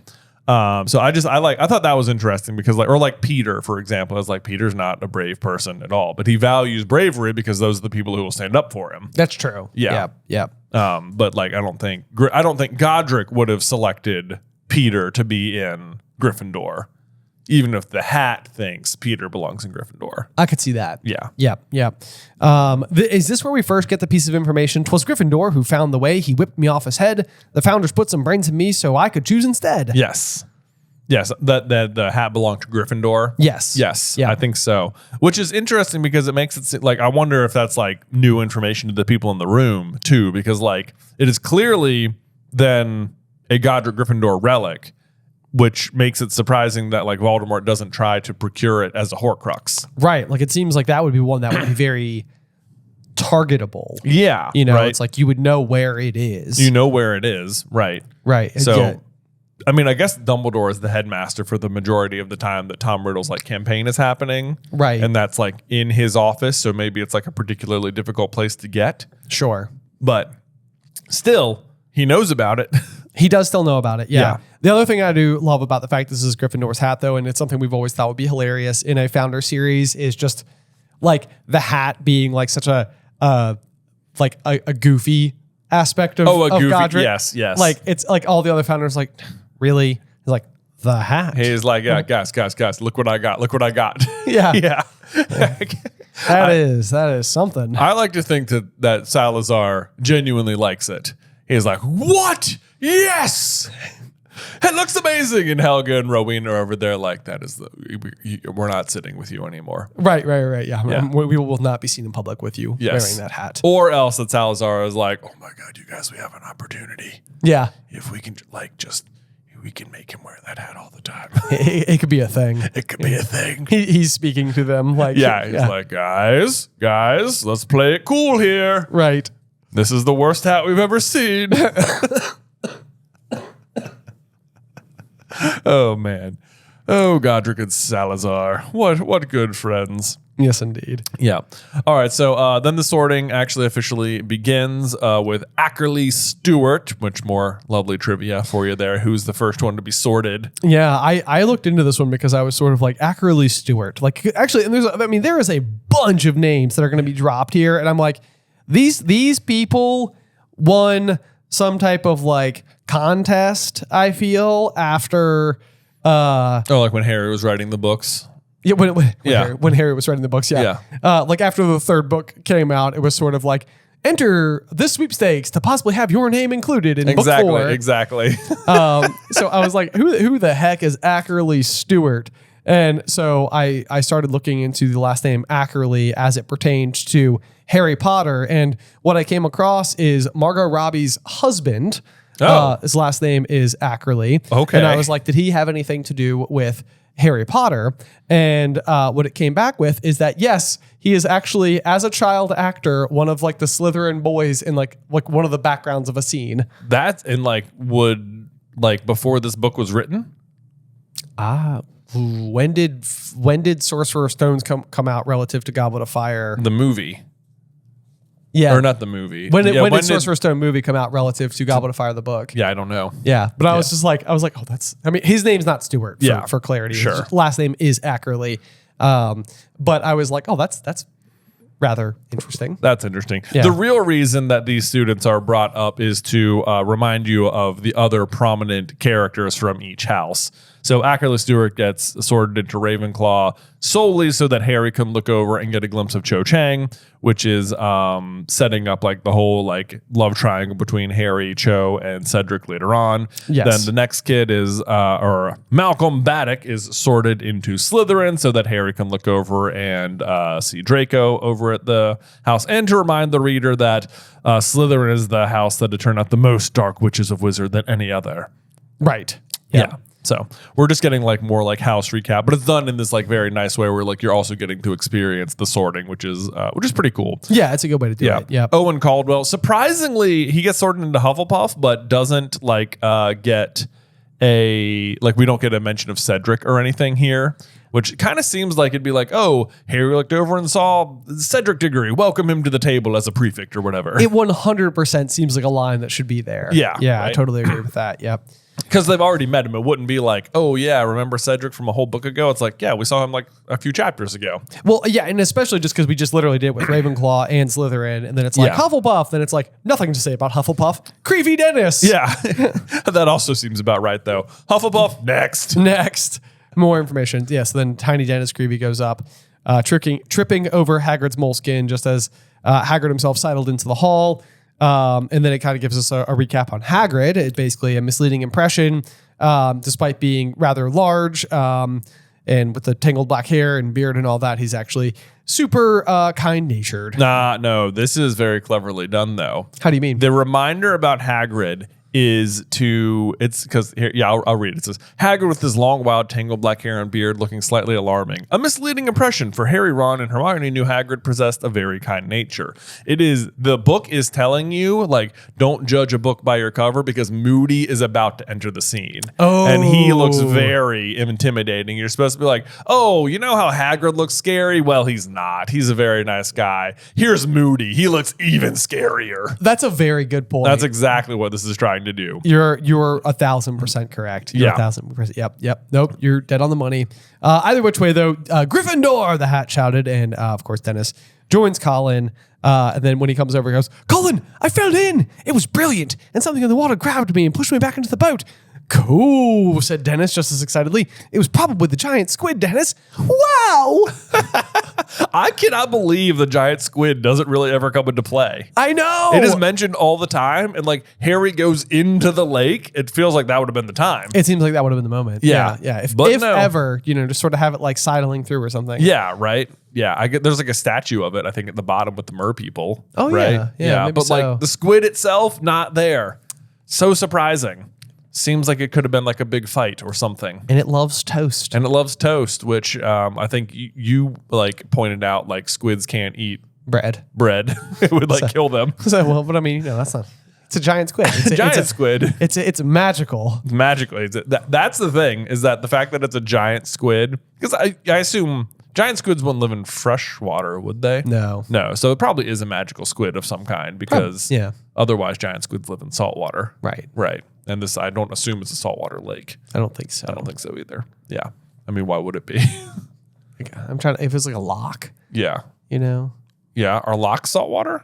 Well, no.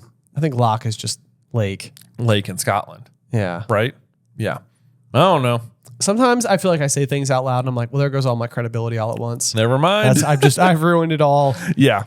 All right. Well, moving on anyway to the next page here. We see Nearly Headless Nick saying, I do hope this year's batch of Gryffindors are up to scratch, said Nearly Headless Nick, as McDonald Natalie joined the Gryffindor table. We don't want to break our winning streak. And then it says Gryffindor had won the Inner House Championship for the last 3 years in a row. I went ahead and corrected my copy, crossed out Gryffindor, and said Harry had won the Inner House Championship for the last 3 years in a row. Good save. Yeah, Good save. thank you. Yeah. Just in case you get this page, don't worry. I got your back. Yeah. You're not going to be misinformed as to who won the House Championship. Don't worry. I got it. And then I thought Graham Pritchard gets sorted into Slytherin, which I just highlighted because I don't think Graham Pritchard is a very Slytherin sounding name. I totally agree with you. Yeah. I feel like so often it's the case that the characters like Millicent Bulstrode. Yeah. It's like, it sounds like you're trying to concoct a name that kind of sounds like. Yeah. Just like a little bit like mean or something. Yeah, exactly. Yeah. Like I don't know what it is, or if it's like the cadence or something about like the I don't know. It sounds antagonistic. It does. I mean, Malfoy just means bad name, and like crab sounds like it's a crabby person. And Goyle, it sounds like a boil, or gargoyle. Gargoyle. Yeah, Just yeah. like, just Right. whatever. But then Graham Pritchard just sounds like a weatherman. Graham Pritchard here with the weather. And then you've got Orla Quirk in Ravenclaw. Orla Quirk, can't believe she doesn't come up again. That's a great name. It is that is a really good name. Yeah. Yep. And then Kevin Whitby, that definitely sounds like a Hufflepuff. So those are the last couple of people to get sorted before Dumbledore stands up and announces Tuck in. Tuck in. I know it's Yes. another just a little piece of trivia there. What is the lengthy speech that he gives before the feast in their fourth year. Right? Yeah. Tuck in. You have to list the whole thing for full credit. There you go. All two now words. We've got it. And then, then you know what though? We said maybe it was a Ron sentence earlier, but now in response to tuck in, "Hear, hear," said Harry and Ron loudly. Like Harry is so hungry. He is really hungry. Normally he deals with hunger quite well. I know. Yeah. And this particular night, he is like, "Just give me the food. I am just starving. I'm starving." Yes. Yeah. Oh, that's better, said Ron with his mouth full of mashed potato. I guess there is some mention of Ron just eating. I was in like, the books. I think we talked about this like last week. Yeah. Like how it was like, why do we always have Ron eating so much food? Right. Yeah. Well, because like in the movie, he gets reduced to like, that's the joke. I know. Ron eats food. Will you stop eating? Yes. I'm hungry. Yeah. But then Nearly Headless Nick starts setting up or continue to set up SPEW, says, "You're lucky there's a feast at all tonight, you know. There was trouble in the kitchens." And then this is very weird. He says that Peeves wanted to attend the feast, and that Nearly Headless Nick says, "We held a ghosts council. The Fat Friar was all for giving him the chance, but most wisely, in my opinion, the Bloody Baron put his foot down." And I'm like, one, surprising that Peeves wants to attend the feast. And like, if Peeves wants to do something, it seems rare that he would ever just like ask permission. You know? Yeah. Like, or even like listen to the outcome of the Ghosts Council. Like, I know. What are they going to do to him? I know. It was like, well, I'd like to attend the feast, but I got to fill out some paperwork and send it to the Ghost Council, and we'll just see what they say. It's like, yeah, the man, like the he's an orchestra of or whatever. He's a like manifestation of manifestation of chaos. You know, Yeah, like of he rule doesn't- breaking. Exactly. It's like he's not. Why is he following the rules? That seems out of character. It does. What I do like about this though is like the way the ghosts interact with each other. So you have the Fat Friar, all for giving him a chance, very Hufflepuff of him. Yep. No mention of the Gray Lady at all. She doesn't actually show up until like the Deathly Hallows, so we don't know. Like you don't even know who the Ravenclaw ghost is forever. Right. But then I think I like the relationship between Nearly Headless Nick and the Bloody Baron because it's like they had a council and it's not like he has any ill will towards the Bloody Baron at all. He's just like, he spoke and I thought he was pretty wise and I agreed with him. Right. You know? Yep. Like, but most it's like- wisely, in my opinion, the Bloody Baron put his foot down. Yes. And like Nick is steadfast in this. Like he is often like, no, don't be like that. Like we gotta, the houses should be together. Right. He Yes. brings it up later too. Yes.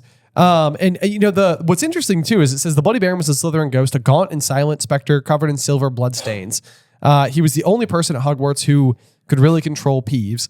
And this is like one of those things too, where it's like the Bloody Baron, especially like with that name, sounds like very intimidating. But like when you know his actual story, it's like he was just a suitor who was attempting to win Helena Ravenclaw's hand. Right. Like he doesn't inherently seem formidable or intimidating. Right. I mean, I guess he kills her, right? Yeah. Yeah, so there's that. There's It's not that. great. And Yeah. then he wears the chains as like a penance or whatever. penance, yeah. Yeah. And she's all like, yeah, as well he should. Well, I mean, there's that. Yeah. But I mean, I suppose if you were murdered. Right. Yes. Maybe Moaning Myrtle should take a leaf out of her book and be more upset with Tom Riddle than Yeah. Yeah. Then Olive Hornby. Yeah. I always say Hornsby. Don't Hornsby. Hornby. Hornby. Olive Hornby was making fun of my glasses. My glasses. Yes. But this is where Nearly Headless Nick drops the fact on Hermione that it is house elves who work in the kitchen, and Hermione is taken aback. Yes, she is indeed. It is shocking to me that just when she happens to be on her ascension to the creation of SPEW is the same time that she learns for the first time that they work in the kitchens. Yes, I know. It's convenient timing. I know. It's like, especially, I think it feels like some retconning. Like, I'm like, were there always house elves in the kitchen? Was it just sort of like added for the sake of it in this book or not? Because like Hermione's going to come, because I'm like, as soon as I read this, I was like, is it not in Hogwarts of history that house elves work at the castle? But Hermione herself will be like, an abridged history of Hogwarts that doesn't mention slave labor and stuff. Right. Yeah. Yes. So like covers the bases there. That particular issue. But I know I said the same thing though, because he goes on to say the largest number at any dwelling in Britain, I believe, over 100, which is just a little piece of trivia there. They come out at night to do a bit of cleaning. And I was like, yeah, tell that to Filch. I know, right? Like, why is he gonna clean up so much stuff? Or even just like all the water in the Great Hall they just encountered. It's I like, know. I bet the house elves could snap it out of existence. Snap it out, With right? their own brand of snappy magic. Exactly. Their little infinity gauntlet fingers, right? That's right. Yeah. Snap it away. But they get paid, she said. They get holidays, don't they? And sick leave and pensions and everything. Yeah, and nearly how this Nick straight up laughs at her for this. He laughs his literal head off, Jay. Laughs his literal head off, I know. Chortled so much that his ruff slipped and his head flopped off. You're right. He laughs his head off at it. Like, they don't want sick leave and pensions. And it's like, no, they just don't know they want those things. And that's exactly it. That's exactly it. Although things like pensions to me seem like an innately like Muggle concept. It does, yes. Like first, I mean that's more of what I would be like, that's funny. Yeah. Because like I on the same token, I wouldn't even think that like Snape is earning a pension. Yeah. You know, as potions master for 17 years or whatever. Right. It seems like a Muggle concept. Yes. Yeah. Yes. So anyway, Hermione decides that she's going to stop eating at least for a few days before she realizes that that's not a very good solution for, her own health. Yep. But she stops right before the dessert shows up, and Ron can't believe it. He's like trying to get her to eat, wafting her the treacle tart, the chocolate gâteau, the spotted dick. Yeah, I was like, Ron is oddly well versed in British desserts. Yeah. I mean, I guess he is from there. Yeah. But I had to look up what spotted dick was because I was like, what dessert is this? Suet and dried fruit. Suet. Yeah, suet and dried fruit. Ah, yes. Yeah, Of course. You know it's suet, right? Raw, hard fat of beef, lamb, or mutton. Did you write all this down? Yeah. Nice. I was like, what is this? I know. I was like, certainly it must be more pleasant once you understand what spotted dick is. And I don't think it is. I was like, oh, it's dried fruit in hard fat of beef. Cool. Yeah. To our British listeners, is this a desirable dessert? I think it's like a steamed cake or something. A steamed. That's what I found. Yeah. A steamed cake. Steamed cake. Right. Yeah. But anyway, Suet.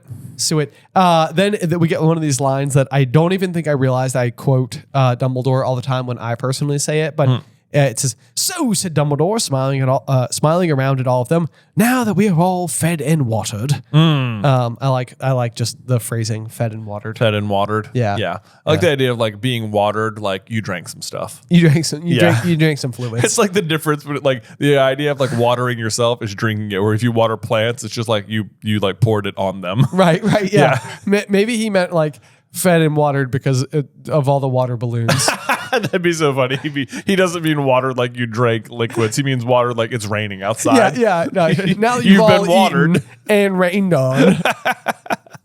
And then he does his usual little like sly, I'm definitely giving the students an update on what Mr. Filch doesn't want you to do, and you should definitely listen to me and not buy screaming yo-yos and fanged frisbees and ever-bashing boomerangs. Do not do that, or check the list of other banned items. Like all 437 trivia items that he has on Filch's office door.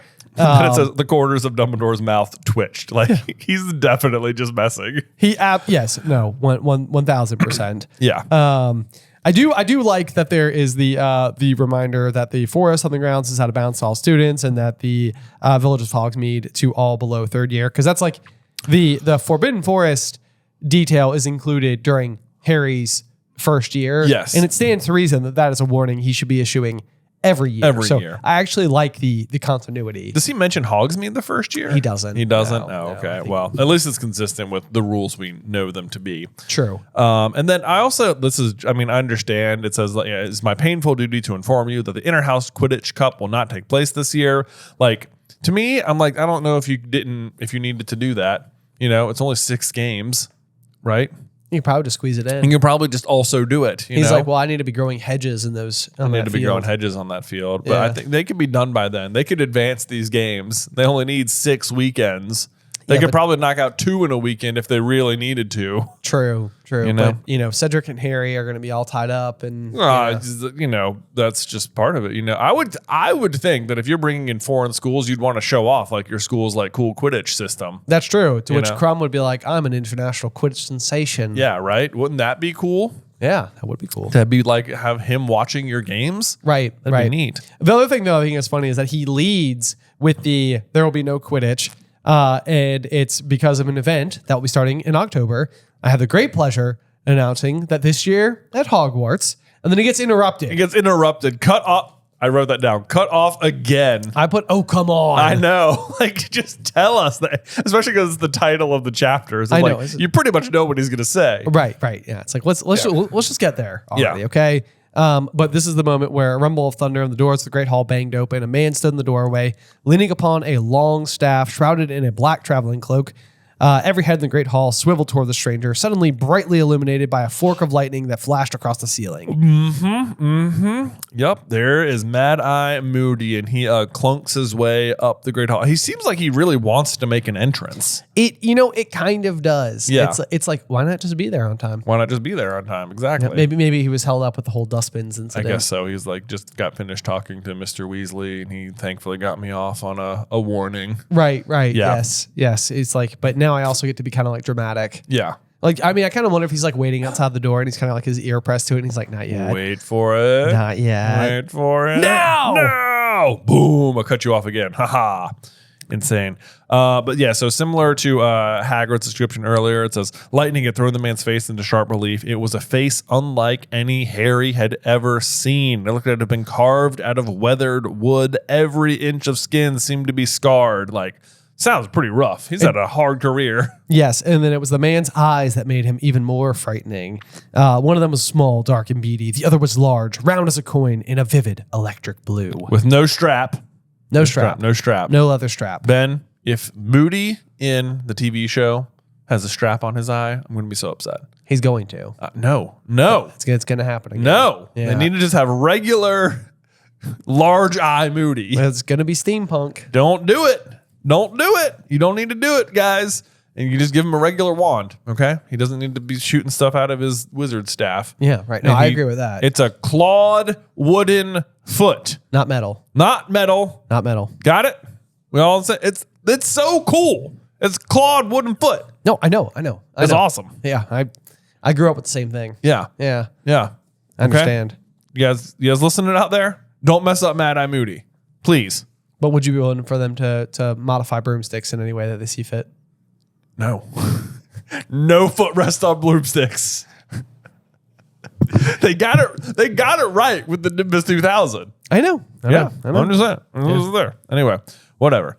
Mad Eye Moody arrives on the scene with his electric blue eye of amazing power. Yeah, I mean, I don't know how much we need to go into it right this particular second because I'm sure we'll discuss it more at length later. But the origin of this particular eye, I think, is of great importance. I agree. It's it like, seems like how? Well, it's so powerful. Where is it coming from? Where is it coming from? Yes.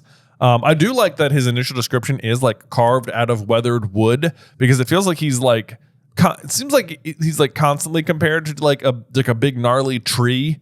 Like That's he's sort true. of like a just an old tree come to life. You Right. know? And I mean, Harry does ultimately bury the eye under the most gnarly looking tree he can find. Exactly. Which definitely brings to mind a very like Yggdrasil from Norse mythology. Odin situation. Yes. Yeah. Odin gave away an eye to gain greater sight. Yes. Yeah. That's. Excuse me. Oh, Celatos. Name of the wind. Name of the wind. Just gonna throw that out there as Yep. well. Whatever. So anyway, we don't exactly know who he is yet. The stranger sat down, took his mane of dark gray hair out of his face, pulled a plate of sausages towards him, and then right away, you start getting the clues. It says that he, raised it to what was left of his nose, sniffed it, then took out a small knife of his pocket, speared the sausage, and began to eat. His normal eye was fixed. Yeah, the blue one was going around the hall. So like right away, you're like, oh yeah, he's like a suspicious eater. Yes. And then he's going to like take a sip from the hip flask like pretty quickly as well. Right. Yep. Yes. Yep. So this is clearly somebody who like operates in a way that is like highly suspicious of everything. Yeah. Which then basically makes you it like corroborates what we already know about like the dustbins. Yeah. Yep. Exactly. Surprisingly, so Dumbledore then introduces the new Defense Against the Dark Arts professor, Professor Moody. Surprisingly, none of the staff applauses or even the students, like everyone's just so caught off guard by him. I'm surprised the staff doesn't because like certainly they know who he is. I know. Yeah. I mean, it sounds like it says that the only two people clapping are Dumbledore and Hagrid. Yeah. Which, I mean, I guess to be fair, like they would both have been former members of the Order of the Phoenix. Would McGonagall, was she in the first round? Yeah. Was she? I think so. Maybe that. Yeah. Yeah, I guess maybe they would know him a little bit more closer. Right. Or like Snape. Snape you wouldn't expect to apply to anyone. That's almost true. no matter what. Especially when it comes to the defense against the dark arts position. Exactly. That's true. That's true. And the fact that it's Dumbledore and Hagrid makes you really feel like, especially you can trust him. That is certainly true. Yeah. Yep. Yeah. Let's see. Then Hermione having some other bouts of rudeness here. Not only is she like, twins with the same person, but she says, What happened to him? What happened to his face? Which is just like a little rude. I don't know. I mean, yeah, probably not the first thing you should say. Yeah, maybe not. Don't know, Ron whispered back. Yeah, like, and I mean,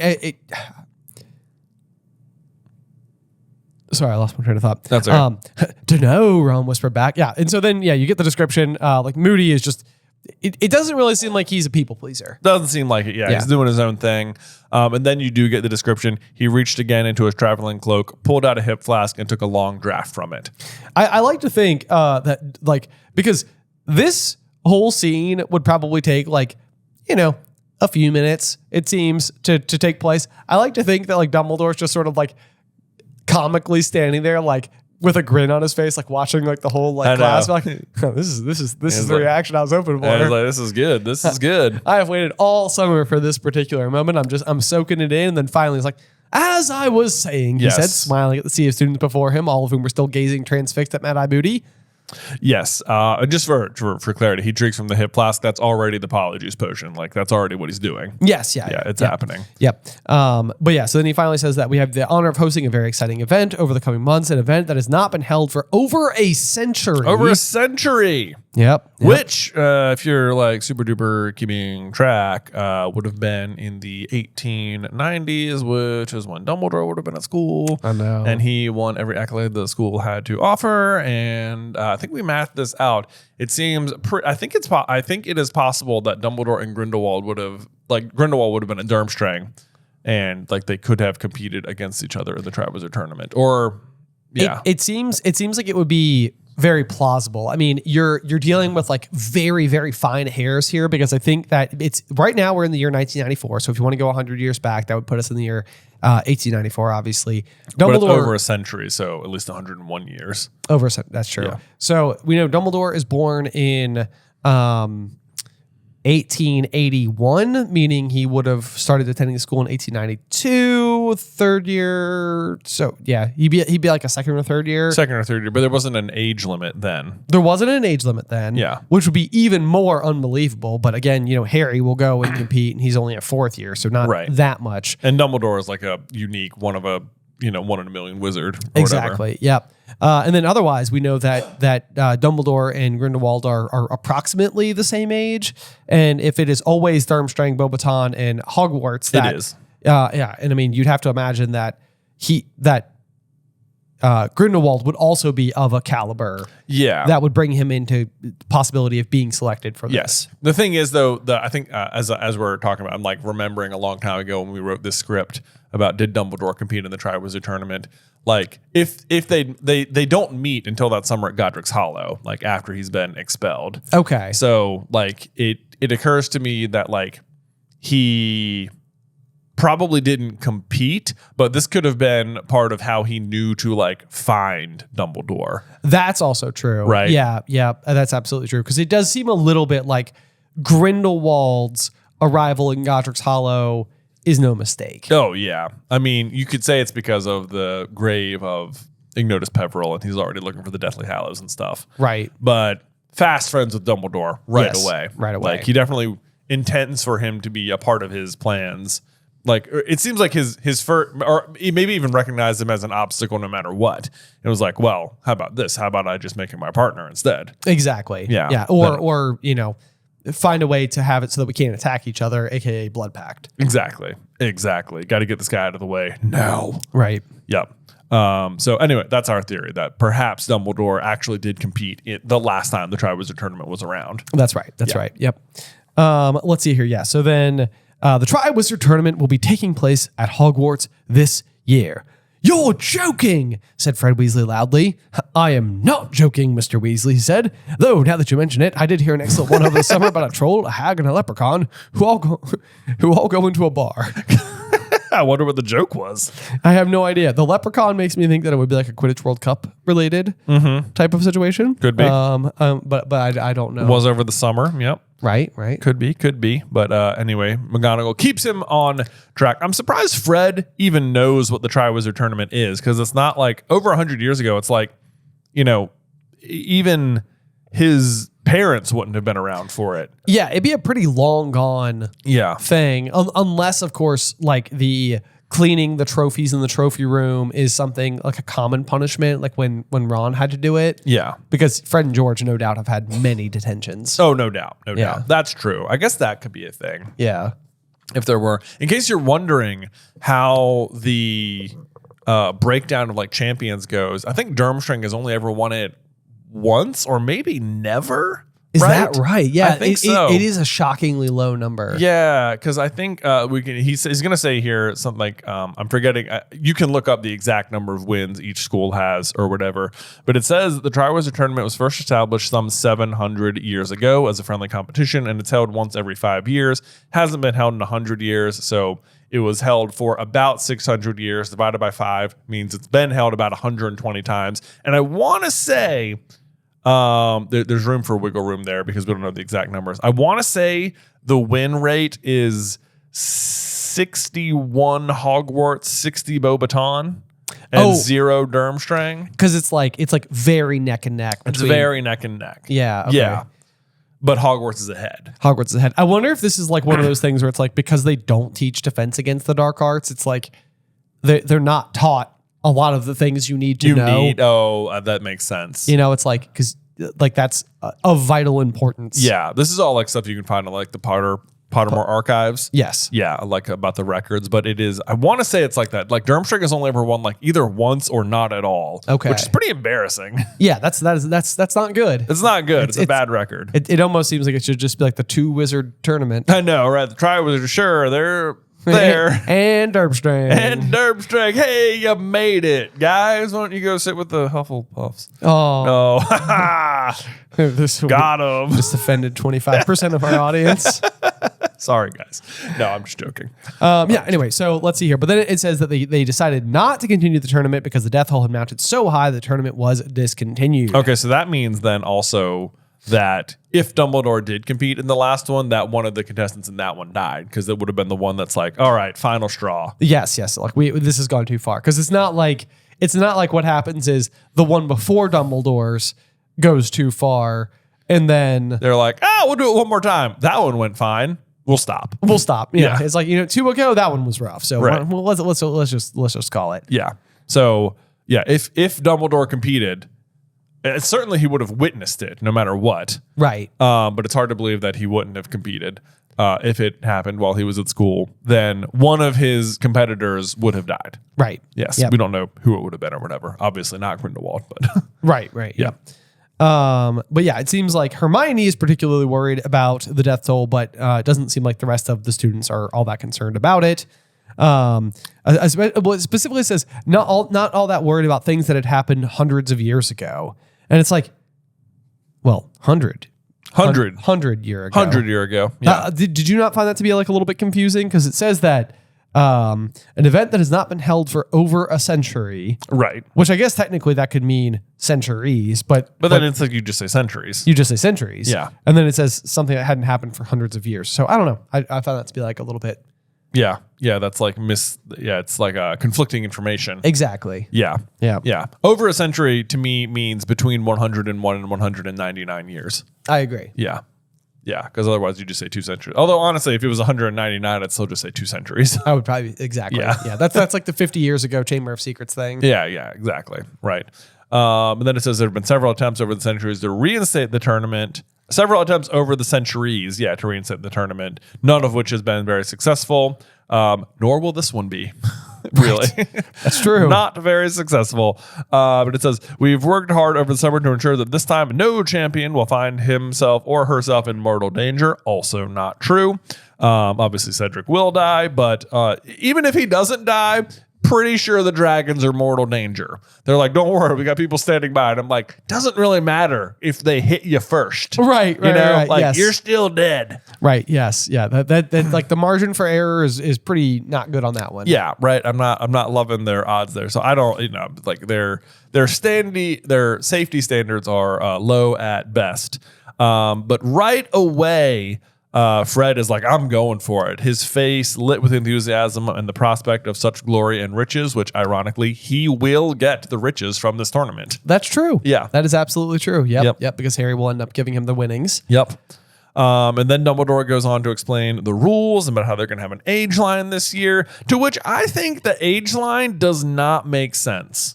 Tell me more. Okay, so he says only students who are of age, that is to say 17 years or older, will be allowed to put forward their names for considerations, and it's unlikely that students below 6th and 7th year will be able to cope with them. No underage student hoodwinks our impartial judge, making them Hogwarts champion, right? Okay, so it seems silly to me because the Goblet is the one choosing who will compete in the tournament. And it feels like the Goblet should be able to tell whether or not you're ready to compete in the tournament. I agree. So it's like, there's no point in just let everyone put their names in, because if you're not good enough to do it, the Goblet just won't pick you. Right. So like if Dennis Creevy just is excited because it's like, wow, and you got to enter. Yeah. Like, it's like it won't pick him. It's not going to pick him. That would be nonsense. Because he's not ready. Why would it ever pick him over Cedric? Exactly. Right. Like there's no, to me, the whole age line thing is just sort of like, it doesn't really make sense to not let Fred and George put their names in, because like if the Goblet picks them, it means that they are qualified. Exactly. Yeah. Yeah. It's a good point. I think that there's two schools of thought basically there. One of them could just sort of be like,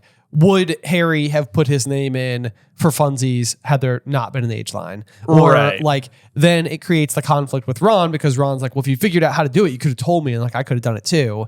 Right. Which also ends up being a thing. The other is possibly attempting to establish this coming of age in the wizarding world at 17. Yeah. True. Because I don't think this has been mentioned so far, and it is of vital plot importance as we move forward. Because it is. Once you reach age 17 is when the trace is removed from you, and you are, as far as the wizarding community is concerned, in air quotes, not even in air quotes, you are an adult. Right. So that could be part of it. That could be part of it as well, just establishing that. I also think it's interesting. He says there will be an impartial judge who will select the champions or whatever. And that like no underage student will, I'll be ensuring no underage students hoodwinks our impartial judge, making them Hogwarts champion. Which to me is that like there's an impartial judge, but your assessment that it is unlikely that students below 6th and 7th year will be able to cope with the challenges is partial judging, if you ask me. Like that's not impartial judging. Because you've diluted like the potential pool of exactly. Yes. Yeah. Although I get to also a number, he says I will be ensuring no underage student hoodwinks the impartial judge. So like an of age student, however, they could do it. That's true. Right. Yeah. An of age or professor pretending to be another person. I was gonna say, because that's exactly what happens. That's exactly what happens. It's even hilarious that it's like it can't be hoodwinked. It can. It can, and it is. And it is. Yeah. And not in like a super satisfying way. It's just like how do you do it? It's like, yeah, dude, it's like a confundus charm. I just did it. I just did it. I made it think that there were 4 schools instead of 3. Which doesn't even seem like it should be possible in the coding of the cup. Of the cup. Yeah. Yeah. Like I'm also just like, does the cup know what the challenges are going to be? Does the Goblet know? Yeah. Barty Crouch Sr. is just like sitting there without at his desk, like explaining all the details. Like, okay, task number 1 is going to be dragons. It's going to be dragons. Yeah. I like that idea. Yeah. Also, how quickly do they have to mobilize to find a 4th dragon? Oh, I know. Pretty quick. Yeah. When it's like, oh, there's 4 What do you think the 4th one was? Has to be the Horntail. You think the Horntail that wasn't in there initially? I mean, it feels like they're like, we got 1 left here at the ranch, and boy, howdy, it's mean. I feel like, isn't there a Commonwealth screen? Isn't that one of them? There is. I feel like that's the 4th one. Because it's just sort of like, it's like, oh God, we got to get another one real quick. Because you also know Harry is a contender. Like, if you're like, okay, all right, we have the Horntail, the Fireball, the Short Snout. Yeah. Those are going to be our big three. They're pretty dangerous. Like if you don't have the Horntail in there, it means you have the Welsh Green and the Fireball and the Short Snout in there. And they're like, okay, problem. Harry Potter, youngest champion, is now in the fray. Right. Like, what we need a fourth dragon now for a fourth champion. What should we get? And they're like, what if we get the Hungarian Horntail? And they're like, yeah. Because if you get the Welsh Green, if you add that as the fourth one, then it's possible Harry gets the easiest one. That's true. Right? You're like, let's put in the worst one because then Harry could get it. Right. If you add it, if you don't add it in, he can't get it. Right. Right? Yeah. I Yeah. follow your logic. Yeah. Turns out it doesn't work. He still gets the worst one. Of course. Of course he does. I know. There is nothing sillier than in the movies when Barty Crouch Sr. is like oohing every time somebody pulls one of the dragons. It is so out of character. It makes no sense. It's like, what? Who told him to do this? I know. This is what. Yeah. I don't know at all. Anyway, here we go. He finishes explaining it to everybody. And Dumbledore sits down and talks to Mad-Eye Moody. This I highlighted this because like Dumbledore is not going to realize that Barty Crouch Jr. is posing as Mad-Eye Moody the whole time, but it is like strongly implied so often that like Dumbledore is X-raying Harry in like a Legilimens style way. Yes. And it's like it is surprising to me that he is not able to Legilimens this information out of Barty Crouch Jr. All I can think is that it would fit with almost like him using like the knife, to eat the sausages, like drinking from the hip flask. It's like these are characteristics like that Dumbledore even knows about Moody. He's like, and of course, Moody only ever drinks from a hip flask, so it'd be like hard to detect that he was drinking Polyjuice all the time. Yeah, I mean, I guess he has no reason. He's not giving him a reason to suspect him. He's not giving him a reason, but what I was going to say is that like it wouldn't even surprise me if Moody just is always practicing occlumency. I agree with that as well. And even if Dumbledore was sort of like, yeah, that tracks. Yeah, tracks. Like it's not me. It's just he's always got one. He's always because that's how he acts. Right. Also though, is that eye contact is a big part of Legilimency. Oh yeah, Right. Like he'd have one eye. He has the magic eye. Right. It's like maybe that just like helps him block Legilimency. Oh, that's a good point. That could be like one of its powers, so that like Dumbledore can't, penetrate it. Right. And I mean, it'd be so interesting too, because like Moody is probably just somebody who, one, Dumbledore would just trust innately, like the same way he maybe does Hagrid. Yeah. So like it's like I don't need to be concerned. Yeah. That you're going to. But then also it's sort of like, but I also know that this is a characteristic of who you are, and I respect that about you. So it's like, Yeah. I'm not going to pry. It's Right. Like, I understand you got occlumency on, no problem. Yeah. You know. You're right. It makes sense. So yeah, just I feel like the eye, so interesting. Yeah. Anyway, Fred brings up what I think is just such a good point. It says we're 17 in April. Why can't we have a shot? And I'm just like, yes, seriously. Why can't they? I don't get it. It does. Like, let them put their name in. I don't think they'd get chosen anyway. I still think Cedric would beat them. I do think Cedric would beat them. Yeah. Yeah. Not that they're not super, like clever and can come up with some pretty amazing bits of magic, but I just don't think that would end up being like, I think Cedric is just really, really good. I agree with you on that front. Although, who is sitting in their chair breathing a giant sigh of relief right now is Draco Malfoy. He is just like, whoo, boy, all right, I don't have to enter. Wow. Oh, yeah. I'm not sorry, Dad. I'm not allowed, Dad. Dad's been pressuring me all summer. All year. Can't do it. Afraid not. Age limit. Whoopsie. Not to worry, though, Dad. I'll be in charge of selling pins. Yeah. He's also probably sitting over there like, now I don't have to worry about Harry getting in there. That is... that was going to look bad. It was going to look bad. It was going to look bad. When Harry beat me, it was going to be a problem. It was going to be a problem. If his name got selected over mine. Oh, it was. Granger. Granger. Would Hermione have entered? Oh, man. That's a fun video concept. Ooh. Out of the Golden Trio, whose name would have come out? I mean, it's still Harry. You think Hermione would beat Harry? You don't think Hermione would beat Harry? I don't... He's the chosen one. I don't know. But I am the chosen one. I'm the chosen one. I don't know. If he hadn't hoodwinked it, if he just put Harry's name in there, like would Harry have come out over Cedric? I tend to think not. You think not? I think not. I mean, I just think Cedric has more experience. Yeah. At this point. And yet Harry does exactly equally as well as Cedric. This is true. Yeah. So would the Goblet have known that? I had a lot of help. A lot of help. So does Cedric. I know. Harry tells him about the dragons. Right. I think Moody tells him about the lake. I think the maze in particular is the one that Harry is like having obstacles blasted out of his way on. That's true. So I don't think he's up against nearly as much in the maze. That's true. That's true. So maybe we can give Cedric the tiniest of edges there. Perhaps. But let's see. Then they start wondering, who's the impartial judge who's going to decide who the champions are, said Harry. Dunno, said Fred, but it's them we'll have to fool. This is surprising to me that they don't know about the Goblet of Fire because this tournament hasn't been held in over a century, and yet Fred knows about the Triwizard Tournament but doesn't know about the Goblet of Fire. Right. Like, it seems like the two would just be like so in tandem with one another. It absolutely seems It'd be that like way. knowing about the Olympics but not the Olympic torch or something, right? Right. Yeah. That's true. No, I totally agree. It seems like you would just, if you know about one, you definitely know about the other. Right. But either way, I guess they don't.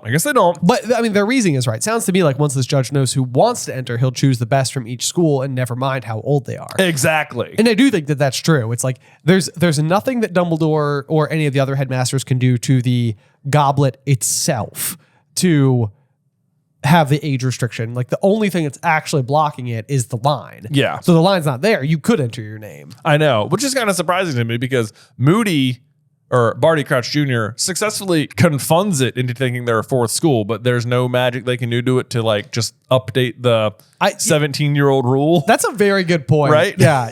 It's like you can't modify it unless you're the bad guy. Yeah, exactly. We can't modify it except you can. Yeah. So Dang whatever. it. Why didn't I think of that? Whoopsies. And then I love this moment from Fred because they treat Ron in a way they do not normally treat him. Right. Where Fred says, "Hey, Ron, what if we find out how to get in round Dumbledore? Fancy entering?" Like, I love that. They're just including him in the plans. It's like, you want to do it? Right, yes. Yeah. And, what do you reckon? Ron asked Harry. Be cool to enter, wouldn't it? But I suppose they might want someone older. Don't know if we've learned enough. Thank you for saying nothing helpful, Ron. Yeah, I suppose they want someone older. Yeah, duh, you just said that. Yeah, right, yeah. Yeah. Then you got Neville chiming in as well. Expect my gran want me to try though. She's always going on how I should be upholding the family honor. And I was like, you know what? If your gran wanted you to enter, maybe she should have taken a Quidditch World Cup earlier this summer. That's exactly right. I mean, I'm sorry, come on. get exposed to the bigger world out there. Exactly. But then as he's saying there, it says, "Oops!" Neville's foot had sunk right through the step halfway up the staircase. Yep. So up until now, and this is another one I went and checked.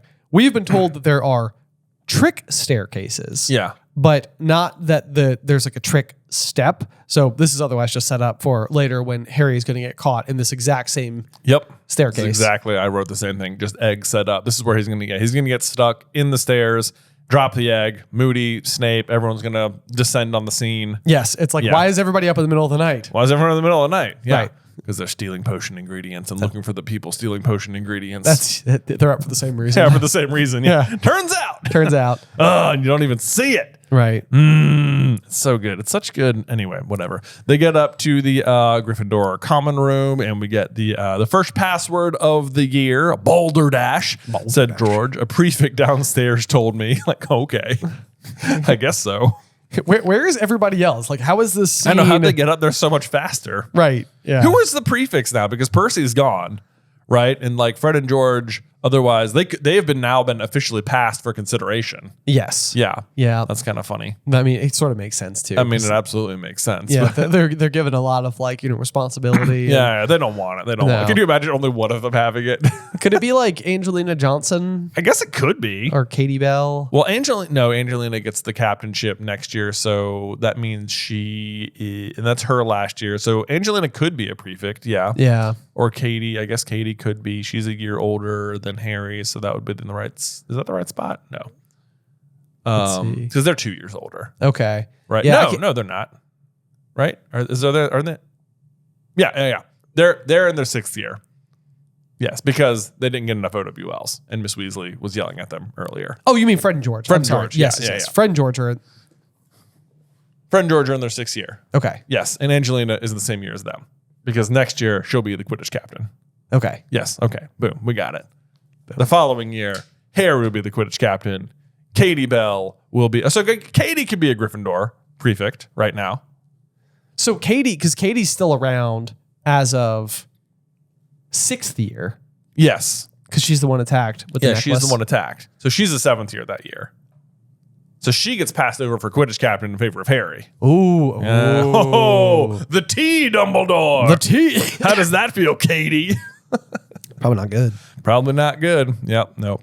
But then they get into the common room full of squashy armchairs. Great use of the word squashy. Yes, indeed. Yeah. Let's see. They get up to their dormitory where Dean is tacking up a poster of Victor Crumb next to his West Ham football. I think it's bold of Dean to tack up a Victor Crumb poster when his best friend is Seamus, who's from Ireland and a huge supporter. Yeah. You know? I agree. I agree. I mean, maybe he's just doing it like, He's like, hey, Seamus, look who's here. that's like a good old fashioned like friend, just like, ribbing friends. Like, Absolutely. I'm going to be so annoying. Yeah. And then let's see, they get into bed. Someone, a house elf no doubt, had placed warming pans between the sheets. This is another thing where it's like, it feels like you could just magically make the sheets warm. It does seem that way. Right. You need,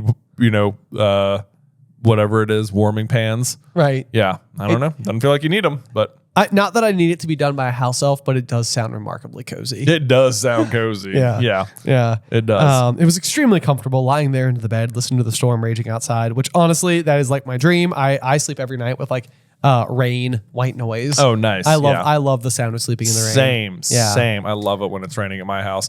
And then I think this is kind of funny. It says, I might go in for it, Ron said sleepily through the darkness. If Fred and George find out how to, the tournament. And I'm like, Ron, listen to yourself. If they figure out how to trick the cup, it seems like they've already beaten you. Right. Yes. Like, if you're not contributing to the hoodwinking, then you're probably not. You got to hoodwink it yourself, dude. You Right. can't just follow, Right. Yeah. But again, you kind of have one of these moments where Harry is just sort of like getting the opportunity to daydream a little bit. He's picturing himself becoming Hogwarts champion, and then he imagines himself as the winner of the Triwizard tournament, and Cho's face is standing out particularly clearly in the blurred crowd. Yeah. I love this whole scene. Yeah. Her face glowing with admiration. Harry grinned into his pillow. This is such like a 14-year-old Yeah, boy. Yeah, like, that's exactly right. I am fairly like, so me going back to like my like high school cross country days, like I was like fine, like I wasn't like exceptional, Right. or anything like that. But like I think every night before like a big meet came, I would like lie in bed and be like, what if I just like win tomorrow? What if I just start running and I just like something shakes free. All of a sudden it's like, oh, I am better than I thought I was, and I'm capable of winning this race all of a sudden. Yeah. And it's like no. Yeah. But I mean, you got a dream. you have the dream, You as you fall asleep every night. Yeah, Exactly. Yeah.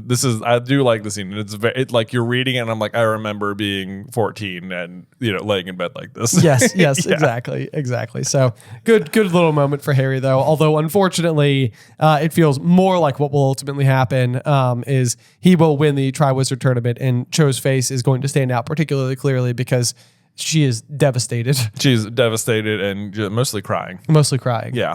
Yeah. Clearly in the blurred crowd, but her, it's going to be blurry with tears. Yes, that's exactly it. Not great. So that brings us to the end of chapter 12. It sure does. We made it through another chapter. I would say an hour and 40 minutes is succinct. Would you? Succinct. We could have talked way more. Yeah. Well, we still have a review to do here. I was going to say, do you have a review for us? I sure do, Ben.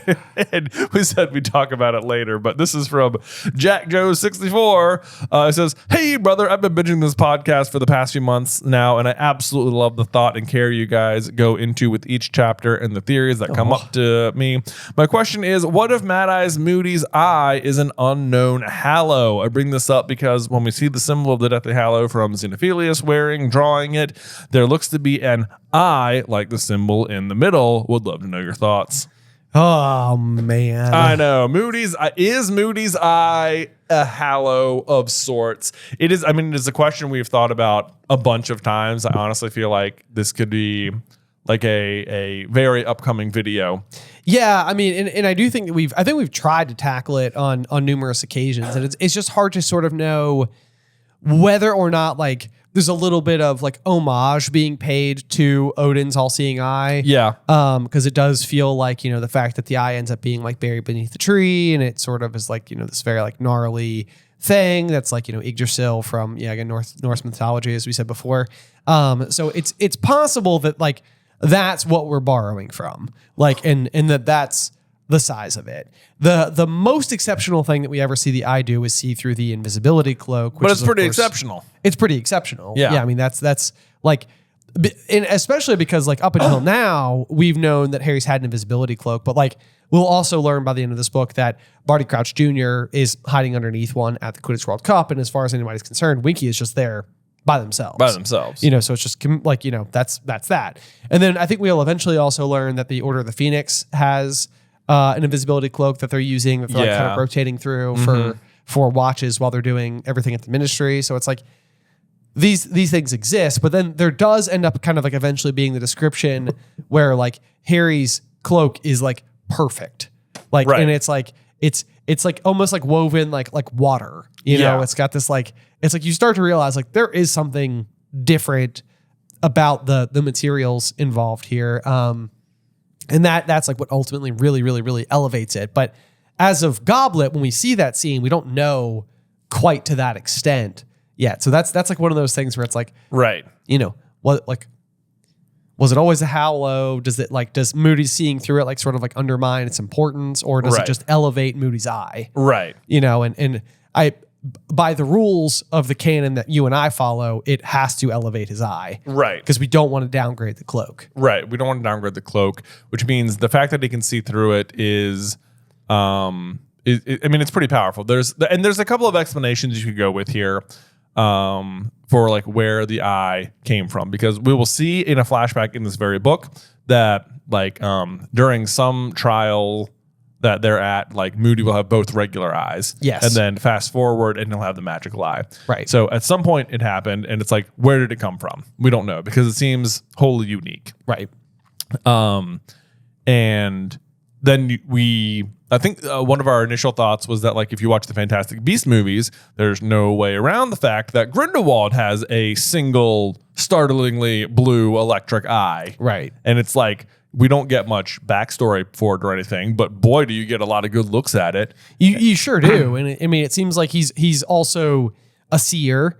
At one point in time, he's using like the ceremony around the Chillin in order to see another version of the future. Yeah. And so then additionally being powered by what is potentially either the counterpart to Moody's eye or just simply Moody's eye itself. Right. Like, is it literally Grindelwald's eye or something? Yes. Like, is it Grindelwald's eye, or did Grindelwald, in the same way that he's out collecting things like the Elder Wand and daydreaming about joining all the Deathly Hallows together? Yeah. Like, is he also seeking out these other like super powerful magical objects? Right. Of which there are a handful of others in the series that we always sort of identify, like the Sorcerer's Stone, the Mirror of Erised. There's the Archway. Yeah. At the Department of Mysteries. It does seem like there are other majorly important magical artifacts that sort of like defy all other rules. Yeah. In a way that the Deathly Hallows seem to be able to do as well. Yes. So it's like they're out there, and then but the fact that like this one in particular can like interact, can see through one of the other ones, is like so unusual. It is. Yeah. It makes you feel like it's got to be connected or something in some way. So like I like the idea that like the symbol of the Deathly Hallows is an eye, and it's like, here's an eye that can see through one. So like, could this be like Death's own eye kind of situation? Yeah. Yeah. I mean, and at the very again, if you were to go back to that, we would at least see two of these potentially all important eyes between Grindelwald and Mad Eye. And if Death had two eyes. If Death had two eyes. And like not for nothing. We recently made a theory when we were reading Prisoner of Azkaban that like Death is just like like a really like a superpowered Dementor. Yes. But like Dementors are notably blind. Meaning they'd be missing, or they don't have eyes. They don't have eyes. They don't have eyes. And if they are all being spawned from, Death Prime, who doesn't have eyes. Right. Then that would be the explanation for why they don't have eyes. Oh, there you go. Yeah. Right. It's like there's one eye, here's another eye. There's both of them. Right. I never thought they could be two different. That they're the two different eyes. That's a fun thought. From Death. From Death himself. Yeah. They could kind of like both pull this maneuver, but like Grindelwald is not far removed from the Deathly Hallows either. He literally has the Elder Wand for a while, and we know he's hunting the other one. So it wouldn't be that weird if he like discovered, like, you know, he finds the eye and it's like, maybe it's not one of them, but it's like, it's pretty close. Yeah. I mean, and it's very interesting as well, though, because I mean, the invisibility cloak is used to hide from death. Right. And so that would mean that there's a piece missing from the original story of the Tale of the Three Brothers. Right. If somehow it's Death's own eyes that are being taken, it would almost be, and it's kind of interesting because within the world, the prominence, the importance of the number 4 between like the 4 founders of Hogwarts is not nothing. Right. You know, so like it's like we always think like Deathly Hallows refers to the 3 that we know about, but it would also be very interesting if what you have going on is there are the 3 Hallows that form the symbolic eye. Right. You know, and the eye is like the one altogether of them. Yeah. But they're like Death also can't find the third brother ever. That's what I mean. So the eye would have to have been taken. It has to, or the eyes would have had to have been taken. Right. Via some other story. So that would be interesting, but I don't hate it. Yeah. Either. That's pretty interesting. On top of that, though, you could have a situation where Dumbledore crafted the eye for Moody specifically, like after years of service to the Order of the Phoenix. True. Right? I mean, Dumbledore himself also is always regarded as having these like piercing blue eyes. These piercing blue eyes. And Dumbledore also seems like he can see through the invisibility cloak. That is another big one. Yeah. That seems like it's sort of a thing. And Dumbledore can make himself invisible without the aid of the invisibility cloak, which is also kind of fascinating. But then if it's attached to Deathly Hallows, like Dumbledore has the Elder Wand. So is it like the power of the Elder Wand? Can he like enhance his own eyes, or like do the things he creates with the Elder Wand, are they capable of like is it possible Dumbledore made the eye with the Elder Wand, and because it was made with the Elder Wand, it's powerful enough to see through the cloak because they're all like Death's things. Right.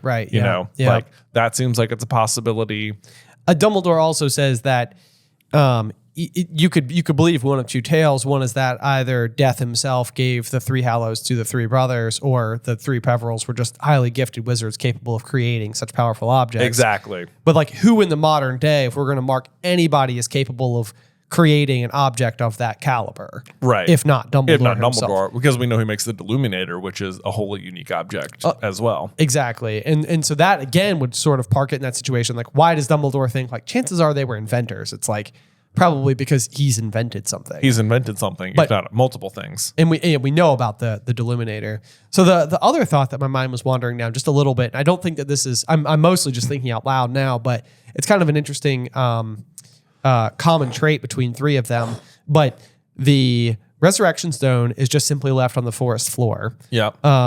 The wand is returned to Dumbledore's grave. Yep. And Moody's eye is buried underneath a tree. Right. So like they're all kind of, those 3 are all brought back to nature. Right. In a kind of like similar way. Yeah. You know, like, I mean, I guess Dumbledore's grave isn't necessarily like nature, but they're all almost like put back to the ground. Yeah. You know, in the end. And then the cloak obviously is the one keeps, that Harry keeps. Yeah. So it would sort of make you wonder like if these things are like almost, but my mind is almost thinking a little bit about like the world of Pandora and Avatar, and how like everything is sort of part of like Circle of Life. Yeah. It's almost like you could put the magic back to let it come back out. Oh, that'd be so interesting. And like a future Hogwarts thing, if there's just like wherever the Resurrection Stone like took root in the ground or something. Well, if it like grew something. Well, think about Slytherin's wand. Like, no, I know exactly. Yeah, that's made of wood to begin with. It is made of wood to begin with, but you can't bury a stick and grow a tree, but that is what happens. That is what happens. You're right. Like, and this would be burying a stone and growing a tree. I guess it doesn't have to be a tree. Right. Yeah. Like something comes out of it. Right. It could be like the well of the dead or something. Oh my gosh. I love that. That's pretty crazy. That'd be crazy. Like you can go visit this pool and it's like the Mufasa pool in Lion King. Yeah. Right? Yeah. Simba, you have forgotten me. No, remember who you are. right?